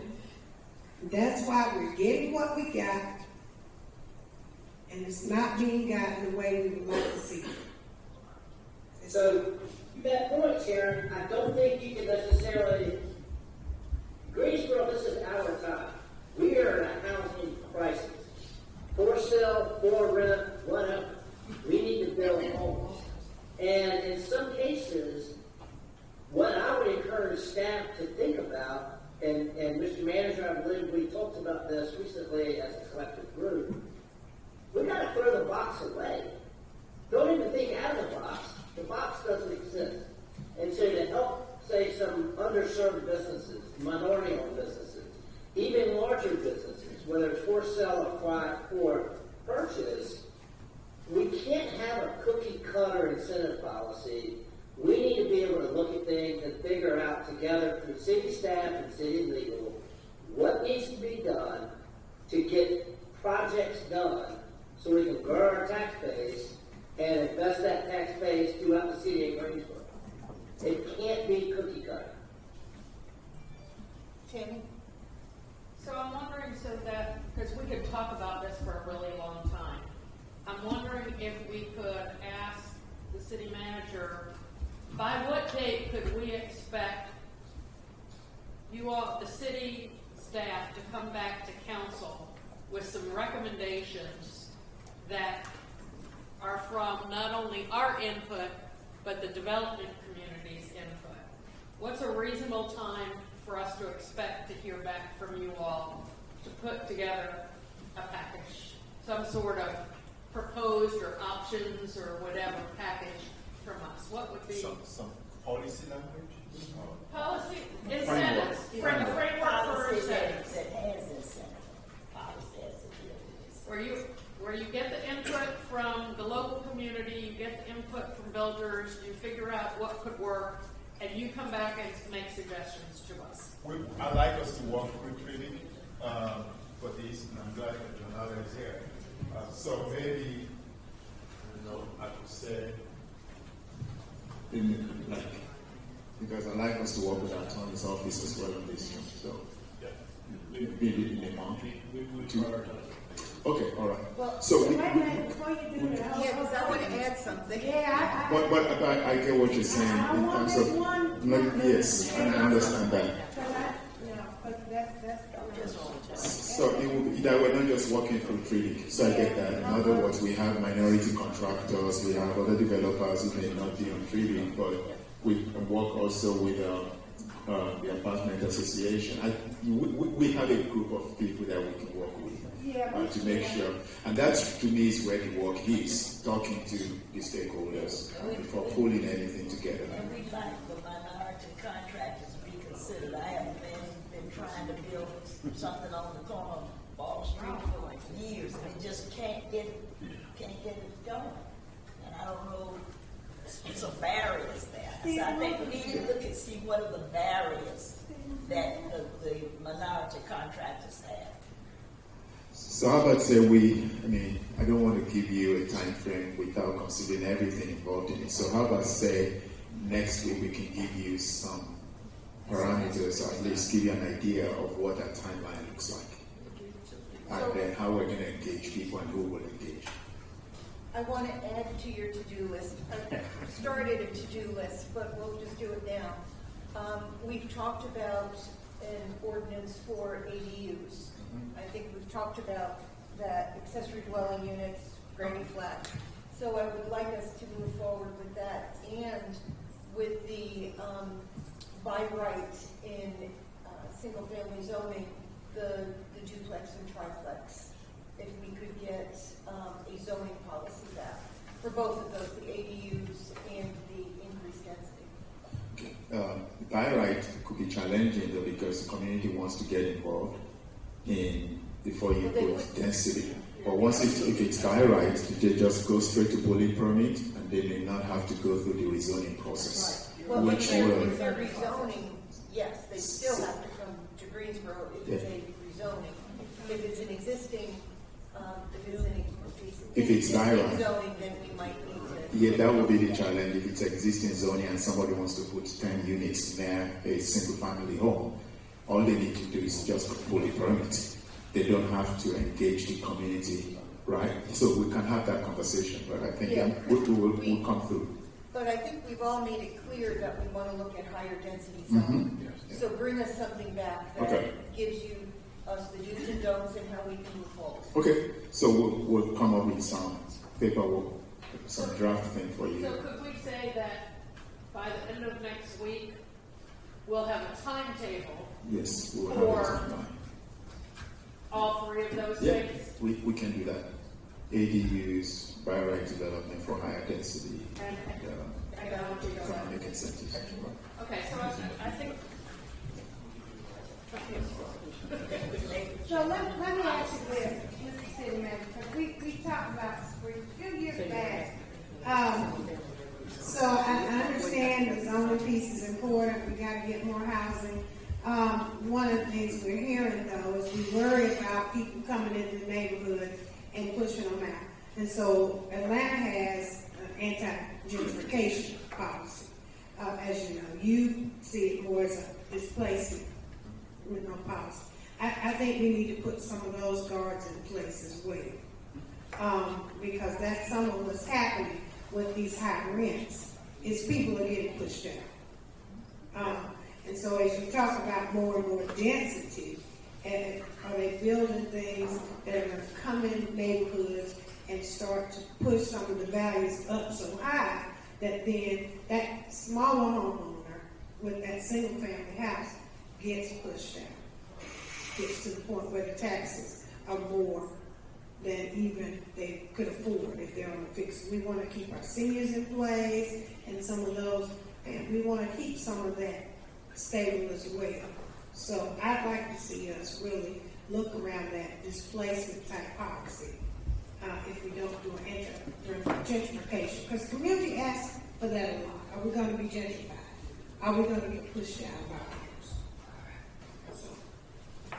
So what you're talking about is neighborhood stabilization. If you're going to stabilize our neighborhoods, what policies do we need to have? I can't, there's no silver bullet today. It have to be a combination of things. And I think community engagement is a major part of that. Okay.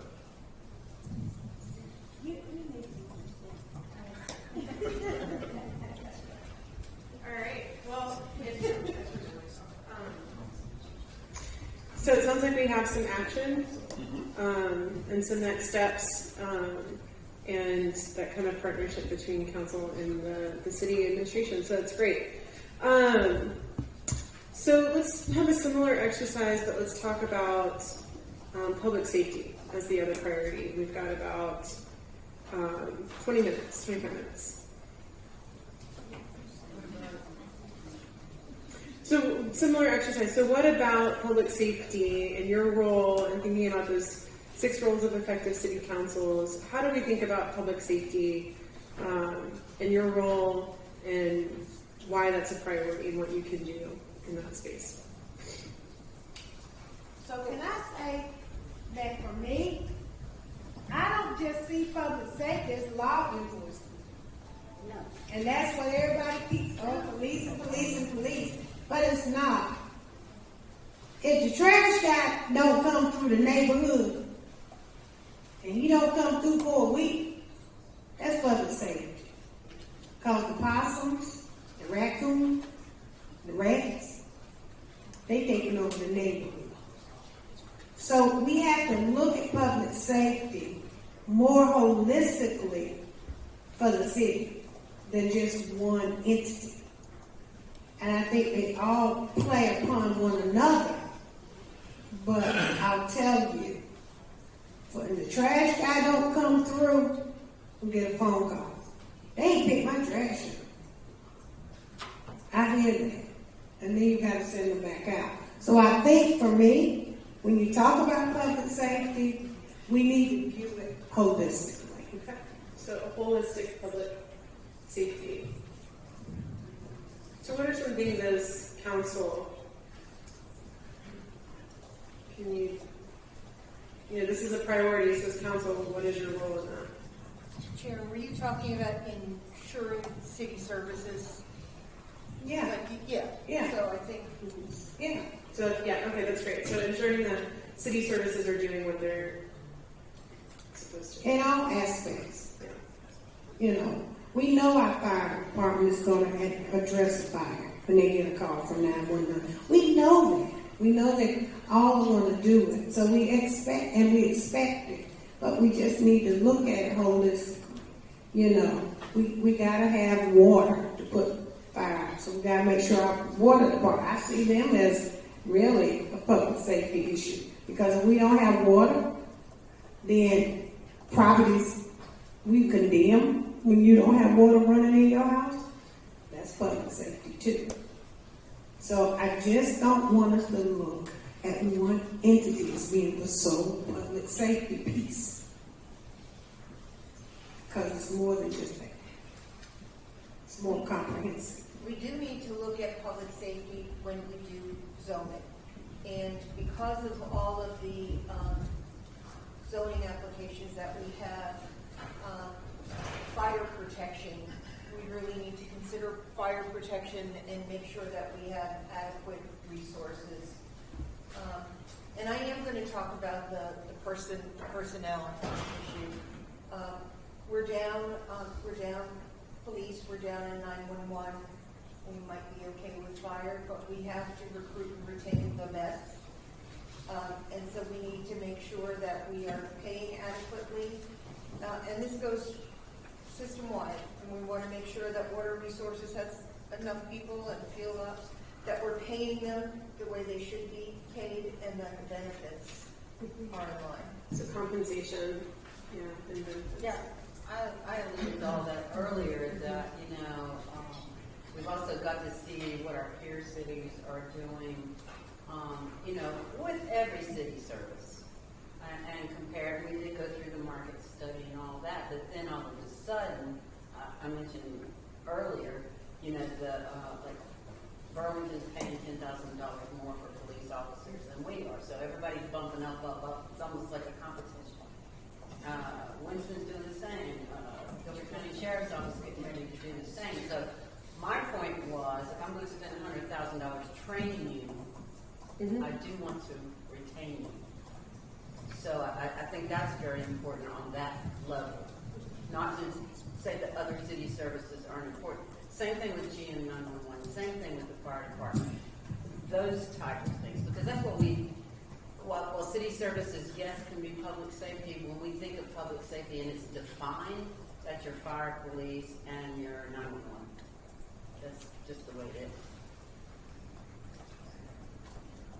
I think we need to do, I've heard a number of members of council talk about lighting and street lighting, and I think we need to have a comprehensive street light audit, or make a comprehensive list of who's requested street lights, so that we can start making sure we work through that list equitably and make sure it's not just the loudest council person is able to finagle a street light for the resident that's the loudest. But make sure that we have a comprehensive approach to lighting, because I think whether it be in some of our neighborhood parks or streets or dead ends or whatever, lighting impacts public safety.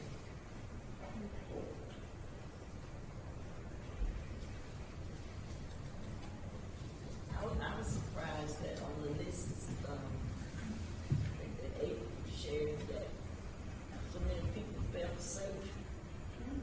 They said they felt safe in their neighborhoods. So we talked about trusts. So I think that we have to. I think it was, sorry, not to interrupt, but I don't know that was a satisfaction rating. I think it was what's important. What's important to them. But on that safety, the satisfaction list, it was kind of high. I was surprised. It was scary. What kind of percentage? Safe neighborhoods was 62%, high satisfaction How much? areas 62%. I was surprised at that. So 62% high satisfaction. That's Yeah, 62% satisfaction. Is that on the higher end? Yes, it was. Okay, so what? All right, sorry, I was wrong there. Yeah,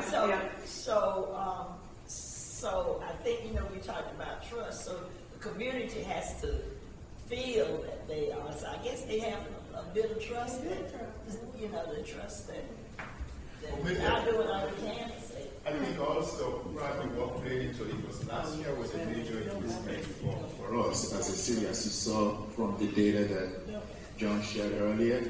In almost every category, we actually had a reduction. Was not, homicide probably was the highest one with 23 or so % in terms of safety. So 2022 was a success for us in terms of so sometimes that influenced people's opinion may not be the same this year. So in other words, what's going on at the moment sometimes can influence people's thoughts and opinions about public safety. This is not to say that higher satisfaction rate means that people think it's okay. It may just be a snapshot in time. So something that I would just want us to be mindful, because I think Rachel said it best.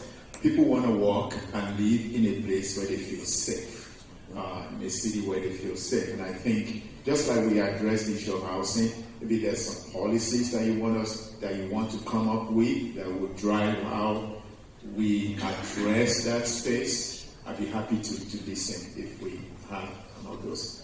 So Sharon mentioned something at the legislative agenda, and that was looking at the red light cameras again, because I know that we all get calls about speeding and people running through red lights, and that is a possibility. got to work through it with the school system, but I mean, if you're looking for tangible things, we should review that red light policy. Yeah. And just the brief conversations that I have had, that was open to saying, yeah, that is something that we need to really revisit it again. And we just figure out the shared maintenance fees, all of that. I don't think we always have to look at it from a revenue standpoint. As long as we can be able to afford to do it, that becomes a public safety issue too. Because people are running these lights left and right. And I mean, I know people who have experienced physical impairment because of that. And certain corridors, particularly. And we have the data that backs that up because I've asked for it. And so, while we're slow to move on it, not sure. I think it's not because I don't think we're saying we want to just take a camera and find, we want to make sure people are safe. We talk about people being safe. And so I think we really need to look at that. And if that's something we can implement without legislative approval, then maybe we do it. But I think not. Right, we've got the approval. So then, we want the other piece of it, that we need legislature to help us with. But I think if that's something we can move on as well, I don't think we stand to really lose. I think we stand to benefit. Yeah, maybe it costs the camera a little bit, but what is the benefit in the long run? To be a safer city? Not have people shoot through red lights, run around here. And apparently coming out of downtown is also not so good. I've had two different cars pass me coming out of downtown. I mean, and we're reducing the lanes down to one. And they're passing you now in the turn lane. So yeah, maybe we can do that. We need some quick wins. So I think that's a to-do list. Put that on the to-do list. When we talk about public safety, we also have to engage the communities, and I know that the community is engaged in many items, but that really, I think, needs to be a priority where we see the relationship that's built between community and police and other community members, that it becomes a safer place. So we have to find a way to support our nonprofits, our community groups, the people who just volunteer all the time. And Madam Mayor, I'm sorry, you finished? Yeah. You're reading my mind. Oh, Lord. I was with the... Ooh, that's fair. You only knew what he was thinking. I was with Sharon and I was with the Glenwood community just last week, and it just came up that they understand that it's a personal issue, especially this is about police, but they were having some difficulty getting, one of the resource officers to come and speak with them and to be with them. And that's about engaging the community. We understand what the core issue is, and it's probably the staffing portion of it all, because the existing officers are being triaged from one hotspot to another, don't necessarily have the time. So we have to also figure out a way for public safety to make sure that our residents feel heard and feel comfortable. And so whatever that's going to take, I don't have a silver bullet, because if I could, I'd use it, and we'd have 200 new officers, and we'd have the leaves out of the streets so that it'd be easy to pass through, and folks wouldn't be flying by Sharon as she comes from downtown. But we just have to make sure that we stay in contact and connection, and we make the people feel safe, regardless of what we do, because we have all the data points in the world, all the numbers, all the charts, all the graphs. What it comes down to in the very end are people.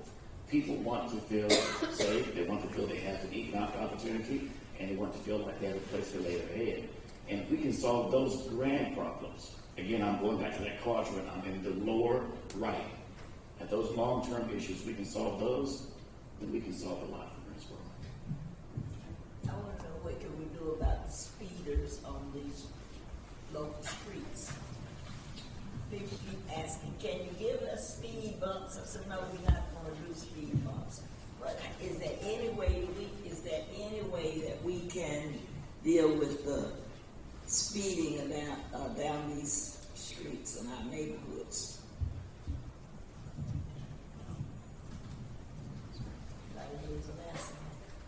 Well, I had asked about the speed humps, not the bumps, but the humps. And one of the things I think we need to do a better job of is getting responses back. I'm a little tired of saying, well, we're doing a study on it, and I'll get back to you. And if I was holding my breath, I would be dead, because I didn't have a breath so long. But we really need to understand the importance of the responsiveness of some things. And you're right, every meeting I go in, people ask for speed bumps, and we tell them why we can't, and we tell them, the reason. And they understand that when we tell them the reason, because it's fire and police and some of the reasons there. They get that, but they say, but what are you going to do about it? And so if there is a resolution to doing something about it, we need to hear what that could possibly be. And so I said, speed humps is something a little bit different. Oh yeah, we are in this, we're doing study and but we need to be giving answers and finding out resolutions. Because there are some things out there we can't do. Or is it putting more money into traffic monitoring? And that's simply putting a electronic speed sign on the pole. Or maybe we need to invest more in that, because I hear, well, we got one, but we got to move it around.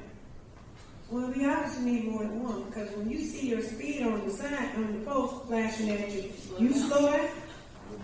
You do it. I don't want a blue light. We got enough blue lights with the Duke Power blue lights. We got to get rid of them. But some of that investment too, as well for the community. And that's really sounds simple that we can do or find ways to do. And maybe that's getting more funding from some source, federal, state. There's infrastructure dollars out there. We need to start pulling some of those dollars in and put them in certain places as well. Just a suggestion.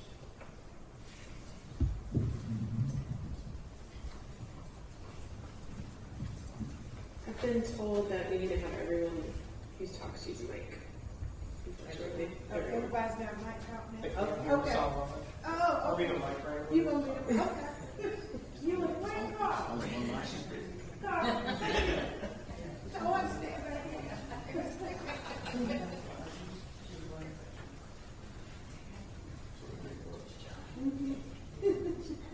All right. Well, as we start to wrap up talking about these priorities, is there anything else that we haven't talked about or addressed, or anything missing, whether from this or just the general priorities? Yeah. I would like to, I would like on the public safety side to,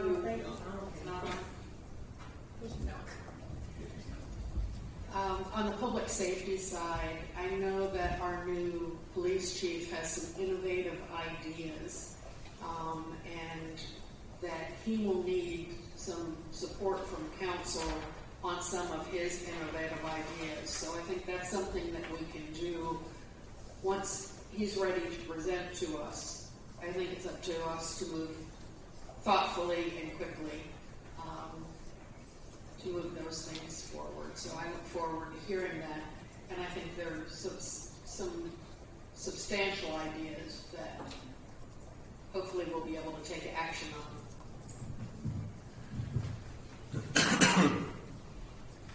And if we're looking at public safety, we see a rise in crime. Both perpetrators and victims are younger and younger.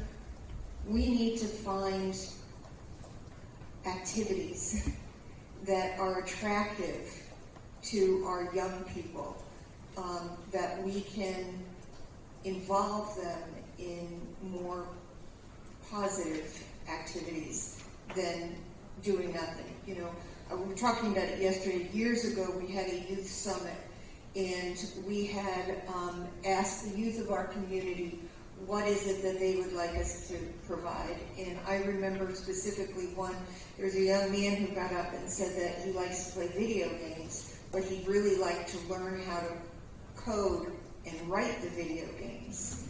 And so, you know, I think we have an opportunity to maybe do another youth summit and find out exactly what it is that kids want besides midnight basketball. I mean, you know, that is very uninventive. But if we reach out to the community, figure out how we can do special activities and get them involved in other things. Why you say it was midnight? I think we had some good results from midnight basketball. One of the things that I've been asking for is that our recreation centers will be open on weekends, because the children have no place to go. And I think, and research shows, I think Tammy and I did some research about having activities for kids and having places that they can go and would be a help. And I talked to Nasha about this before, and of course they were trying to think about it, but said the problem still is you have to pay people that extra money. So everything boils down to it takes funds to do it. But I think that's something we want to consider.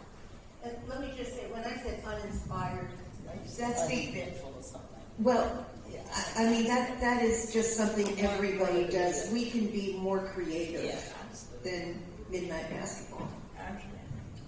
So going back to the youth summit that the mayor was speaking about, I think that was before I got on council, but it was very, very interesting, and because, and there may be some staff around who remember it, the adults didn't say a word. It was facilitated by a local celebrity. We did not speak. We heard from them, and they told us exactly what they thought of us. You know, it was like, and they said, and I do have to say after that one of the libraries did some coding and things like that, but it was still hard getting that information out to the community, to those youth who needed it and were interested.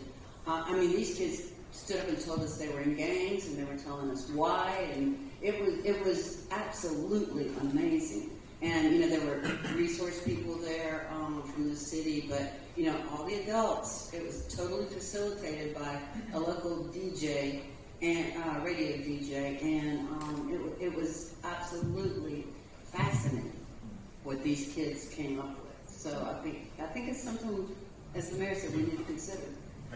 Mary Kay, I did use something. Yeah, I'm talking about what Yvonne did. But I did one downtown. We did it in we did it in Center City Park. And it was with nonprofits that came in from workforce development and others to be able to network parents and students. And that was right about after we were looking at, we put the curfew downtown because of some issues, and I was not supportive of another curfew. Right. So I think we've done that, and Parks and Rec kept up the connections, and we had connections with over 100 different nonprofits. But like most things we do, they just taper out. They got that. We don't keep going. And I mean, that's the way to do it, because it can't just be one entity that looks at it. It has to be a partnership along. We got a lot of mentoring groups out there that are working with our young people. And we can be, you know, a resource, but we got to connect better. And we got to stay connected. That's the other piece. We don't. And so that youth summit was what, 2014, 15? Yeah, the one I was referring to The was one you're talking about 2009. was back when Joe Fryson did. Yes. Right. No, Yvonne did one, a youth center. Yeah, okay. Yeah. Yeah, and this was really just to hear the youth speak. Right. Right. Not try to, set them up with an organization, but just hear what it was that they wanted. So that was a little different. Yeah, but one of the things I know they want work, and I think that's what we all have come away from. They want jobs. Most of the young people want to be able to work and find ways of being busy, staying busy and interacting. That's why the job piece works so well, I think. So I think we just need to focus on our young people too. But So we do have a youth summit being planned for Nashville. Yes. For around September, we're calling it Youngsboro. But we will share the details with you as things go. But I know we're in the middle of having conversations with the universities, the colleges, the schools. But we are working on something right now that will just engage our young people, kind of in the same spirit of what you're saying, just listen and hear from them. I don't know the details, but I know the national team are working on something like that. But I know you have time, but I just want to bring up something quickly that I heard, but I didn't hear much about it. But I think it's also important to the two priorities we've talked about. And that is, I haven't heard much about infrastructure.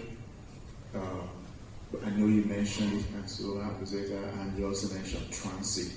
Those two are very critical to what you just said, but I haven't really heard much about it as your city manager.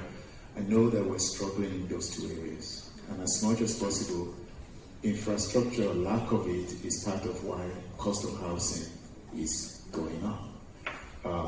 And what was it the other day that we had to shut down Battleground because of water leak? That's part of our challenges that we have as a growing city.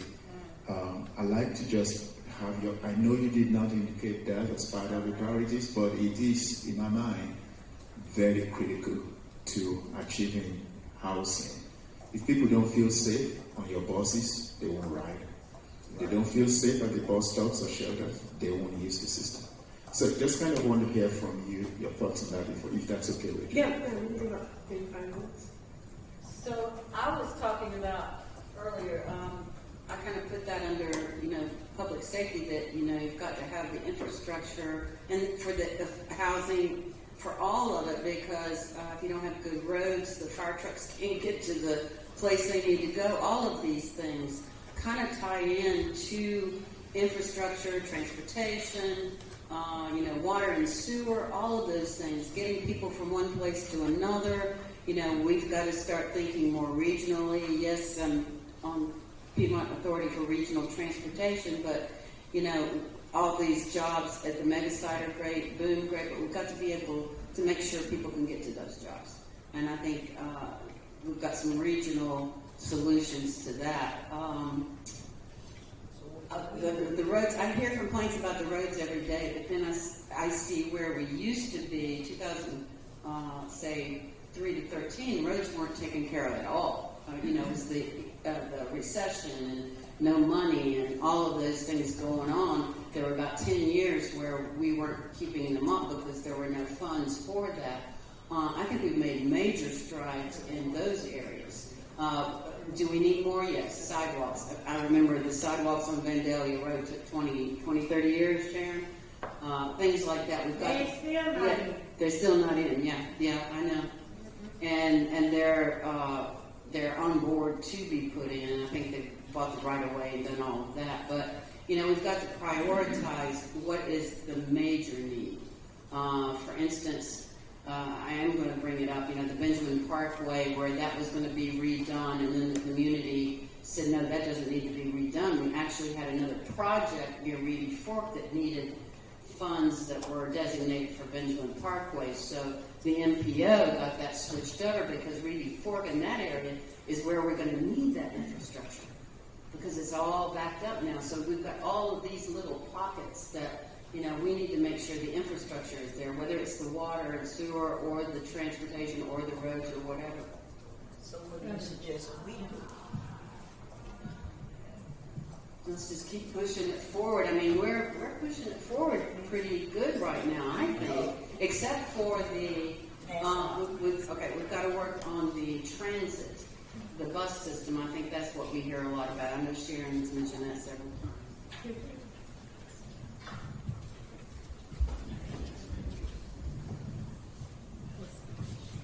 I think I've been on the infrastructure bandwagon ever since I've been on council. What is our total infrastructure need at this point, Mr. City Manager? Is it 135 million? Okay, going up. Yeah. Everything's going up. Now, how long are we going to take to start eating into that? We can't do it at $1 million a year or $5 million a year. So, you know, we can talk about this, but unless we want to be serious about how we're going to fund it and what we're going to put in the budget every year for it, it's just going to get worse. Yeah. If you don't take care of the roof, the house caves in. That's right. So the infrastructure that the president is talking about, that money is, can we apply for grants for that? We are. Some of it, but we've got to fund some of the water pipes that are bursting. Water pipes are bursting now, so we do something about that. And that's exactly why I was saying earlier that we need to look to diversify our sources of revenue. So it's not necessarily on the backs of the property tax owners in Guilford County. Look at those grants. Look at those infrastructure grants. Bring in the top line revenue so that we can then take our existing tax dollars or less or whatever it is and apply that towards other things. Yes, we talked about economic development opportunity and public safety earlier, but next on my list, Ty, were infrastructure and public transportation. And Sharon has verified that. She has. So, yes, absolutely. So it's going to be very important that we do that. In public transportation, we're going to have to commit funds. I know that oftentimes people say that you should build it before you need it. And Greensboro is at that point where we need to build public transportation. I'm not talking exactly what we have today, but just the reimagined public transportation that connects the airport with the downtown, with the schools, with the jobs, so that we have a system that people want to use versus have to use. There are so many communities who are thriving because they have figured that out, that the park and the ride is so great. I can get from my home to a little spot, I can park, I can get wherever I want to go, and then get back safely, efficiently. You don't have to worry about traffic, not parking decks, not parking lots, surface parking. You can kind of go on and on and on. It's going to take money, though. I mean, that isn't free. It's also going to take some conversation with the communities where now you have lines coming through.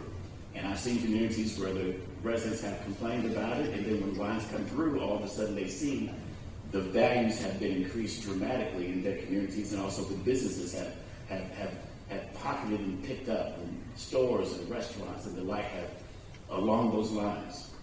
It's even not the driver on its own, but it started off simply as having a public transportation system that people want to use versus having to use it. And I think Nancy has something else she wanted to say. You know, it's nice to talk about money from other sources, but the bottom line is we as a city are going to have to fund much of our infrastructure needs. We cannot rely, it's not going to come from the federal government, it's not manna from heaven. So we just need to be serious. We're going to have to fund much of that ourselves. The other thing I'll say about transportation, I'd like to know that we have focused on buses operating in the areas of the city where we know they are being utilized. We don't need to be running buses all over the city. We need to be operating them from point to point where we know they're being utilized. You know, as we look at if we were going to be trying to transport people to the airport or out to the mega site or to maybe subsidiary supplier companies that are perhaps going to locate in that area, then I think we need to begin to look at and think about park and drive, or park and take the bus options there. And so, if I can say, because I'm the GTA liaison for transit, I hear a lot of people who presume certain things. We need transit to the airport. Nobody's asking for transit to the airport. We were just at Publix down 70 and said, oh, we need a bus that rides to Publix. We need transit. When we talked to them, they said they're looking for their people that come to work there. Do they ride share? So I think a lot of times we're making presumptions about it. Nancy talks about some of the places that we already ought to be looking at. Random Road runs 2 buses down there. So they need one. That's where some of the population is riding the bus. The presumption of we need to go to the airport. But what happens is we don't have the proactive discussions around transit. We have the after the fact discussion. We build the apartment complex, then we want transit. We don't have the discussion on the front end and say, okay, we're going ready to rezone in this area. Does this have transit? What will it take for transit? I've got a meeting today at 6 o'clock where the lady says we're putting some transit apartments. And I said, ma'am, the bus doesn't even cross over that street. It doesn't come there. If we even get a bus there, do you have a way for a 40-foot bus to turn around?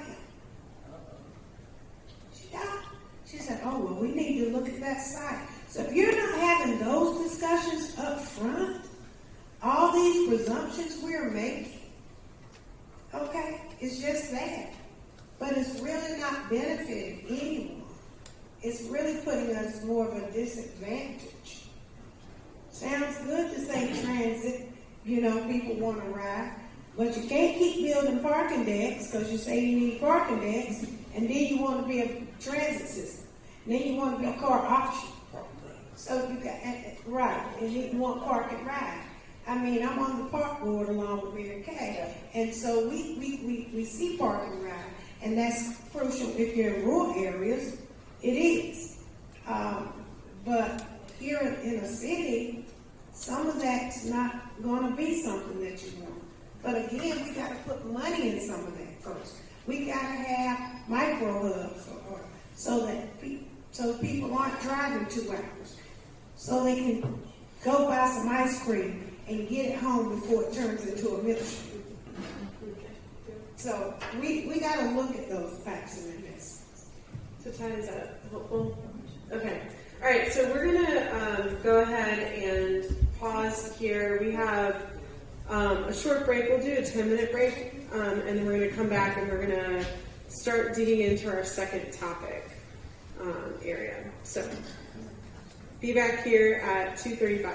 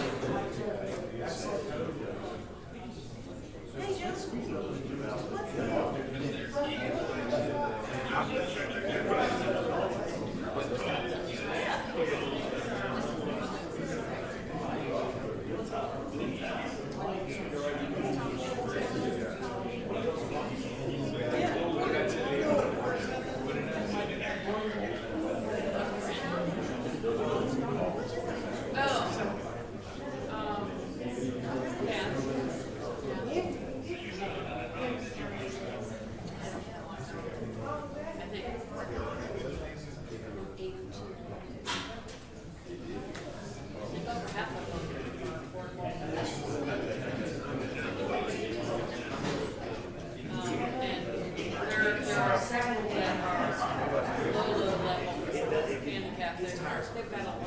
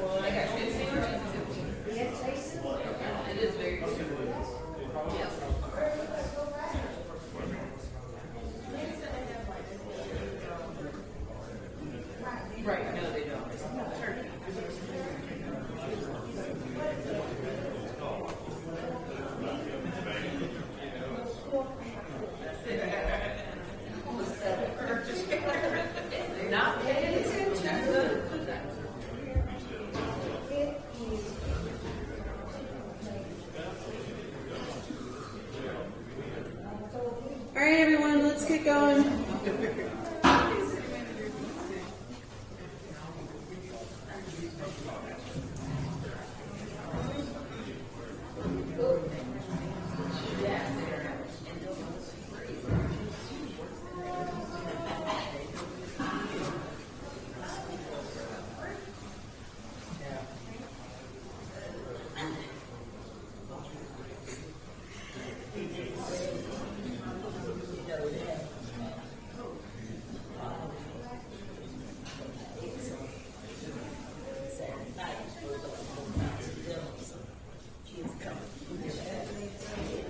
Looks like they lost a few people. She texted Ron, is that dress for Papa's stuff?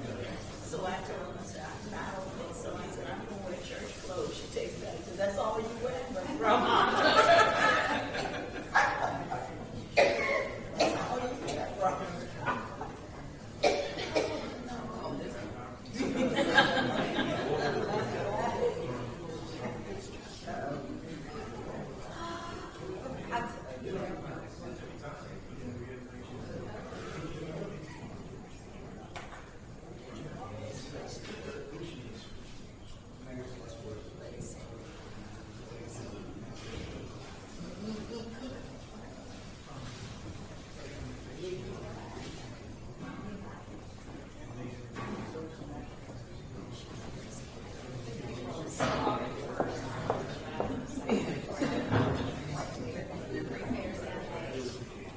All right.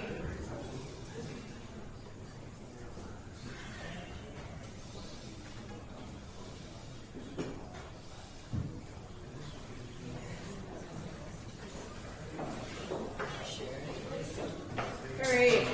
So for the next part of our afternoon, I'm going to be giving you all a couple different presentations. We're going to have some discussion time in the middle of them. So we've spent the morning up until now thinking through how do we strategically manage the issues that we're facing as the priorities that are needed. And so now we're going to shift to our second topic, which is starting to look more internally at the municipal government and how does it become a best place to work. So as we were talking about priorities, we heard some things around attraction and retention and compensation and things of that nature. So we're going to dig into some kind of external forces that we have to be aware of for our municipal government to be an employer of choice and the best place to work for the future. So with that, I'm going to give a bit of a presentation here on what's happening with America's workforce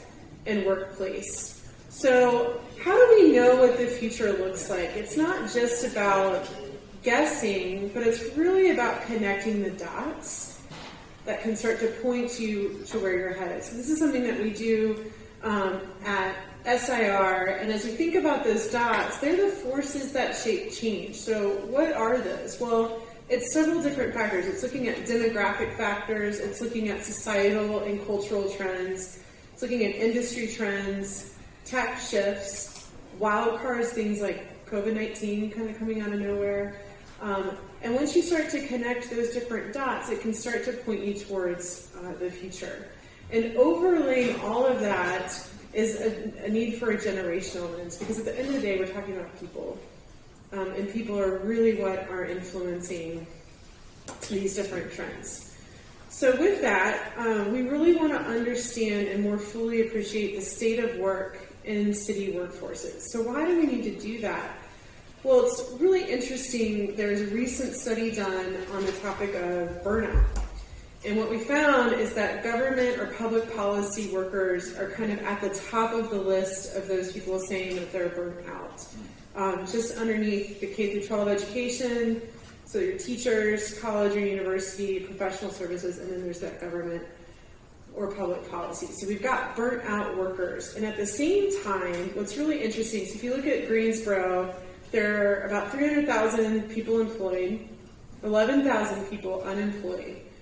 Meanwhile, there are almost 20,000 open jobs being advertised just in the past 30 days. And this is a national trend. So there are nearly twice as many job openings as those unemployed. So think about that in relation to the fact that we just heard that government employees are burnt out. And they're going to look around and they're going to be like, wow, there's a lot of job opportunities for me. I might go somewhere else. And maybe I'll get paid a higher wage. So with that in mind, we need to understand what's happening with the U.S. workforce, what's fueling all of this, and is this a shift or is this just a blip? So what's happening with the U.S. workforce? So the first is that the labor force participation rate is down. When we look at this, this is data from the Federal Reserve Bank of St. Louis, and you can see that the red bar are men, the blue bar is everybody, and the green bar are women. And obviously, women started entering the workforce more back in the 70s and 80s, and then it kind of caught up. But you're seeing that there's a dip in labor force participation over the past 2 decades, and it's being projected that it's going to continue to decrease. And this is especially true for men with a high school education or less, and black men. And at the same time, we're seeing this trend of the Great Resignation. 4 million people per month are leaving their job. And what's interesting is that this is inversely correlated with unemployment. So it's not that people are leaving their job to retire, they're quitting to take a new job. And that job isn't necessarily what it's always looked like. And this has been leading towards the great startup trend, where in 2020 there were 4.3 million startups. And this trend is only continuing as more and more people are looking to start a new job. So if we look at employment and those who are self-employed, in the dotted line, you can see those that are self-employed has shot up. So people are leaving their jobs to do startups. And you might be hearing this phrase called quiet quitting, of people just kind of quietly quitting on the job. And it's all buzz, and you can look it up on Google and you'll see a lot of hits about it. But what's interesting is that it's not really that engagement has fallen off. People are still engaged in their work, but it's their mindset towards that work. It's being redefined of what's really a fair wage for what I'm doing. And this is where we start to see some generational differences in how people are approaching work, and this idea of I'm going to act my wage. So this is a study that was done in the fall, where we have Gen Z, so those are our youngest workers at the top, and that red bar, the millennials, Gen Xers, and then boomers. And this is how their attitude at work is primarily focused on getting the job done versus going above and beyond. And we see that younger generations are focused on just getting the job done, whereas older generations are more apt to go above and beyond. So it's not necessarily quiet quitting. They're just saying, no, I'm just doing what I'm paid to do, and that's it. I'm not going to do anymore. Another study from YouGov showed something similar, where you have the Gen Z and the blue bar, and then working your way up to those older generations, where it says employees should always go above and beyond work, so the older generations are more likely to say that. And younger generations are more likely to say employees should do the work they're paid for, no more or no less. So this is a big change in how employees work, and this is why you're starting to see some younger workers take on 2 full-time jobs, because they're saying, well, I'm really efficient, and I did what I did, so now I can do this other thing too. Rather than saying, oh, I did what I was supposed to do, now let me go above and beyond. So what's fueling all of this? Well, there's 5 forces that have created the perfect storm. And the first is collective trauma. And this has obviously been the result of COVID-19. It's had negative impacts and positive impacts. It's created this sense of loss of control, this heightened fear of the unknown that made many people feel like they're barely hanging on, and ramped up anxiety. At the same time, it's also had people reorganize their priorities. They've identified what's missing in their life. And then they have more time to look at other jobs and ways to make ends meet. And at the same time, we had the social justice movement, and this really started to bring to light some longstanding inequities, both from health and then also from pay. Really seeing the frontline workers and what they're paid got put into public focus. The second is the generational work mindset. So this is really important. We've just alluded to that with a little bit of how they approach work, but boomers have historically been a generation that lived to work. They worked really hard, they worked really long hours, and that was what they cared about. And millennials, seeing their boomer parents live that way, and have said, no, I want to work to live. And more than that, I want to work to make a difference. And this is a really key piece of the millennial mindset, is that purpose. It's bigger than who you are, what you do, or how you do it. It's why you do it. And I think this is a unique opportunity for the city, because the purpose of what municipal government workers are doing is huge, and building impact on their community.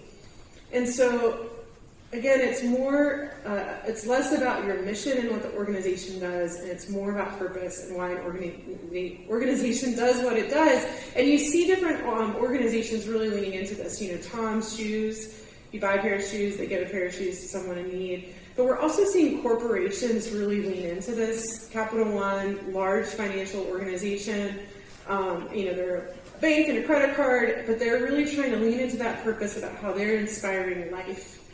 So you're seeing different companies really trying to lean into this, because at the end of the day, it's what younger workers want. They want to work for an employer who contributes to social or ethical causes that they think are important. This is more important to them than other generations. And we're seeing this play out in the Gen Z population too, because they're just starting to enter the workforce. And 83% of them say that a company's purpose is extremely important when deciding where to work and also what to buy. So it comes back to that purpose. The third is economic awareness. So you might be familiar with the wealth gap notion. So in 1989, the wealth gap between those who are 65 and older versus those who were 40 and under was about 7 times. Today, the 62-plus-year-old is 15 times wealthier than the 40 and under worker. Moreover, we're seeing that millions of Americans are having to live paycheck to paycheck, and this data really came to life when there was first the government shutdown and then the pandemic, where it was that 40% couldn't live paycheck to paycheck and 40% can't cover a $400 emergency expense. And then you add on top of that the college debt, where last year 7 in 10 who graduated from public and nonprofit colleges had student loan debt. And so this is creating in this millennial mindset this realization that what they've been told all along isn't true, that it's actually not worth the loans or worth the time or worth all that effort to be burdened by this debt and have so much less than their parents that are their same age. So this is the fading American dream, looking at when a child was born making more than their parents. And we see that it's just been continually declining. So these younger generations aren't earning what their parents earned before them. And then we're seeing decreasing health. This one is really interesting and a newer trend that we've been seeing. So there is a Harris poll study that looked at, I know this is a little bit of an eye chart, 11 chronic health conditions, and that teal or aqua bar are older millennials, and then the darker bar is the general public. And older millennials were more likely to say that they had these chronic conditions. So things like migraines, behavioral health, psychotic disorder, eating disorder, inflammatory bowel disease. So many of these, 8 out of the 11 chronic health conditions, older millennials are more likely to say that they had than the general public. And the CDC says that 1 in 5 adolescents and 1 in 4 young adults are now living with prediabetes. And then you add in the mental health impact of COVID-19, which drastically increased the percent of people saying that they had symptoms of serious psychological distress, and this was even more profound with those who are in that 18 to 29-year-old bracket. And then there's the increasing number of flexible work options. So this was, even before the pandemic, people were increasingly starting to work remotely. The pandemic accelerated that. There's a 400% increase in a lot of jobs moving to remote work, and we're seeing it continue to happen. And at the same time, there's also this rise in the gig economy, and this is where we're seeing increased people, they're quitting their jobs and they're starting to do gig work, where they will just do little bits of work. They get a 1099, and they'll work for different companies doing particular gigs. And we're seeing this increase, and Gen Zs are even more likely to want to freelance. 53% of the Gen Z population say that they would pass up a traditional job for a full-time gig work. Why? Because they desire more flexible schedules and greater independence. So the question is this an actual shift in our culture and how we're working and our mindsets, or is it just a short blip? And again, this is where we come back to how do we know what the future looks like? We have to understand where we already are in the future that we already know. And so what we're seeing is that workers are going to have the upper hand. So this is really driven, again, by that drop in the labor force participation. We're seeing unemployment at all-time lows, 3.5%. Just before the pandemic, it was at 2.6%, which was a 50-year low. 5% is considered full employment. So we're still, unemployment's incredibly low. And that labor force participation is projected to continue. The population over the next decade is going to grow by 8%, and we'll share tomorrow, but you all look like you're going to be trying to grow a little bit faster than that, at 10%, but we'll share some more of that. But what's interesting is that while the population is growing by 8 to 9%, the working age population is only going to grow by 5%. So when you look at the labor force growth by decade, you have 1970s, and in the 70s it grew by 30%, the 80s at 17%, and you're seeing it continually decrease where it's forecasted in this decade to only grow by 4%. So that means we're going to have a shortage of 10 million workers in 2030. And this is a lot to do with a shift that we're seeing in our age pyramid. So you might be familiar with this concept where you have more people at youth and young adult than you do at old age. So we're going to look at this, how this is changing. And part of it is because life expectancy. People are living longer. They're living longer than they ever have. And at the same time, we're seeing a decline in birth rates. So here you see there was that dip in the Great Depression, then you had the baby boom, and then in the 1970s, it dipped again. We had the energy crisis, but there was also the introduction of the birth control pill, and then we started to see it continue to decline where we're at some of our lowest birth rates ever. So fewer babies are being born. So here's where we look at the number of people in the population, men on the left, women on the right. That dark brown bar are the boomers. And this is in 1960, so you can kind of see that pyramid shape, where you had more people at youth and young adult than you did at older age. So we're just going to go through decade by decade here.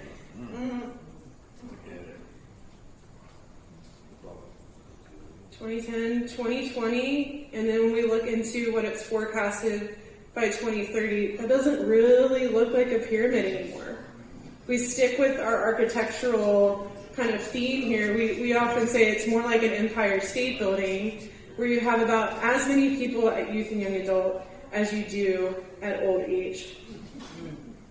So we're going to have fewer younger workers and more older people. And this is going to really impact...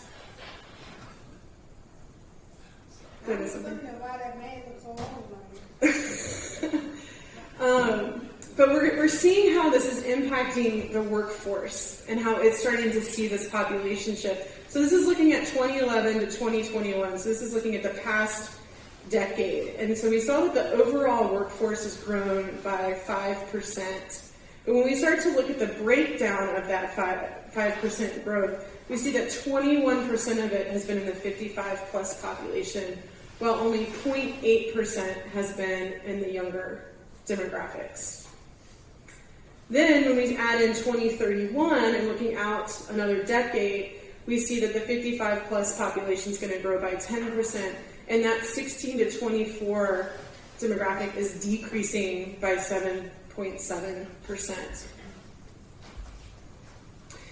And this isn't new news. This has been talked about for a while. It's been called the coming jobs war, and we've been talking about it in our trends presentations for a while, for probably the past decade to 15 years, and the reality is that now we are in that. It's now arrived. We are in the middle of that jobs war. And what's interesting is that we don't see this ending anytime soon. You'll often hear the headline that so many boomers are turning 65 every day. Well, it's not going to stop when the last boomer turns 65. This is going to continue to happen. Then it's going to be the Gen Xers, and then it's the millennials. And so all the way to 2060, from 2021, there were 58 million people that are 65 plus. By 2060, it's going to be 95 million people that are 65 plus. So we are an aging population. Even so, millennials and Gen Zs are really going to drive the values of our culture and our workplaces. So this is looking at U.S. Census data by the different generations. And so you can see that millennials are the largest generation, and then Gen Z is just behind them. And they're going to be the dominant generation for the next 10 years. And we look at the labor pool and the percent by generation, we see that millennials really started to enter the workforce in the early 2000s and are now the largest group in the workforce. So like when I started working, the headline was, oh, these pesky millennials are just starting to join the workforce and disrupting everything. Well, now we are the majority in the workforce, and the Gen Zs are going to be coming up and becoming another dominant generation in the workforce in the next 10 years. So we see today that millennials, again, the median age is 34, and they are that dominant workforce, and then you see the Gen Zers moving in there. By 2031, their median age will be 24, and millennials will be 42. And another way to look at this is the percent makeup. So over the next decade, you're going to see that shift where millennials are 43% of the workforce and Gen Z are 33%. And so this means that they're really going to be dominating the culture because they're going to be the leaders of our businesses and in the community. And what we have concluded is that this tight labor market is going to be around for a while because the demographics are just there. We're having fewer people are being born.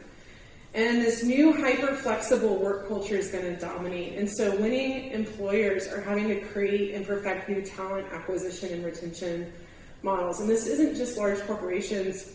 We're currently helping one city with their whole telework, remote work policy, and even rethinking how do they classify different workers because they're trying to prepare for this reality. So is there anything that could change the storyline? We always have to think about those wild cards. And again, here's where we're going to bring back up that OpenAI and the ChatGPT because we think this is going to have an incredible impact. This one is a little bit dated, but you could go to replacedbyrobot.info and type in the job title and see what is the percent chance that it's going to be automated. So taxi drivers, 89% chance. Accountants, 94% chance. I used to not be worried, but now with how smart AI is, even knowledge workers, I mean, the fact that ChatGPT can write a whole thesis, it's just really profound what it can do. And we project that 1 in 3 jobs are going to be impacted by AI. Now, it's not like an alarmist or fear-mongering data point. There was all of this fear when the internet was coming out that, we're going to lose all of these jobs. Well, we didn't. The jobs just shifted. And so we're going to see a really big focus on upskilling and reskilling workers for the new jobs that are going to be created as a result of some of these shifts. So we've got to know what they are, and we've got to lean into them and really prepare for this new reality. There's this great book. Has anyone read this or heard of it? Yeah. It's called Think Again by Adam Grant. I highly recommend it. And it really challenges the way you think. And he says it's time to look the other way and focus on flexibility. You're not what you know or what you think. You are how you know and how you think. And that we all need to be researchers and thinking differently about everything. And so what do we need to be thinking again on when it comes to the workplace? Well, it's about their talent management spectrum. There are now all these different ways that people are working. So how does the city government start to think about this and being an employer of choice and being an attractive place to work in this tight labor market? Yes, it might still have those traditional full-time, in-person workers, but we also might need to be thinking about different classifications. Maybe it's contractors. Maybe we start thinking about tasks rather than roles, and what tasks can be done by gig workers or contractors or through crowdsourcing that help us prepare for the future, and the fact that a lot of that workforce is going to be gig workers or people who aren't wanting to commit full-time to one employer. We have to think again about employee well-being. Again, we saw all the statistics about how younger generations are less healthy, both physically and mentally. So how do we start to think about well-being? Again, another city that we've been working with has just instituted 2 mental health days that they can take, no questions asked. And they can do whatever they want with them. And then how do we help employees connect and build community? Because if we are more in this remote world, how do we continue to foster community that's so important? How do we drive home purpose and that sense of place and community? So that was a lot of information kind of at once. But first, just want to get some of your general reactions to what we heard.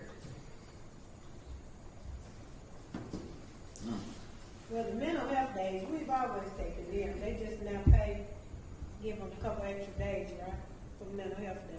We've always taken them. Haven't they been sick days?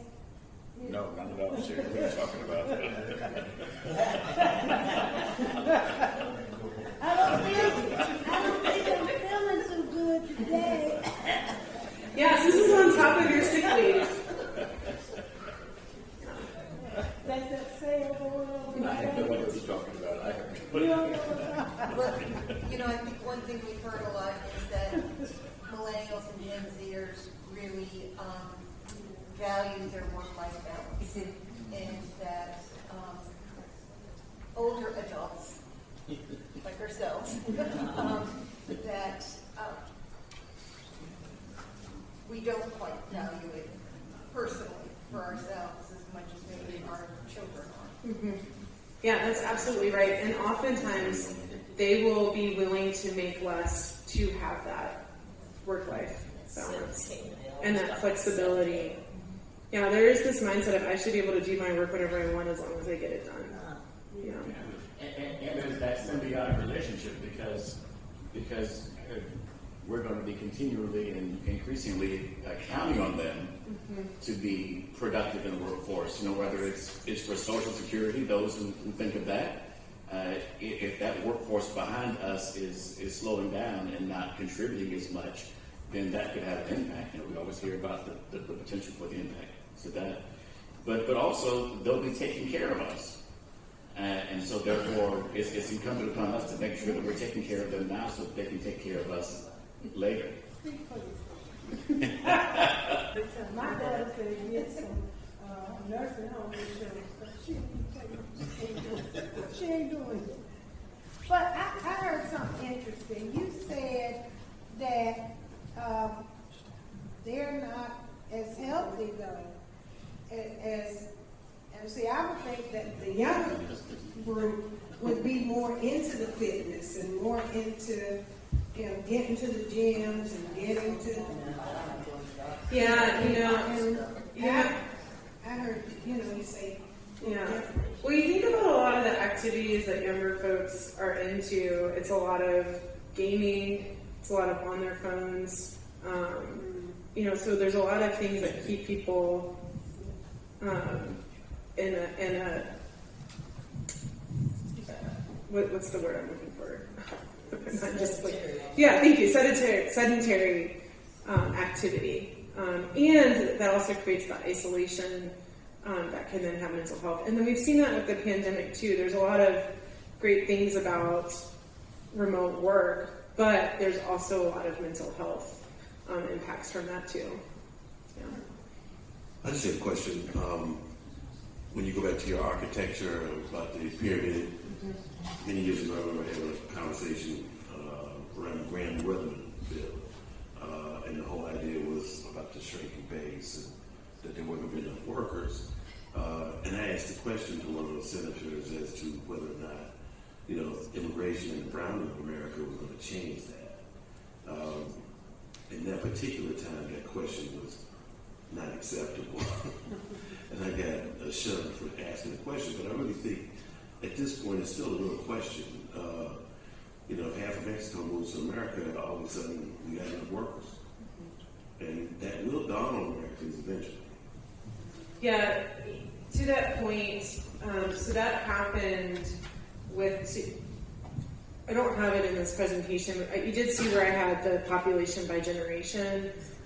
We have showed before the population by people who were born here by generation, and that Gen X bucket was a lot lower than what you see today. And it was somebody realizing that, and they turned on the immigration knob.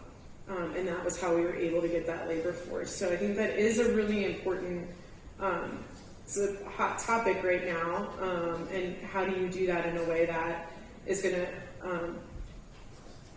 bring the right type of workers here too, and thinking about it intentionally too. So does this mean that we need to maybe look at how you structure benefits packages for these younger employees and also the work environment, I guess? Yeah, so I could talk a long time on this, especially because we're actually working with the city to develop that. It's really interesting. The remote work has often been termed as a benefit, and when that happens, it starts to people start to feel inequities, and they say, well, it's not fair that they get to work from home and I have to be in person when it's, sometimes it's an unreasonable thought. It's like, well, your job requires you to go pick up the trash. So, you can't do that remotely, and you signed up for this work, so you should have that expectation. But what we're seeing is that it has to be a shift in mindset, and what is really behind either perspectives on it being a benefit or not is it's what they really want is flexibility. And so what is that flexibility for every type of work arrangement? So it might look different for the person who is in person than the person who is working remotely, but each one has opportunities for flexibility. And creating a work arrangement that both parties agree to that looks at tasks versus a specific role and saying, okay, what tasks can be done more effectively and efficiently in which way? Can it be done more effectively and efficiently at home in a remote work environment?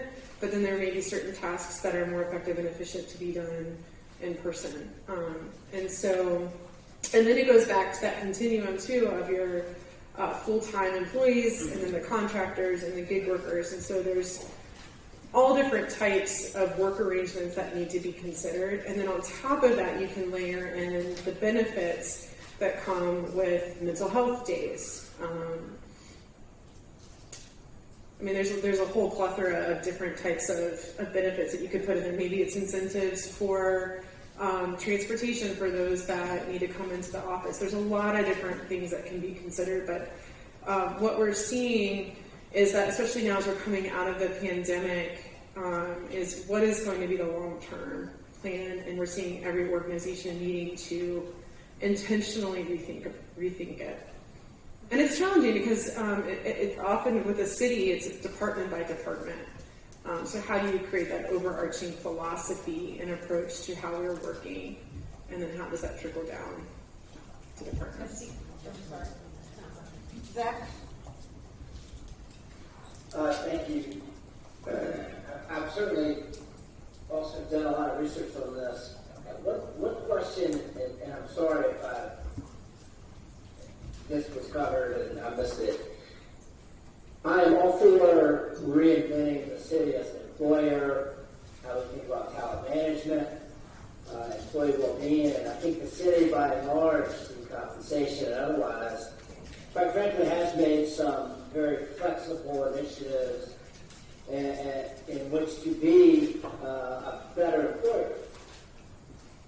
What, in turn, should the city CMO or the department heads, and notwithstanding micromanaging the city council, in turn by making all these flexible and new initiatives to promote proper health environments and work environments, can we expect from an output perspective on managing said employees?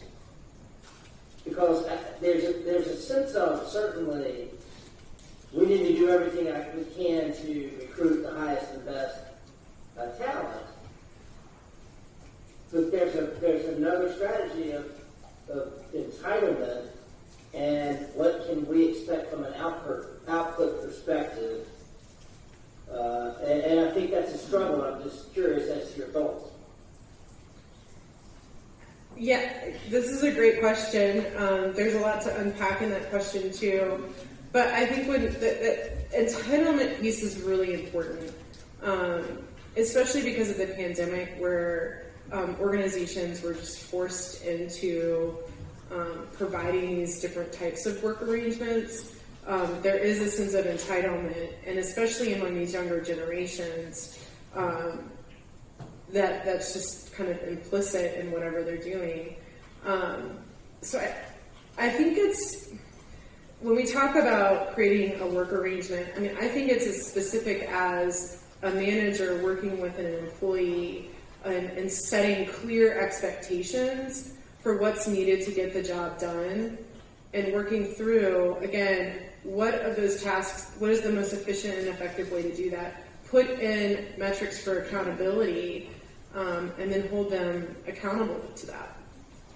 But it's about having clear communication between a manager and an employee and putting those expectations in there. But at the same time, they're getting offered their flexibility that they want. Yeah, it's Mr. Manager, in my opinion, it is very easy for us to just only talk about what we can give, but it's also about what we can expect. And I think there might be, and this goes back to some previous conversations that we had a few weeks ago, as it relates to City Council and yourself, I think 6 months ago, is we give. And so we gave recently, and I totally agree with the making sure the employees staff at 4% to make up for the change in pay timing. But I don't think it seems like we're doing a clear and just upfront conversation on what is expected. And that is something I think we all need to consider, because we all get complaints from our constituents throughout the city, and I think that's, we can give a lot, but we've got to start expecting, if not demanding, the proper output on behalf of our constituents and the business community that is wanting to invest here. And that's, I'll use this term again, we're one topic on this, one-sided, where it actually should be a barbell strategy on how does the city reinvent itself, and in the same discussion on the barbell side is, what should we expect as their employer? And I think we're missing a vote, just having a one-sided conversation. I think when we looked at the demographics and the changes, and we might be in this in the age that think that you have to go above and beyond. But everything has changed. It's us. If they do their job, we don't need to have to manage them to the point that they have to be there, that we look at them do their job. According to this, things have just changed. That people don't look at jobs like we do. We think we got to be there and do and take stuff home and all that. That's what I came up doing. But that's different now. They don't do that. And I know when the city manager sent out that different directives about who was going to be there, and there was a lot of little angst about that. But I think he was trying to meet the demands because he knows what those department heads are hearing from their people. And I don't think everybody has to be there. And the people who are complaining about folk not being there, they're probably old folks too.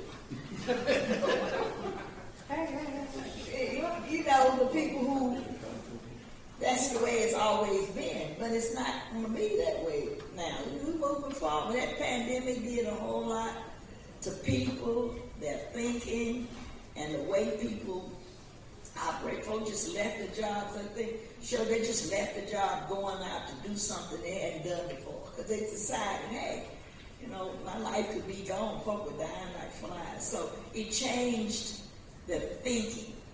And being at a place to work doesn't mean that the folks are really doing their job.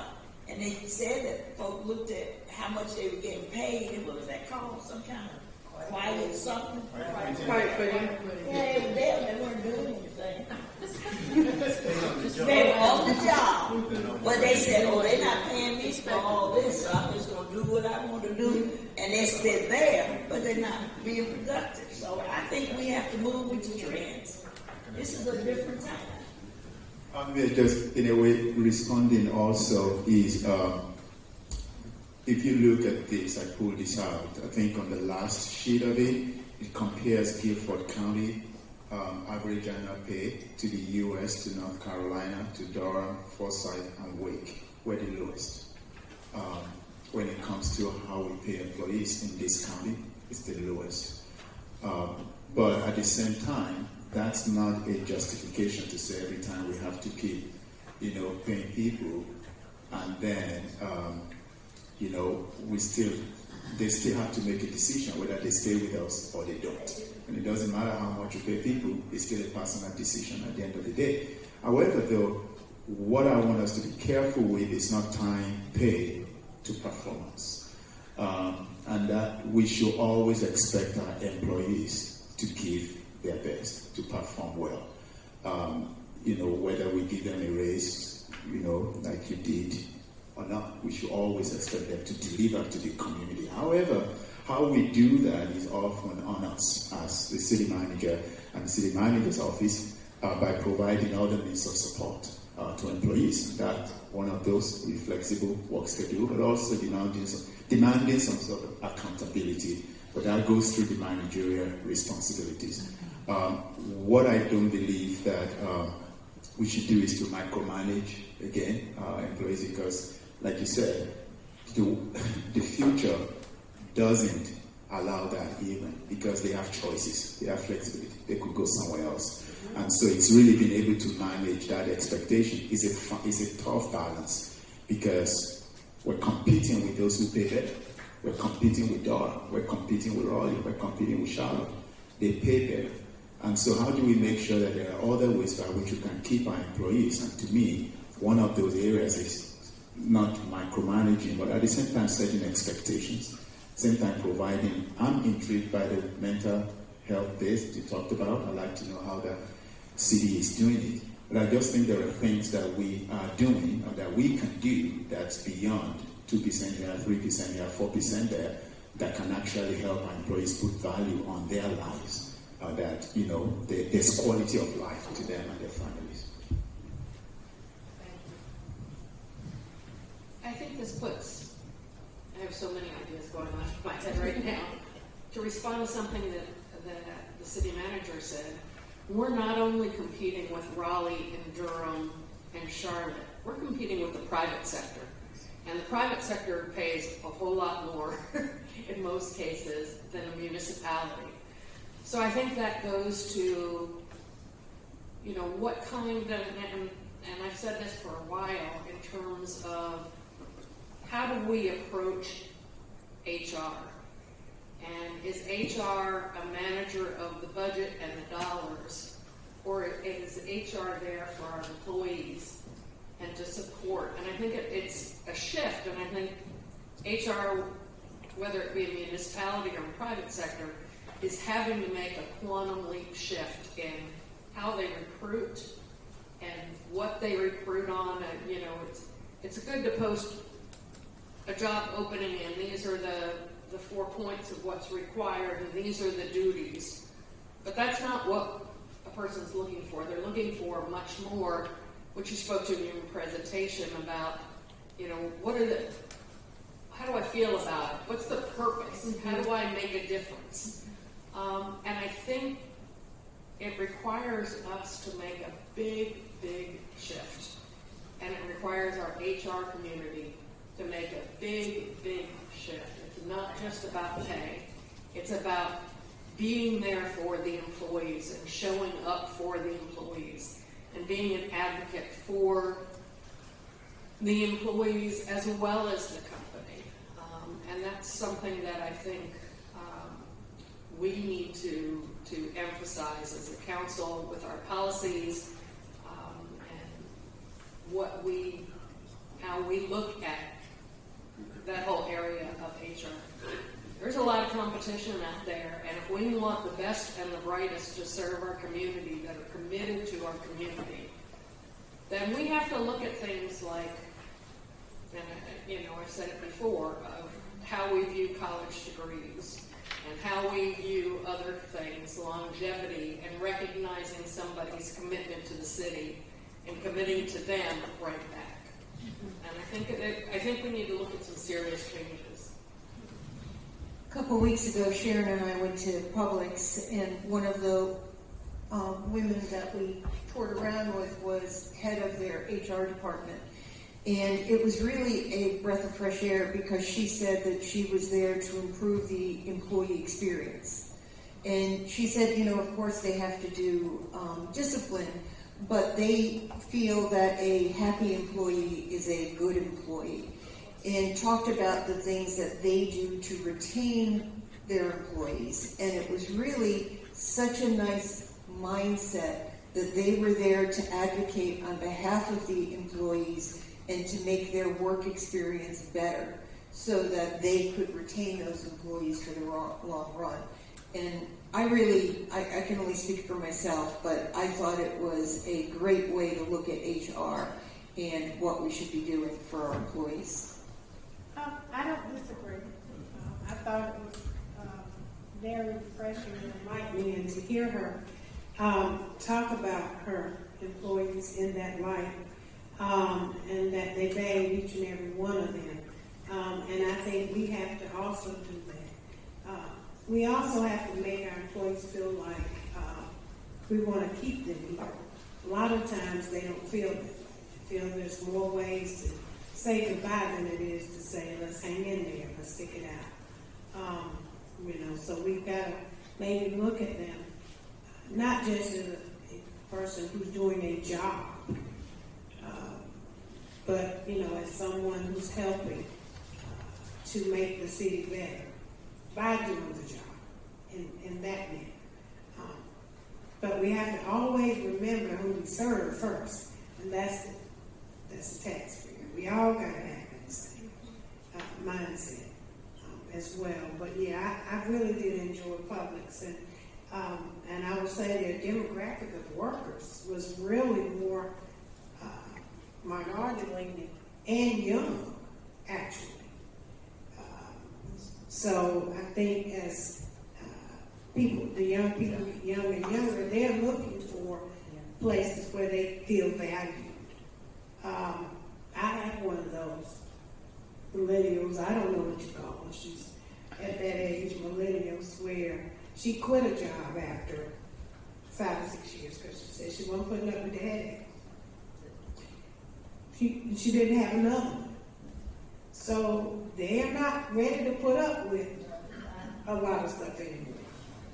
She's traveling social worker now, but still, she's like, I'm just out, I'm done. So headhunters are out there looking to hire these young people. So Tammy's right, private sector's doing things, and so we have to maybe offer some incentives, maybe a couple of mental health days maybe is the way to go. I mean, a couple of sick days where people say, I'm just sick of coming in here today. You know, and you get a couple of days that don't penalize you. Because sometimes, and I've heard employees say this, that they get penalized for taking a sick day or two when it's time for review. Oh, but you were out this day. That doesn't need to be the case. We all get sick and tired, or our child gets sick, or our spouse gets sick, or something happens.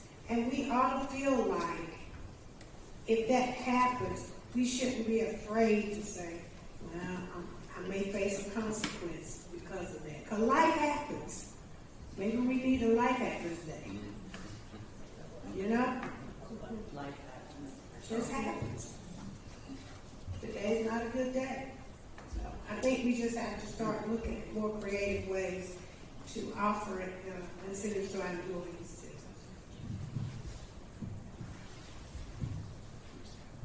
So I am one person, Dr. Wells, I'm going to have to respectfully disagree with you. And maybe my mother is coming out of my mouth, I don't know. But, yeah, I have a hard time with employees who are being paid for by the taxpayers to serve the taxpayers who are working from home. I have a big concern that our productivity has lessened, and that it takes longer for plans to get through, and that we don't have the creative collisions that you used to hear about. People, they meet in the hallway and they come up with new and inventive solutions that, we talked about silos before, that there are some employees who then don't have that outreach to other employees. But my main concern is really the loss of productivity. And, I feel it. I've heard it from members in the community that it's difficult to get in touch with certain employees, that phone calls aren't responded to, that emails aren't responded to. And I want us to be an employer of choice, but I also want us to be a city of choice. And that means that we need to be responsive to our external customers. So this is something that I'm very torn over, because I understand what it looks like to be able to give people the flexibility. And I've mentioned that I thought that this was creating two different classes of employees: those who don't have the luxury of the ability to work from home, and the people who have to show up every day because they've got to pick up the trash and fix the water lines. And so that concerns me. It also concerns me that there are certain people who can work from home easier because they have a separate room set aside, they've got a home office, they have better Wi-Fi. And so that sometimes when you look at the people who can work at home, that really then creates, I think, another class. Yeah. Yes. This is you're hitting the core of the challenge of this. And again, a lot of it is wrapped up in this idea that it's a benefit, and it's not. It's a way of doing work efficiently and effectively. And so there's a lot of reports out there. There's one from, I think it's McKinsey, that has studied it, and they've kind of come to the conclusion that from a productivity, efficiency, and effectiveness standpoint, that it never should be fully remote.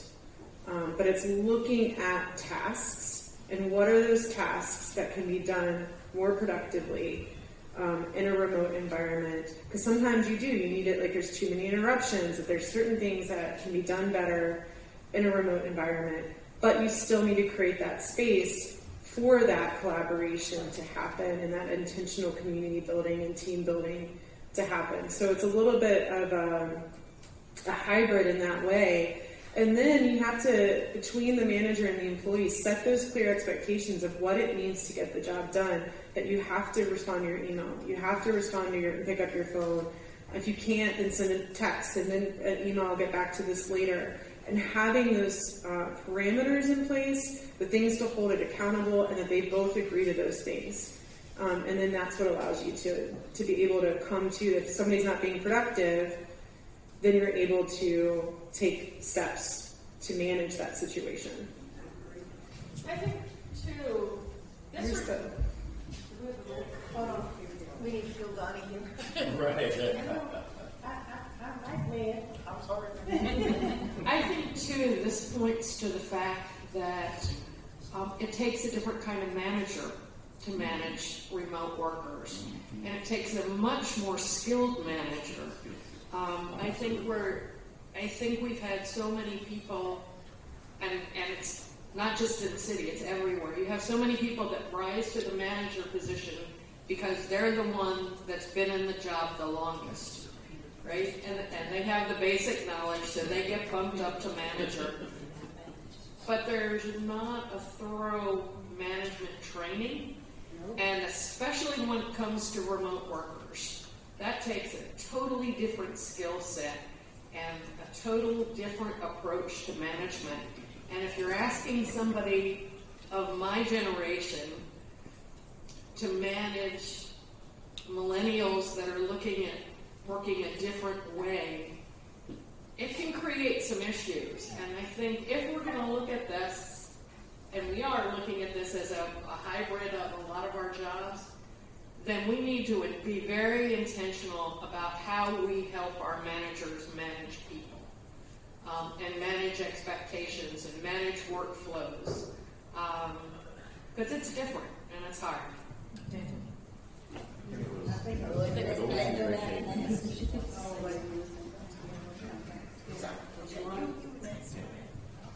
So I'm thinking, with all the technology we're experiencing, and we know it's only going to grow, I do see some benefits for a certain amount of hours, half a day or something, or one day working remote.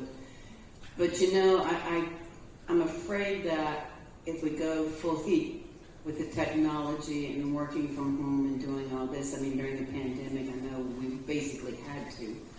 We're losing that personal interaction that's been mentioned earlier, as in, and I think the mayor and a few others have mentioned, a customer comes to City Hall and wants to speak to someone, but nobody's there, but everybody's working remote for a certain department.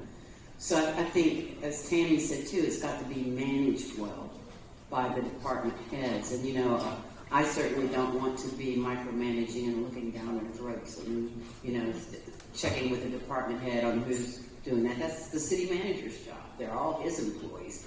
So, we direct the city manager what to do with his employees. But, I do have the fear that as we become more and more remote and everything, that the city is going to lose that interaction with its constituents. So just the way I feel about it. Yeah, and I think that's wise to keep that in mind. And what we're seeing some cities do is, they're creating, a lot of city halls are consolidating, so they need less of a footprint when they have remote work happening, and they're creating one-stop shop so that the resident only needs to go to one place, and then they're doing appointments. So you can make sure that it's staffed appropriately for the appointments that are needed. Has anybody checked to see if there's any difference in the productivity? And then anybody checked with the department heads, has there been a decline? No. I can say that we may have a challenge with people not wanting to use their personal cell phones to do business. And we took care of that using the software for them on their phone to be able to do that. The next step is making sure that people are held accountable. Well, we haven't seen a decline, actually. So I will quickly say that if you look again at the trend report, you will see that the number of plans that were reviewed by TRC went down.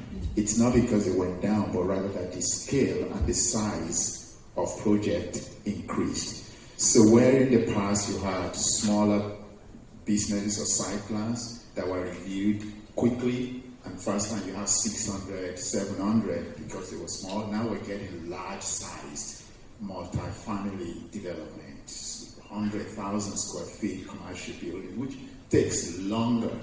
So it's not a function of people not in there. Again, that's why I don't envision a fully remote situation for us as a municipality, but I do see that a hybrid environment can work where no single department has everyone out. No, people have to be in the building.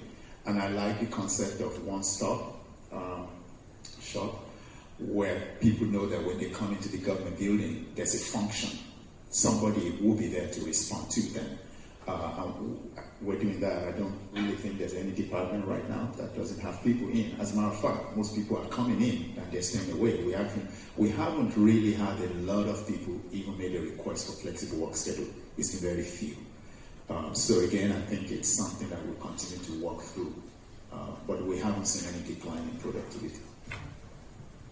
Well, I was thinking, this man said something about productivity, so I just wanted to know if there had been any change in it, because I think with this issue is that we have to make a paradigm shift, because things have changed, and we have to make the paradigm shift, and we expecting them to do like we have been trained to do, and like we will do, and like we continue to do.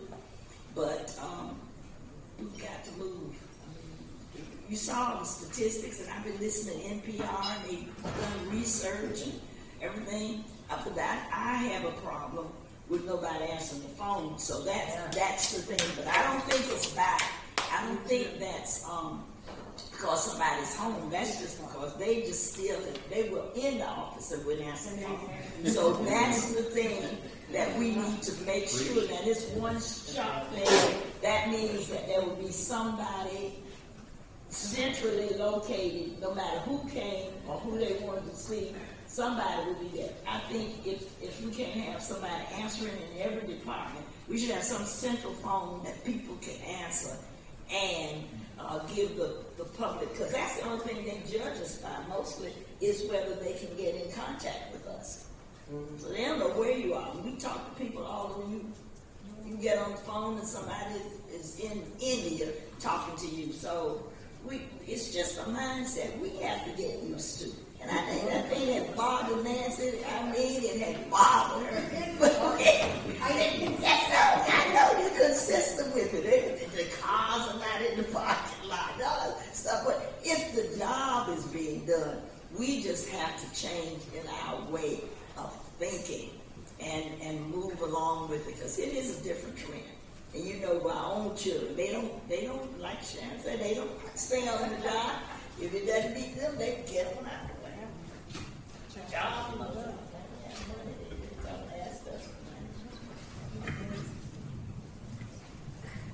Yeah, obviously, if we accept the trend, and I don't think there's any reason for us not to, then we've got, if we want to attract the younger people who are going to come and do the work for us and take these jobs, then we've got to, totally change the way that we're doing business.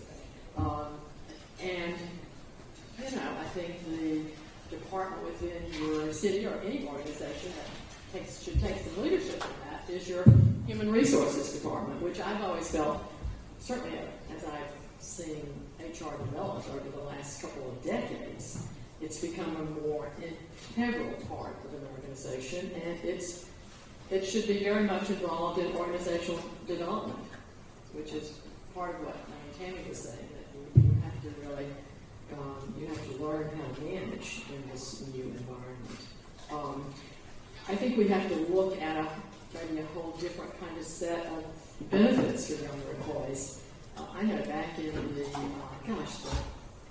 the mid to late 80s in New York, running a specialty retail business in New England, all of our store managers and assistant managers at that time were young women, or mostly young women. No men. I did ultimately add men to our management team. But one of the things that I did was that we were able to allow them up to a certain amount to set aside from their income funds to pay for child care that then were not taxed. That was a benefit that was really quite useful. So I think we have to look at the different kind of benefits package. I mean, younger people are coming to work in organizations today with huge debt, educational debt. Is there some way of helping them shoulder that or pay for it? Maybe, I don't know what the tax laws are today. Well, and then not just child care, elder care, too, with their aging population. Sure. Yeah.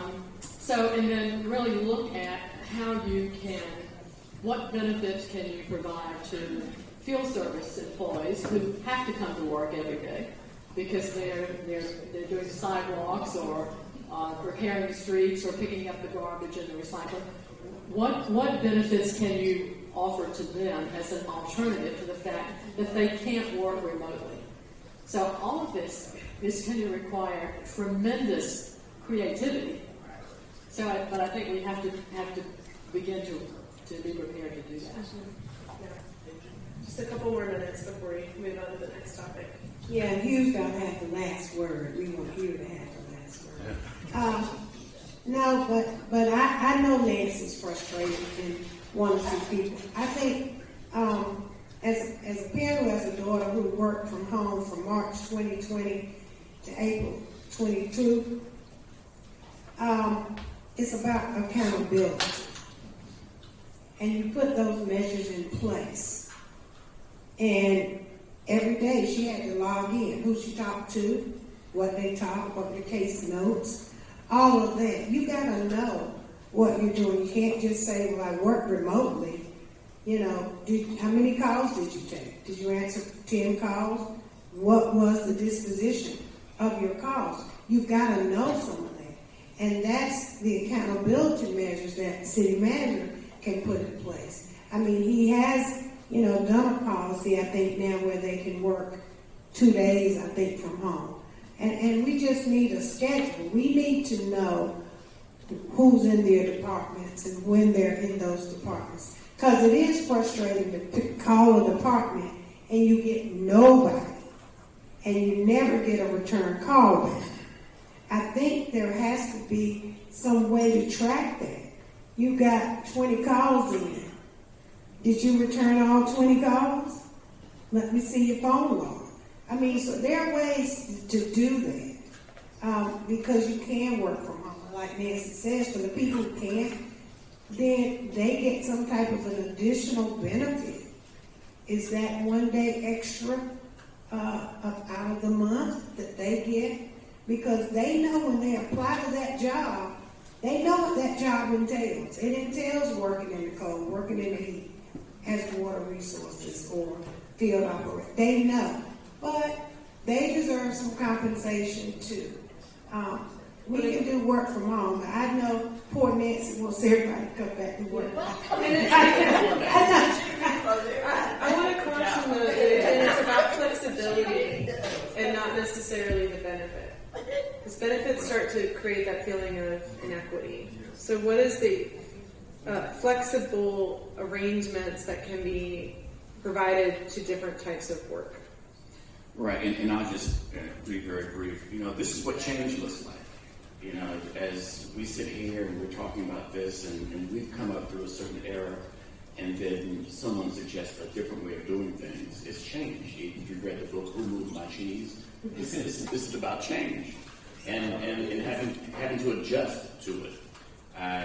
I'm sure there's some group of folks on YouTube right now looking at us wondering, when we fell and bumped our heads because we don't get it.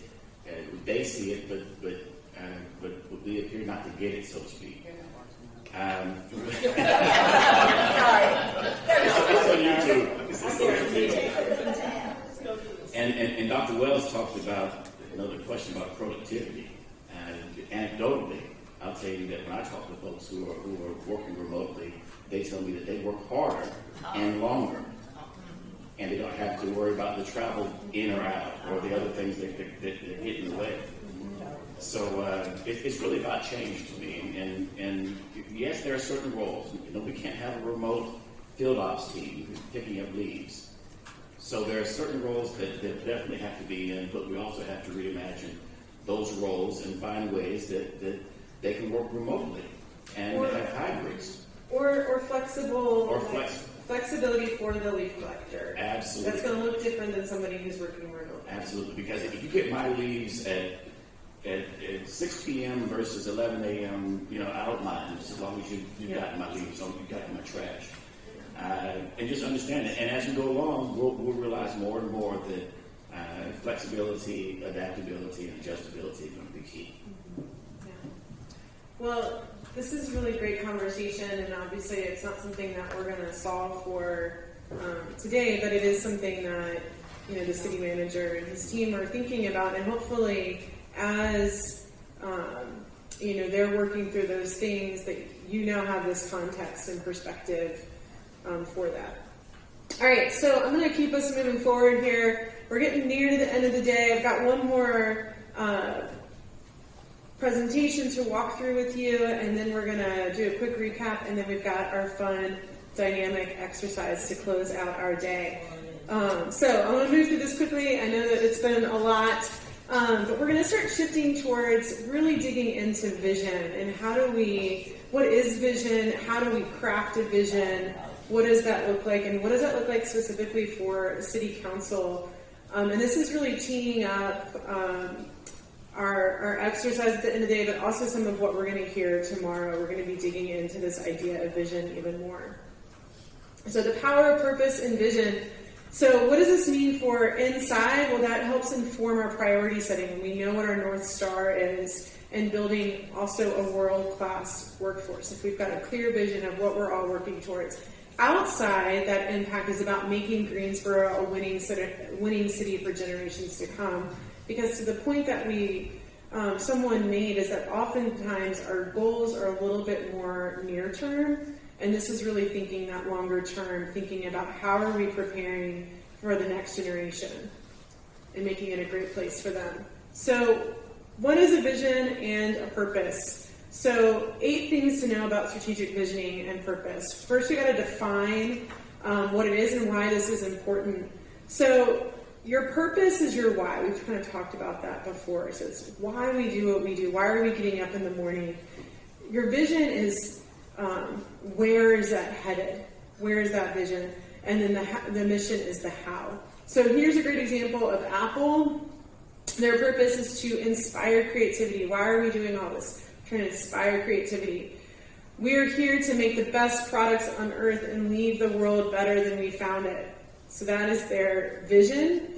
And then how are they going to do that? Their mission, bring the best user experience to our customers through innovative hardware, software, and services.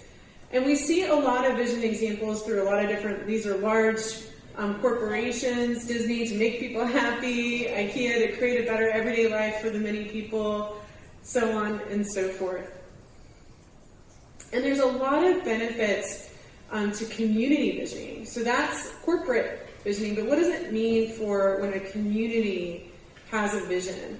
Well, going through the process, it helps educate the community on the challenges and opportunities that you're facing. It highlights and inventories the current programs and initiatives that are in place. It starts to identify shared values of the community as a whole, and articulates a shared story of where we are today and who are we today, and then starts to articulate that longer term vision, building awareness and creating alignment and accelerating that great work that's being done. So once you start to have that vision, you can get behind what's already happening and fill in the gaps with new efforts. And it can create a framework to help everyone understand how all of these efforts are working together and what is it all working towards. And it can inspire community-wide collaboration towards reaching that vision and getting behind those different initiatives that are taking place. And then it can also make the case for funding. So when you have a clear vision, you've got your clear priorities and initiatives that you're working on, then you can get increased partnership and funding to help those things and create a positive can-do spirit. So I asked this question earlier, and it does sound like you all have a vision. Would you say that this is a longer-term vision for Greensboro?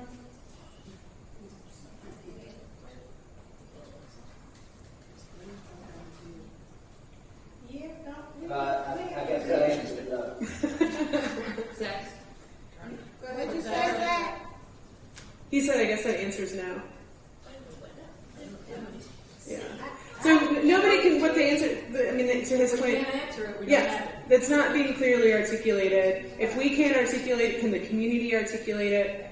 So what's it all working towards? All right, so how do cities formulate their vision? Well, the first thing is you've got to include lead organizations in the visioning process. It's beyond just the municipal government because it's one Greensboro. This is about everybody. And so we've got to be partnering with the business community and the Chamber of Commerce and other leading organizations, the Planning District Commission, the community foundations and other nonprofits that can get behind this as well. So it's typically how who comes together to help at least get it going and then involve the greater community. But before you can do that, you've got to package the process. So a lot of communities that do this, they put a snappy name to it, you know, Envision Greensboro or Imagine Greensboro, Greensboro 2040. So you'll see those names a lot around. So Denver, theirs was Denver Right. Boston did one, Imagine Boston. Fort Lauderdale was Fast Forward Fort Lauderdale. So you got to package it and then engage the community. So here we come back to that theme that we've been talking about in one of our roles as city council. And so when communities have taken on these visioning efforts, they will go out to collect thousands of stakeholder engagement. And this can be everything from your really scientific survey, like we saw presented, but then also to different pop-ups, but also really fun, creative, having like a chalkboard in the middle of a community event where people can just write what is their vision or 3 words for the future of Greensboro, where they hope Greensboro would be described in 20 years from now. So there's a lot of different ways. Yes? Well, I just want to say we did this like 2 years ago. Our vision, building on our history as a diverse and forward-thinking city, Greensboro is a community with endless economic opportunity and exceptional quality of life. I thought we had. We did this 2 years ago. Maybe We went around to all the communities.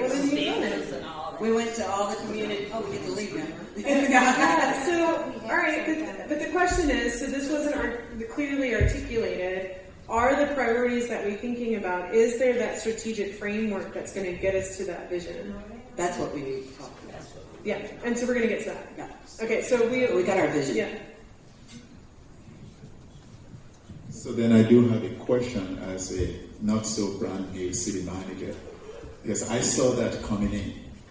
But then when you open your GSO 2040, which was also done, our GSO 2040, which was also done a couple years ago, it says that we engaged 6,000 residents, I believe, and that we came up with to be the best mid-sized city in the United States. And that's where I took that statement from.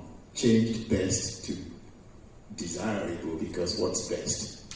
It's a non-quantifiable term. So again, how does that relate to this vision statement that we have on our website that Councilwoman Akuzeta just read? So again, we have that, and then we have the GSO that really talks about what we want to be in the future as the best mid-sized city in America, which I actually think it's a really, really inspiring statement in my mind. I've never seen it in any other plan anywhere else, and I've worked on multiple plans. I thought that was really punchy. But again, how does that relate to you? Because I like this one too. It talks about endless economic opportunities for our residents. But again, I just want to how does that tie together? Maybe that's a conversation we should have. Yeah. Well, and if you want, I can talk a little bit more about some pieces into that too. So I'll just skip through all this since y'all got all those voices. And shaping the vision, we always believe that it's built on your values. So I'm not sure what that visioning process was like that y'all went through. But for us, we look at this was what we did in Charlotte. What are those values based on your residents and your stakeholders? And what is the unique and defining feature or characteristic? And then you piece all of that together, and your vision statement is just your values connected together with other words. And that's what moves you forward, and it's really built on those values. And then you have to advance it. And this is where I wonder how well are we advancing that? So this was in Charlotte with their city council. When they developed their vision, they did this whole painting that now hangs in City Hall that brings to life their vision of what they want. And that vision is now incorporated into all of their documents. So from everything from the budget, because this is what, when you're planning your budget, it's all about how do we reach that vision. That is the guiding North Star of it. And you'll see it in their budget document there, that vision statement. It was in their community engagement and housing work. It was specifically stated in their 2040 comp plan. So again, it's guiding every decision that is made as you think about priorities, as you think about budget. How is it feeding into that vision of who we want to be? So this quote from one of the councilmen in Charlotte said, "Our vision helps focus our resources and ensures we're aligned in building the type of community we aspire to be, a place where people work together to help everyone thrive." And so they're able to articulate this in all of the work that they're doing when they're thinking about the priorities that they're doing. And so then you move it into, you have your values, your vision, and then how do you move it into your community priorities? So this is where we really start to think about how are we prioritizing. There's so many priorities, so what do we prioritize that's going to most effectively get us to achieving our vision? And this is where we come back to this model of where are we today, where do we want to be, and what's that North Star, and then what are all the things internally and externally that we need to be working on that are going to get us to that vision. And that informs our priorities, that informs our committee structures, and the specific things that come on down. And you package that and you share it, and you have your KPIs and you're reporting against those things constantly, and that everyone is understanding this vision. And then you start building champions for this too, that can inspire support. So this is work that we did in Hampton Roads, where they developed their vision and their action framework, and then had an opportunity for folks to sign up and become an ambassador, where they've got those different priorities of growing new jobs, of attracting and retaining talent, of growing resiliency, advancing regional infrastructure. And they're all articulating these things to get to their vision. And over 757 business leaders in Hampton Roads are now ambassadors, equipped with this language, equipped with these priorities to get to that vision. So you're having everyone singing off the same song sheet. So the question is now, if you have your vision, is that being held up as that guiding North Star as you think about your budget, as you think about the priority setting? Are we articulating this with the broader community to get them focused in on those things as well? The business community, the nonprofit community, getting behind that vision as well, so that we're all working towards the same thing. That more, if funding is tight, how can we maximize our dollars and bringing together the business community and the nonprofit community to put even more power behind specific issues that or priorities that are going to get us to that ultimate vision. Well,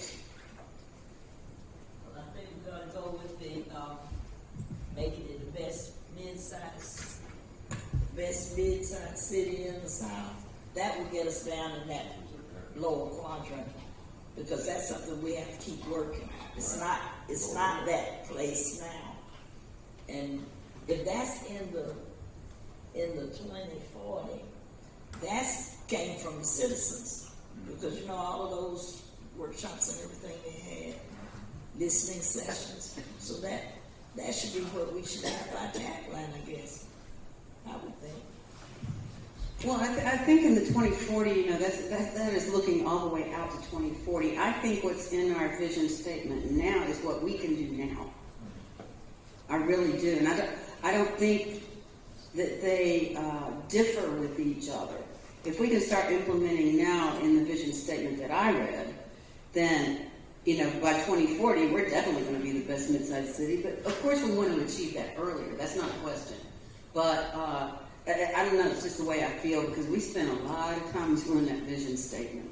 But we do that vision statement, read that vision statement. Well, and again, that's great that y'all have it, but the question to you now is this the guiding North Star that everyone is rallying around, that it's informing your budget, that it's informing your priorities, that it's informing your committee structures, that you're bringing in your partners to rally around behind it as well? Well, in the 2040, it also says our vision expresses what we as a community aspire to be.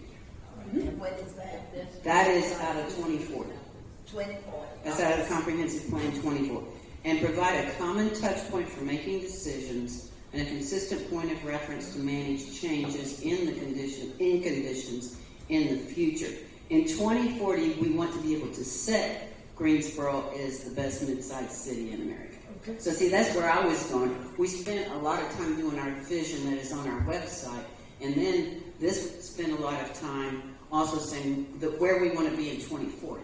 Great. I'm not going to be here, so don't Again, I want to say, it sounds like you have that. Your vision is to be the best mid-sized city, or the most desirable mid-sized city. The question is, do we have a framework on how we're going to get there? Is that a guiding force, a North Star for you all? Is it informing your budget? Is it informing your priorities? Is it informing your committee structures? I'm just going to say very quickly, I think a lot of that is in the comprehensive 2040 plan. But, I mean, can we just say that's the vision and so that, because the first question you asked was the vision. Everybody said your side. Because nobody, couldn't remember it. It had to be looked up. And if you gotta look it up, But the really sad part is that it was on the board earlier this morning. Well, but the bottom line is nobody remembered it. When it was on the board. She didn't say that. Did you say that, April, to be the best inside city? No, I put the city vision up there. You put the whole city vision. The one that it was up there. So, I just think we need to, your vision ought to be short anyway. Your vision doesn't need to be a dissertation. Now, your basis for your vision is something that you need to craft. I need to see that vision again. Yeah, and so we have a mission. How do we attain that mission? Because that's our vision. But I was up there too. Right, so it's what are the 5 things that you're going to do and that the whole community can get behind that are going to get you to that vision? And then what is the budget required to get that done? What of our partners can come in and help fill that funding gap? What are those priorities? It wasn't in the need to spend all that money and all that time to come up with 2040.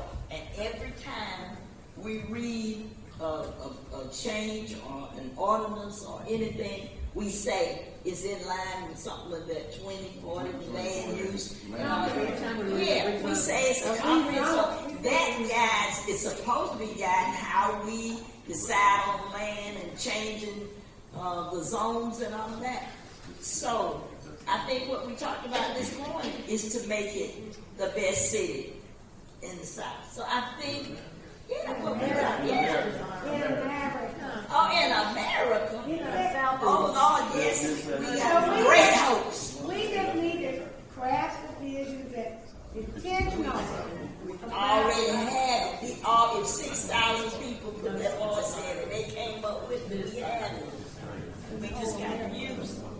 Okay, so I know I've taken a lot of time personally on this, but GSO 2040 provides the city of Greensboro with a clear, concise vision that is memorable, easy to understand, and reflects everyone's input. Actually, that's the one I read earlier because the community wanted the inclusive part. They wanted everything that was in that. It's too long. Okay, maybe it's too long. You do want your values as a part of it. But go ahead. I think we did a lot of work with 2040 and 2 years ago at our strategic plan on this. I think where we've dropped the ball is we haven't kept it front and center. And I think that's where we need to move going forward, is take what we've got. If we need to tweak it, we can tweak it. But we need to figure out how we're going to keep that front and center, not only for us, but for the residents and the businesses in Greensboro. And I think that's really kind of the next step. What I saw in your presentation was we kind of skipped through, because we've already done a good bit of that work in involving the community, et cetera. But we don't have the champions in the community. We aren't the champions because we can't recite it. And I think that's the missing link that we really need to focus on at this point. And we're going to dig into that a little bit more tomorrow. We're going to hear some examples of how some communities have done that effectively, and really rallied and partnered with folks to move the needle to getting to that vision. Okay.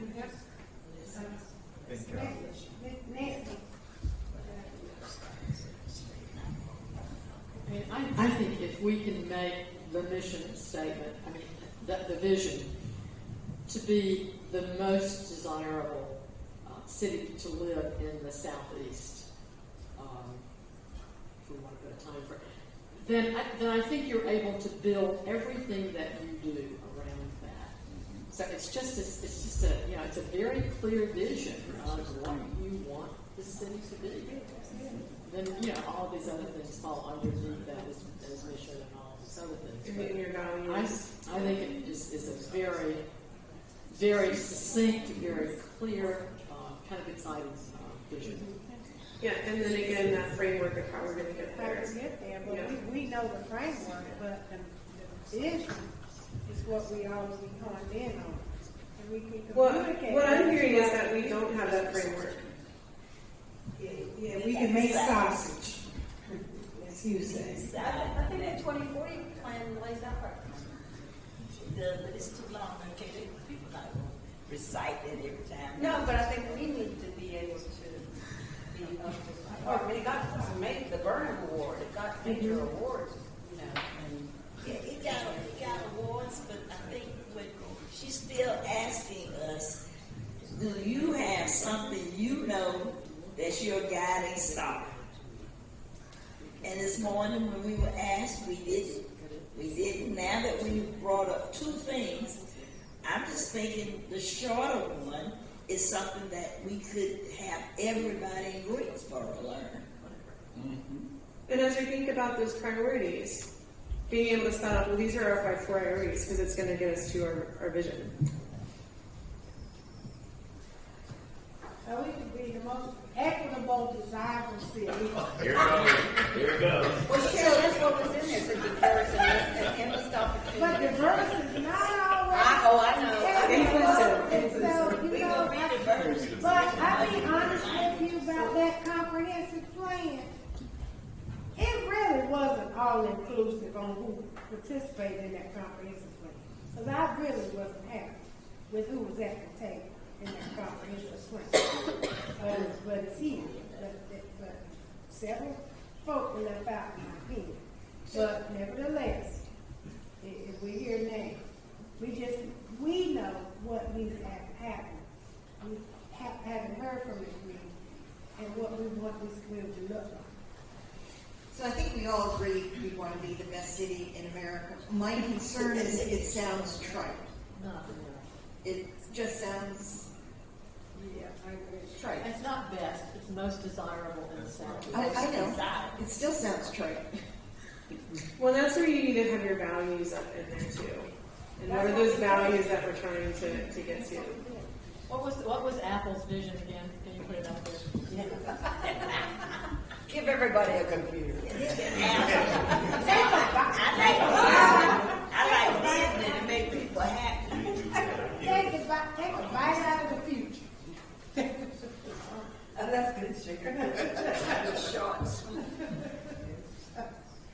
So this is Charlotte's. What did I just say? That's That right. one, that's, That one, That's the that one, They don't say that all the time. That's by 2030, that's their long-term vision. I bet not one person on council can recite that. Well, no, they are though, but they put it on everything. They put it They everywhere. put it on everything, let me see something there. Going back to Apple. No, you had a picture of people. Usually your purpose statement is the shorter statement, and your vision is often a little bit longer.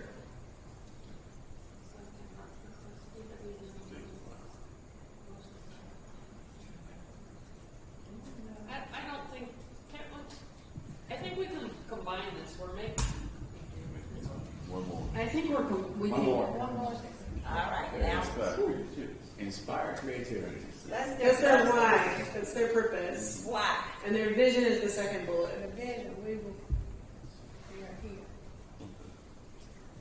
I think we can combine what we've got, with our purpose being to be the most desirable city in the country, or to the southeast, whichever we wanted to say, as our purpose. And then the vision can be the more detailed one. I don't think they're mutually exclusive. And I think we can do both. And I think that's what we really set and want. I'll agree is with to that. do both. Yeah, absolutely. And then again, it's all about packaging it, getting the community around it, making sure that those priorities and the pathway and the framework to getting to that vision is clearly articulated and understood and championed. Yeah. All right, so we're at the end of the day. Sorry, did you want to say something? I was just going to say that we've got All the elements. I really just think we've got all the elements. We don't have to reinvent the wheel. We have the vision, we have the mission, and if we want to take that piece out of the comprehensive plan as a why, that's fine. I really think that that's a good compromise we have. When I worked on the Charlotte Future Comprehensive Plan some years ago, my struggle was linking that land use plan with the Charlotte is America's coincidence, because that was there before I got there. And it was a struggle to link a land use plan with that. But then I started to realize that the reason why Charlotte did that was because of the other coincidence, Cincinnati. And so they needed to distinguish themselves that we are the coincidence, considering that there was always that competition between that tag. So it was later that I got that idea. But again, I think we've moved the needle faster than they did in terms of the fact that we have a mission statement, we have a vision statement already, and then we have that statement in the comprehensive plan, which we took out to really be, So I think we have all of these things. We just need to probably do a little bit more work around them as we do our framework. So, I have a question. For tomorrow, when are you going to ask for things about tomorrow? Oh, now because it's time to move on to our next thing. So we're kind of at the end of. So the we're concept. saying what? Yeah. So tomorrow we're going to hear from a guy from Ernst & Young, EY, out of Charlotte, who's going to share some specific examples about putting purpose and vision into action and the power of that. We're going to hear from Brent Christensen, who's the head of the chamber, who's going to talk about a lot of the momentum that's happening, and again, how does that feed into our vision, and how do we keep that going. And then we're going to start looking at some other headwinds and tailwinds that we're facing as we start to look out to the future. Okay, so I don't know if we can fit it in tomorrow or anything like that, but I think it would be great if we could figure out the way Greensboro is growing and maybe some of the things we've talked about today, where the deficiencies are, where we need to improve. I don't know if anything like that is available, but I think it would be good to just take a gander at that, Mm-hmm. Yeah, we'll be getting into a little bit of that tomorrow. Okay. All right. So now that we are kind of wrapped up with the content, we're going to move into our dynamic exercise. And I'm sorry for Zach on the line. This will be a hard thing to participate in virtually. Yeah, he's ready to Zach out. So, and I'm going to have April help kind of explain what we're going to do, but we wanted to do a fun, creative exercise to get you all thinking about our vision and the vision of Greensboro in an artistic way. So, April? Yes. We can just speak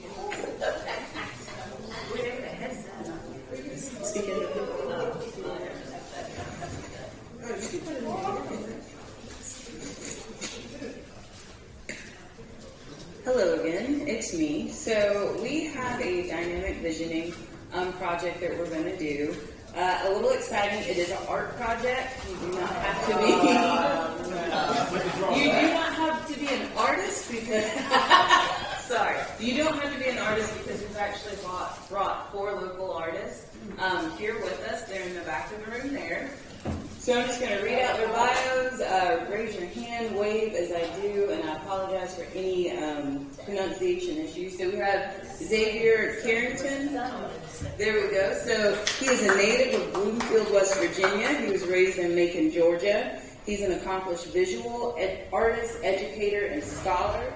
He began his career more than 20 years ago as a painter and is a Greensboro native for over 15 years. He's ingrained in the Greensboro arts community as a program director and professor at North Carolina A&T State University, and he's known for his paintings, graphic design, tattooing, that's for you, screen printing, and murals. All right, so we've got Sunny Boucher, or Sunny Gravely, as she was branded, Sunny Boucher. Yes. Oh, go. That's pretty hard, Zach. We can do some minimum stuff with that. As long as you get one on the cheek, text for a vision so we don't forget it.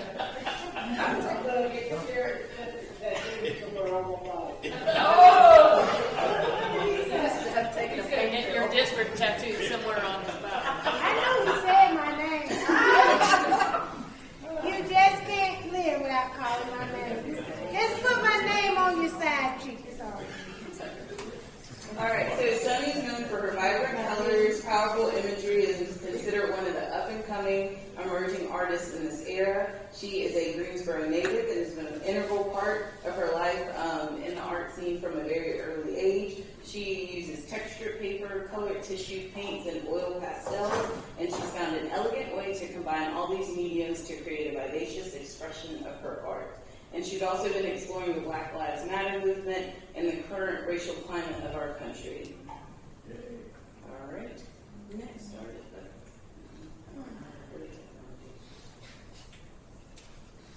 all right, then we've got Coca Marie. All right, so Coca Coleman is a Greensboro native. She attended Dudley High School, grew up in Dudley Heights. She received her undergrad degree from North Carolina A&T State University and fell in love with art. She's now using her gift of art as therapeutic expression to heal her mind, body, and soul. And she's working on a body of work that visually tells a narrative of her childhood trauma and mental illness. She consistently develops innovative techniques to encourage creativity and visual product improvement. And she uses oils, acrylic mediums, and is versatile in thematic experimentation. And she prides herself on giving back to her community. And then we have Felix Davila. Felix is a Latino artist raised in Winston-Salem. He also attended North Carolina A&T State University and is an arts educator at the Experimental School downtown Greensboro. He's best known for his illustrations. He's proficient in graphic design, painting, mixed media, and works part-time with the Creative Chromosome Artist Agency to design and install several murals in the state of North Carolina. And then is Darlene in here? Okay, I'll introduce Darlene Clinton when she comes in as well. She's helped to bring these creative artists together. So what we're going to do is we're actually going to team you all up in groups of 2. The mayor, you get to work on your own, or if Zach wants to join your group, he can, and they're going to work with you all to actually put together a visual piece for what your vision for Greensboro is. And our plan is to bring these together to kind of show a cohesive visualization that doesn't always have to be the same, but still represents what we want here in Greensboro. So the purpose is not to work with somebody that you're comfortable or used to, although you've all been together for a very long time, but I'm just going to randomly pair you up. So the mayor's with herself and her artist, and I believe you are with Sunny as well, Mayor. And then I've got Sharon and Nancy Hoffman, Goldie and Tammy Thurm, and Mary Kay and Hugh Holston. So at these, we're going to clear off these areas. You'll have these tables to work on. The African American Atelier has provided all the supplies for this project, and we will start to work together. Great, and we'll wrap up around 5:30.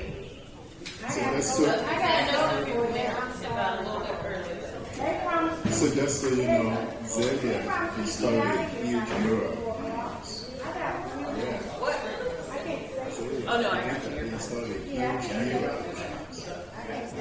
It's beautiful. It has all my pictures.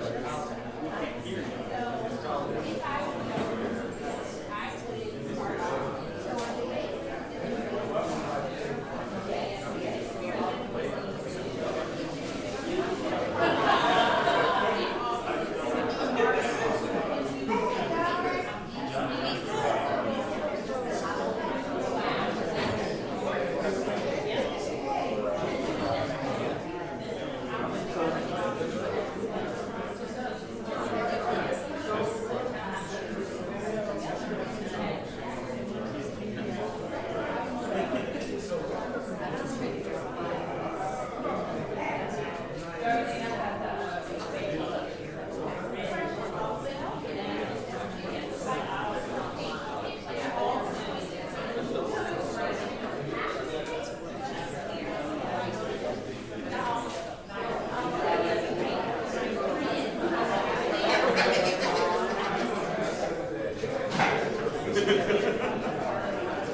luck.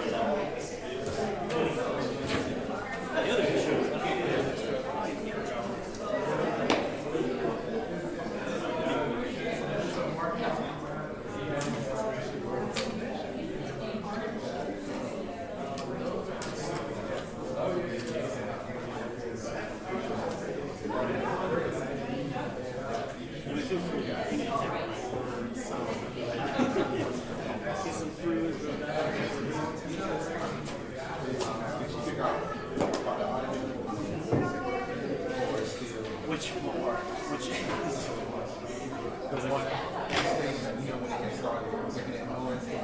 oh yeah. So I don't know how the issue is. I got a patch from the resource team. I just thought everything's good to work with. But then that didn't, for like our signal configuration, patched it back up and everything came back. So there was just an issue with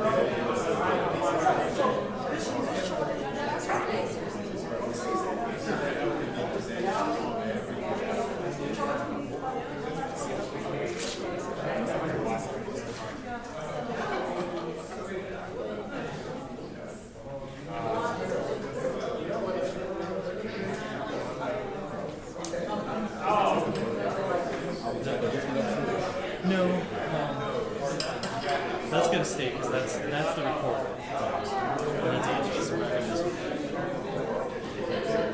I am gonna do. Let's see, that's what.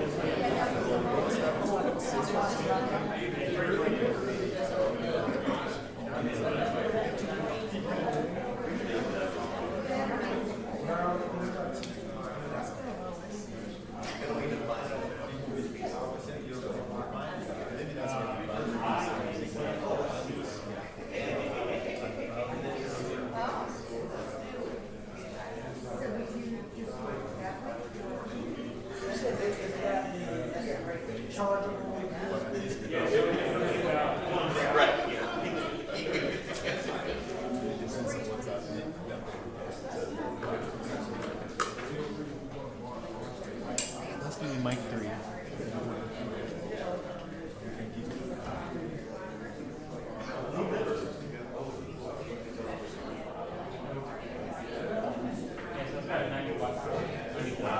Right, exactly.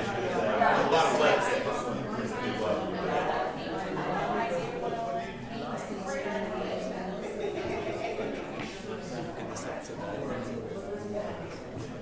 So it's got to be ultra wide. It's got like a video game here.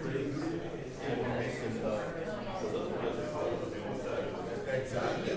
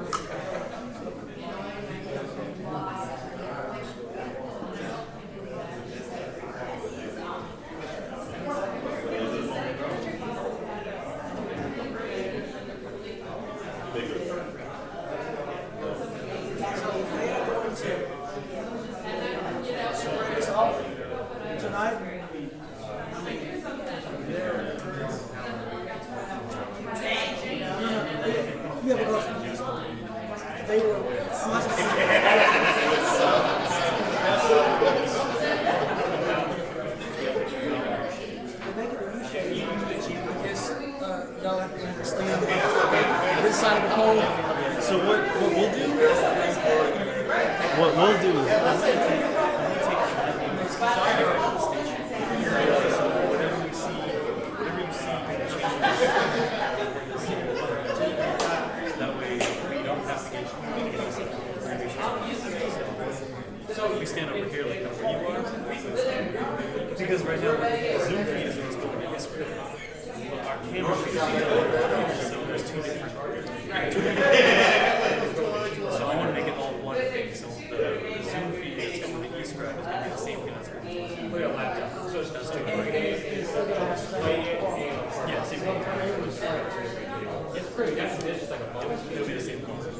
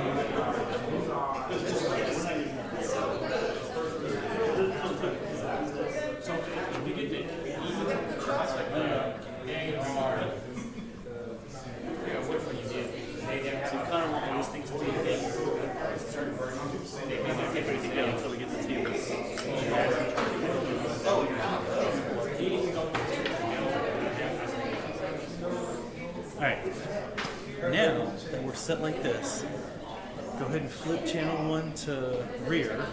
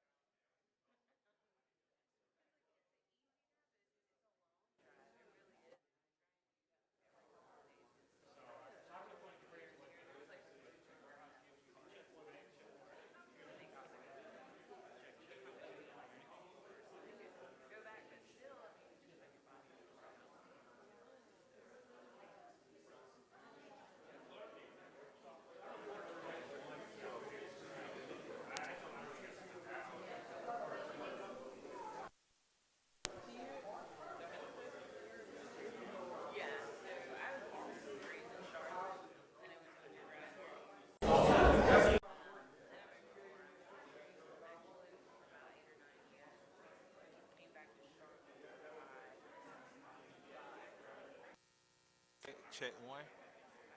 Mic check one.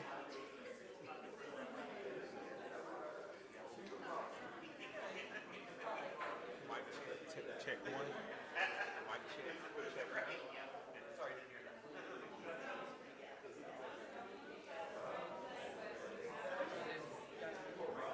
Check one. Mic check one.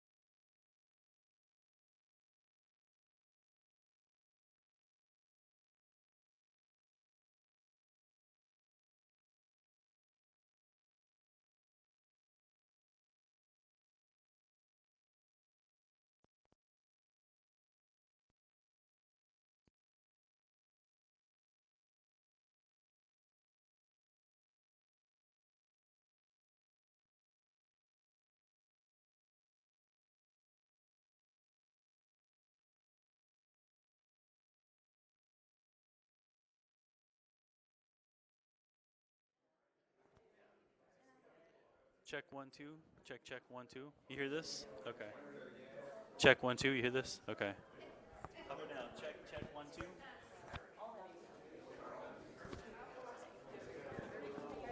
Check 1 2. Check 1 2. Check. That's low.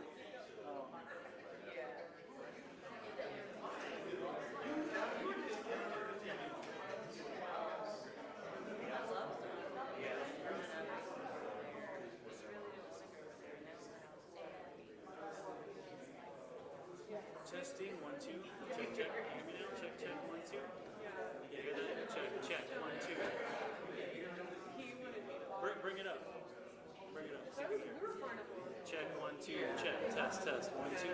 Testing 1 2. You hear better? Check 1 2. You hear it? Okay, hold on. Let me check this. Look, watch the whole thing. Bring it up. Right. And make sure that this is going to work and all that stuff. How high are you? And you want to live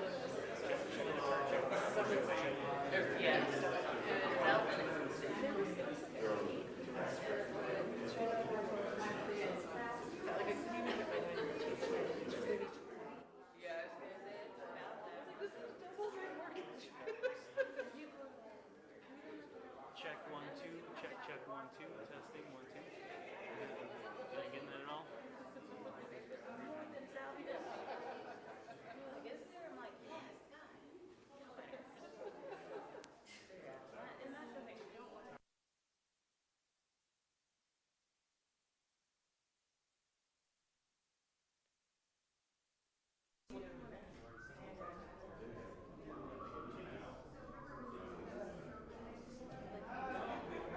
Check 1 2. Testing 1 2. Check.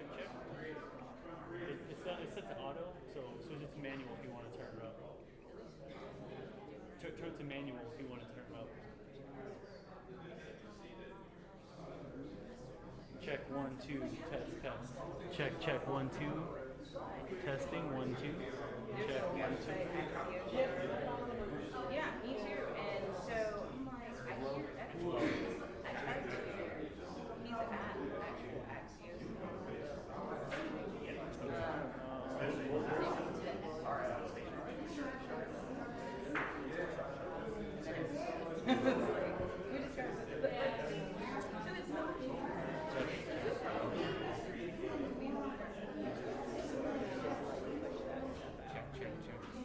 Another chicken chain.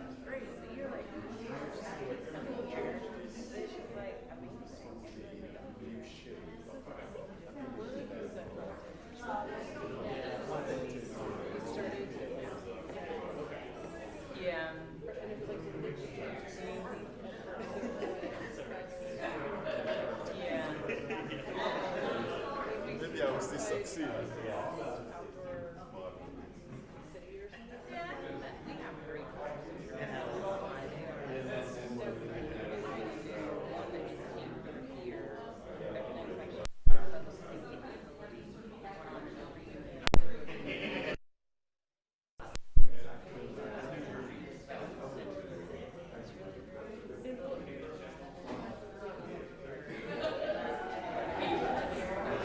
Check, 1 2.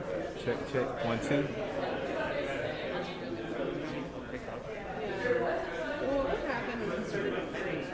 Fantastic. Check 1 2. Mic check 1 2.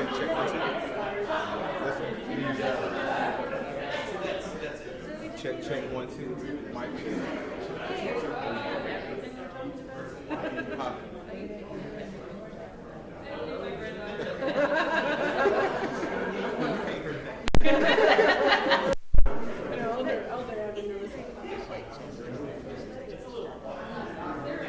Yeah, I just can't tell how much I like the background noise. Yeah, I think it's enough.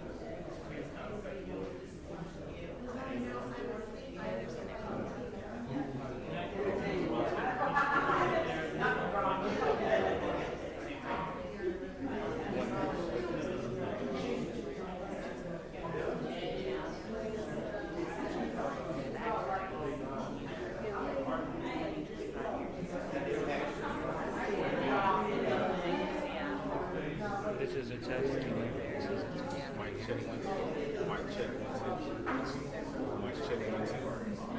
Can you hear? Check. Mic check.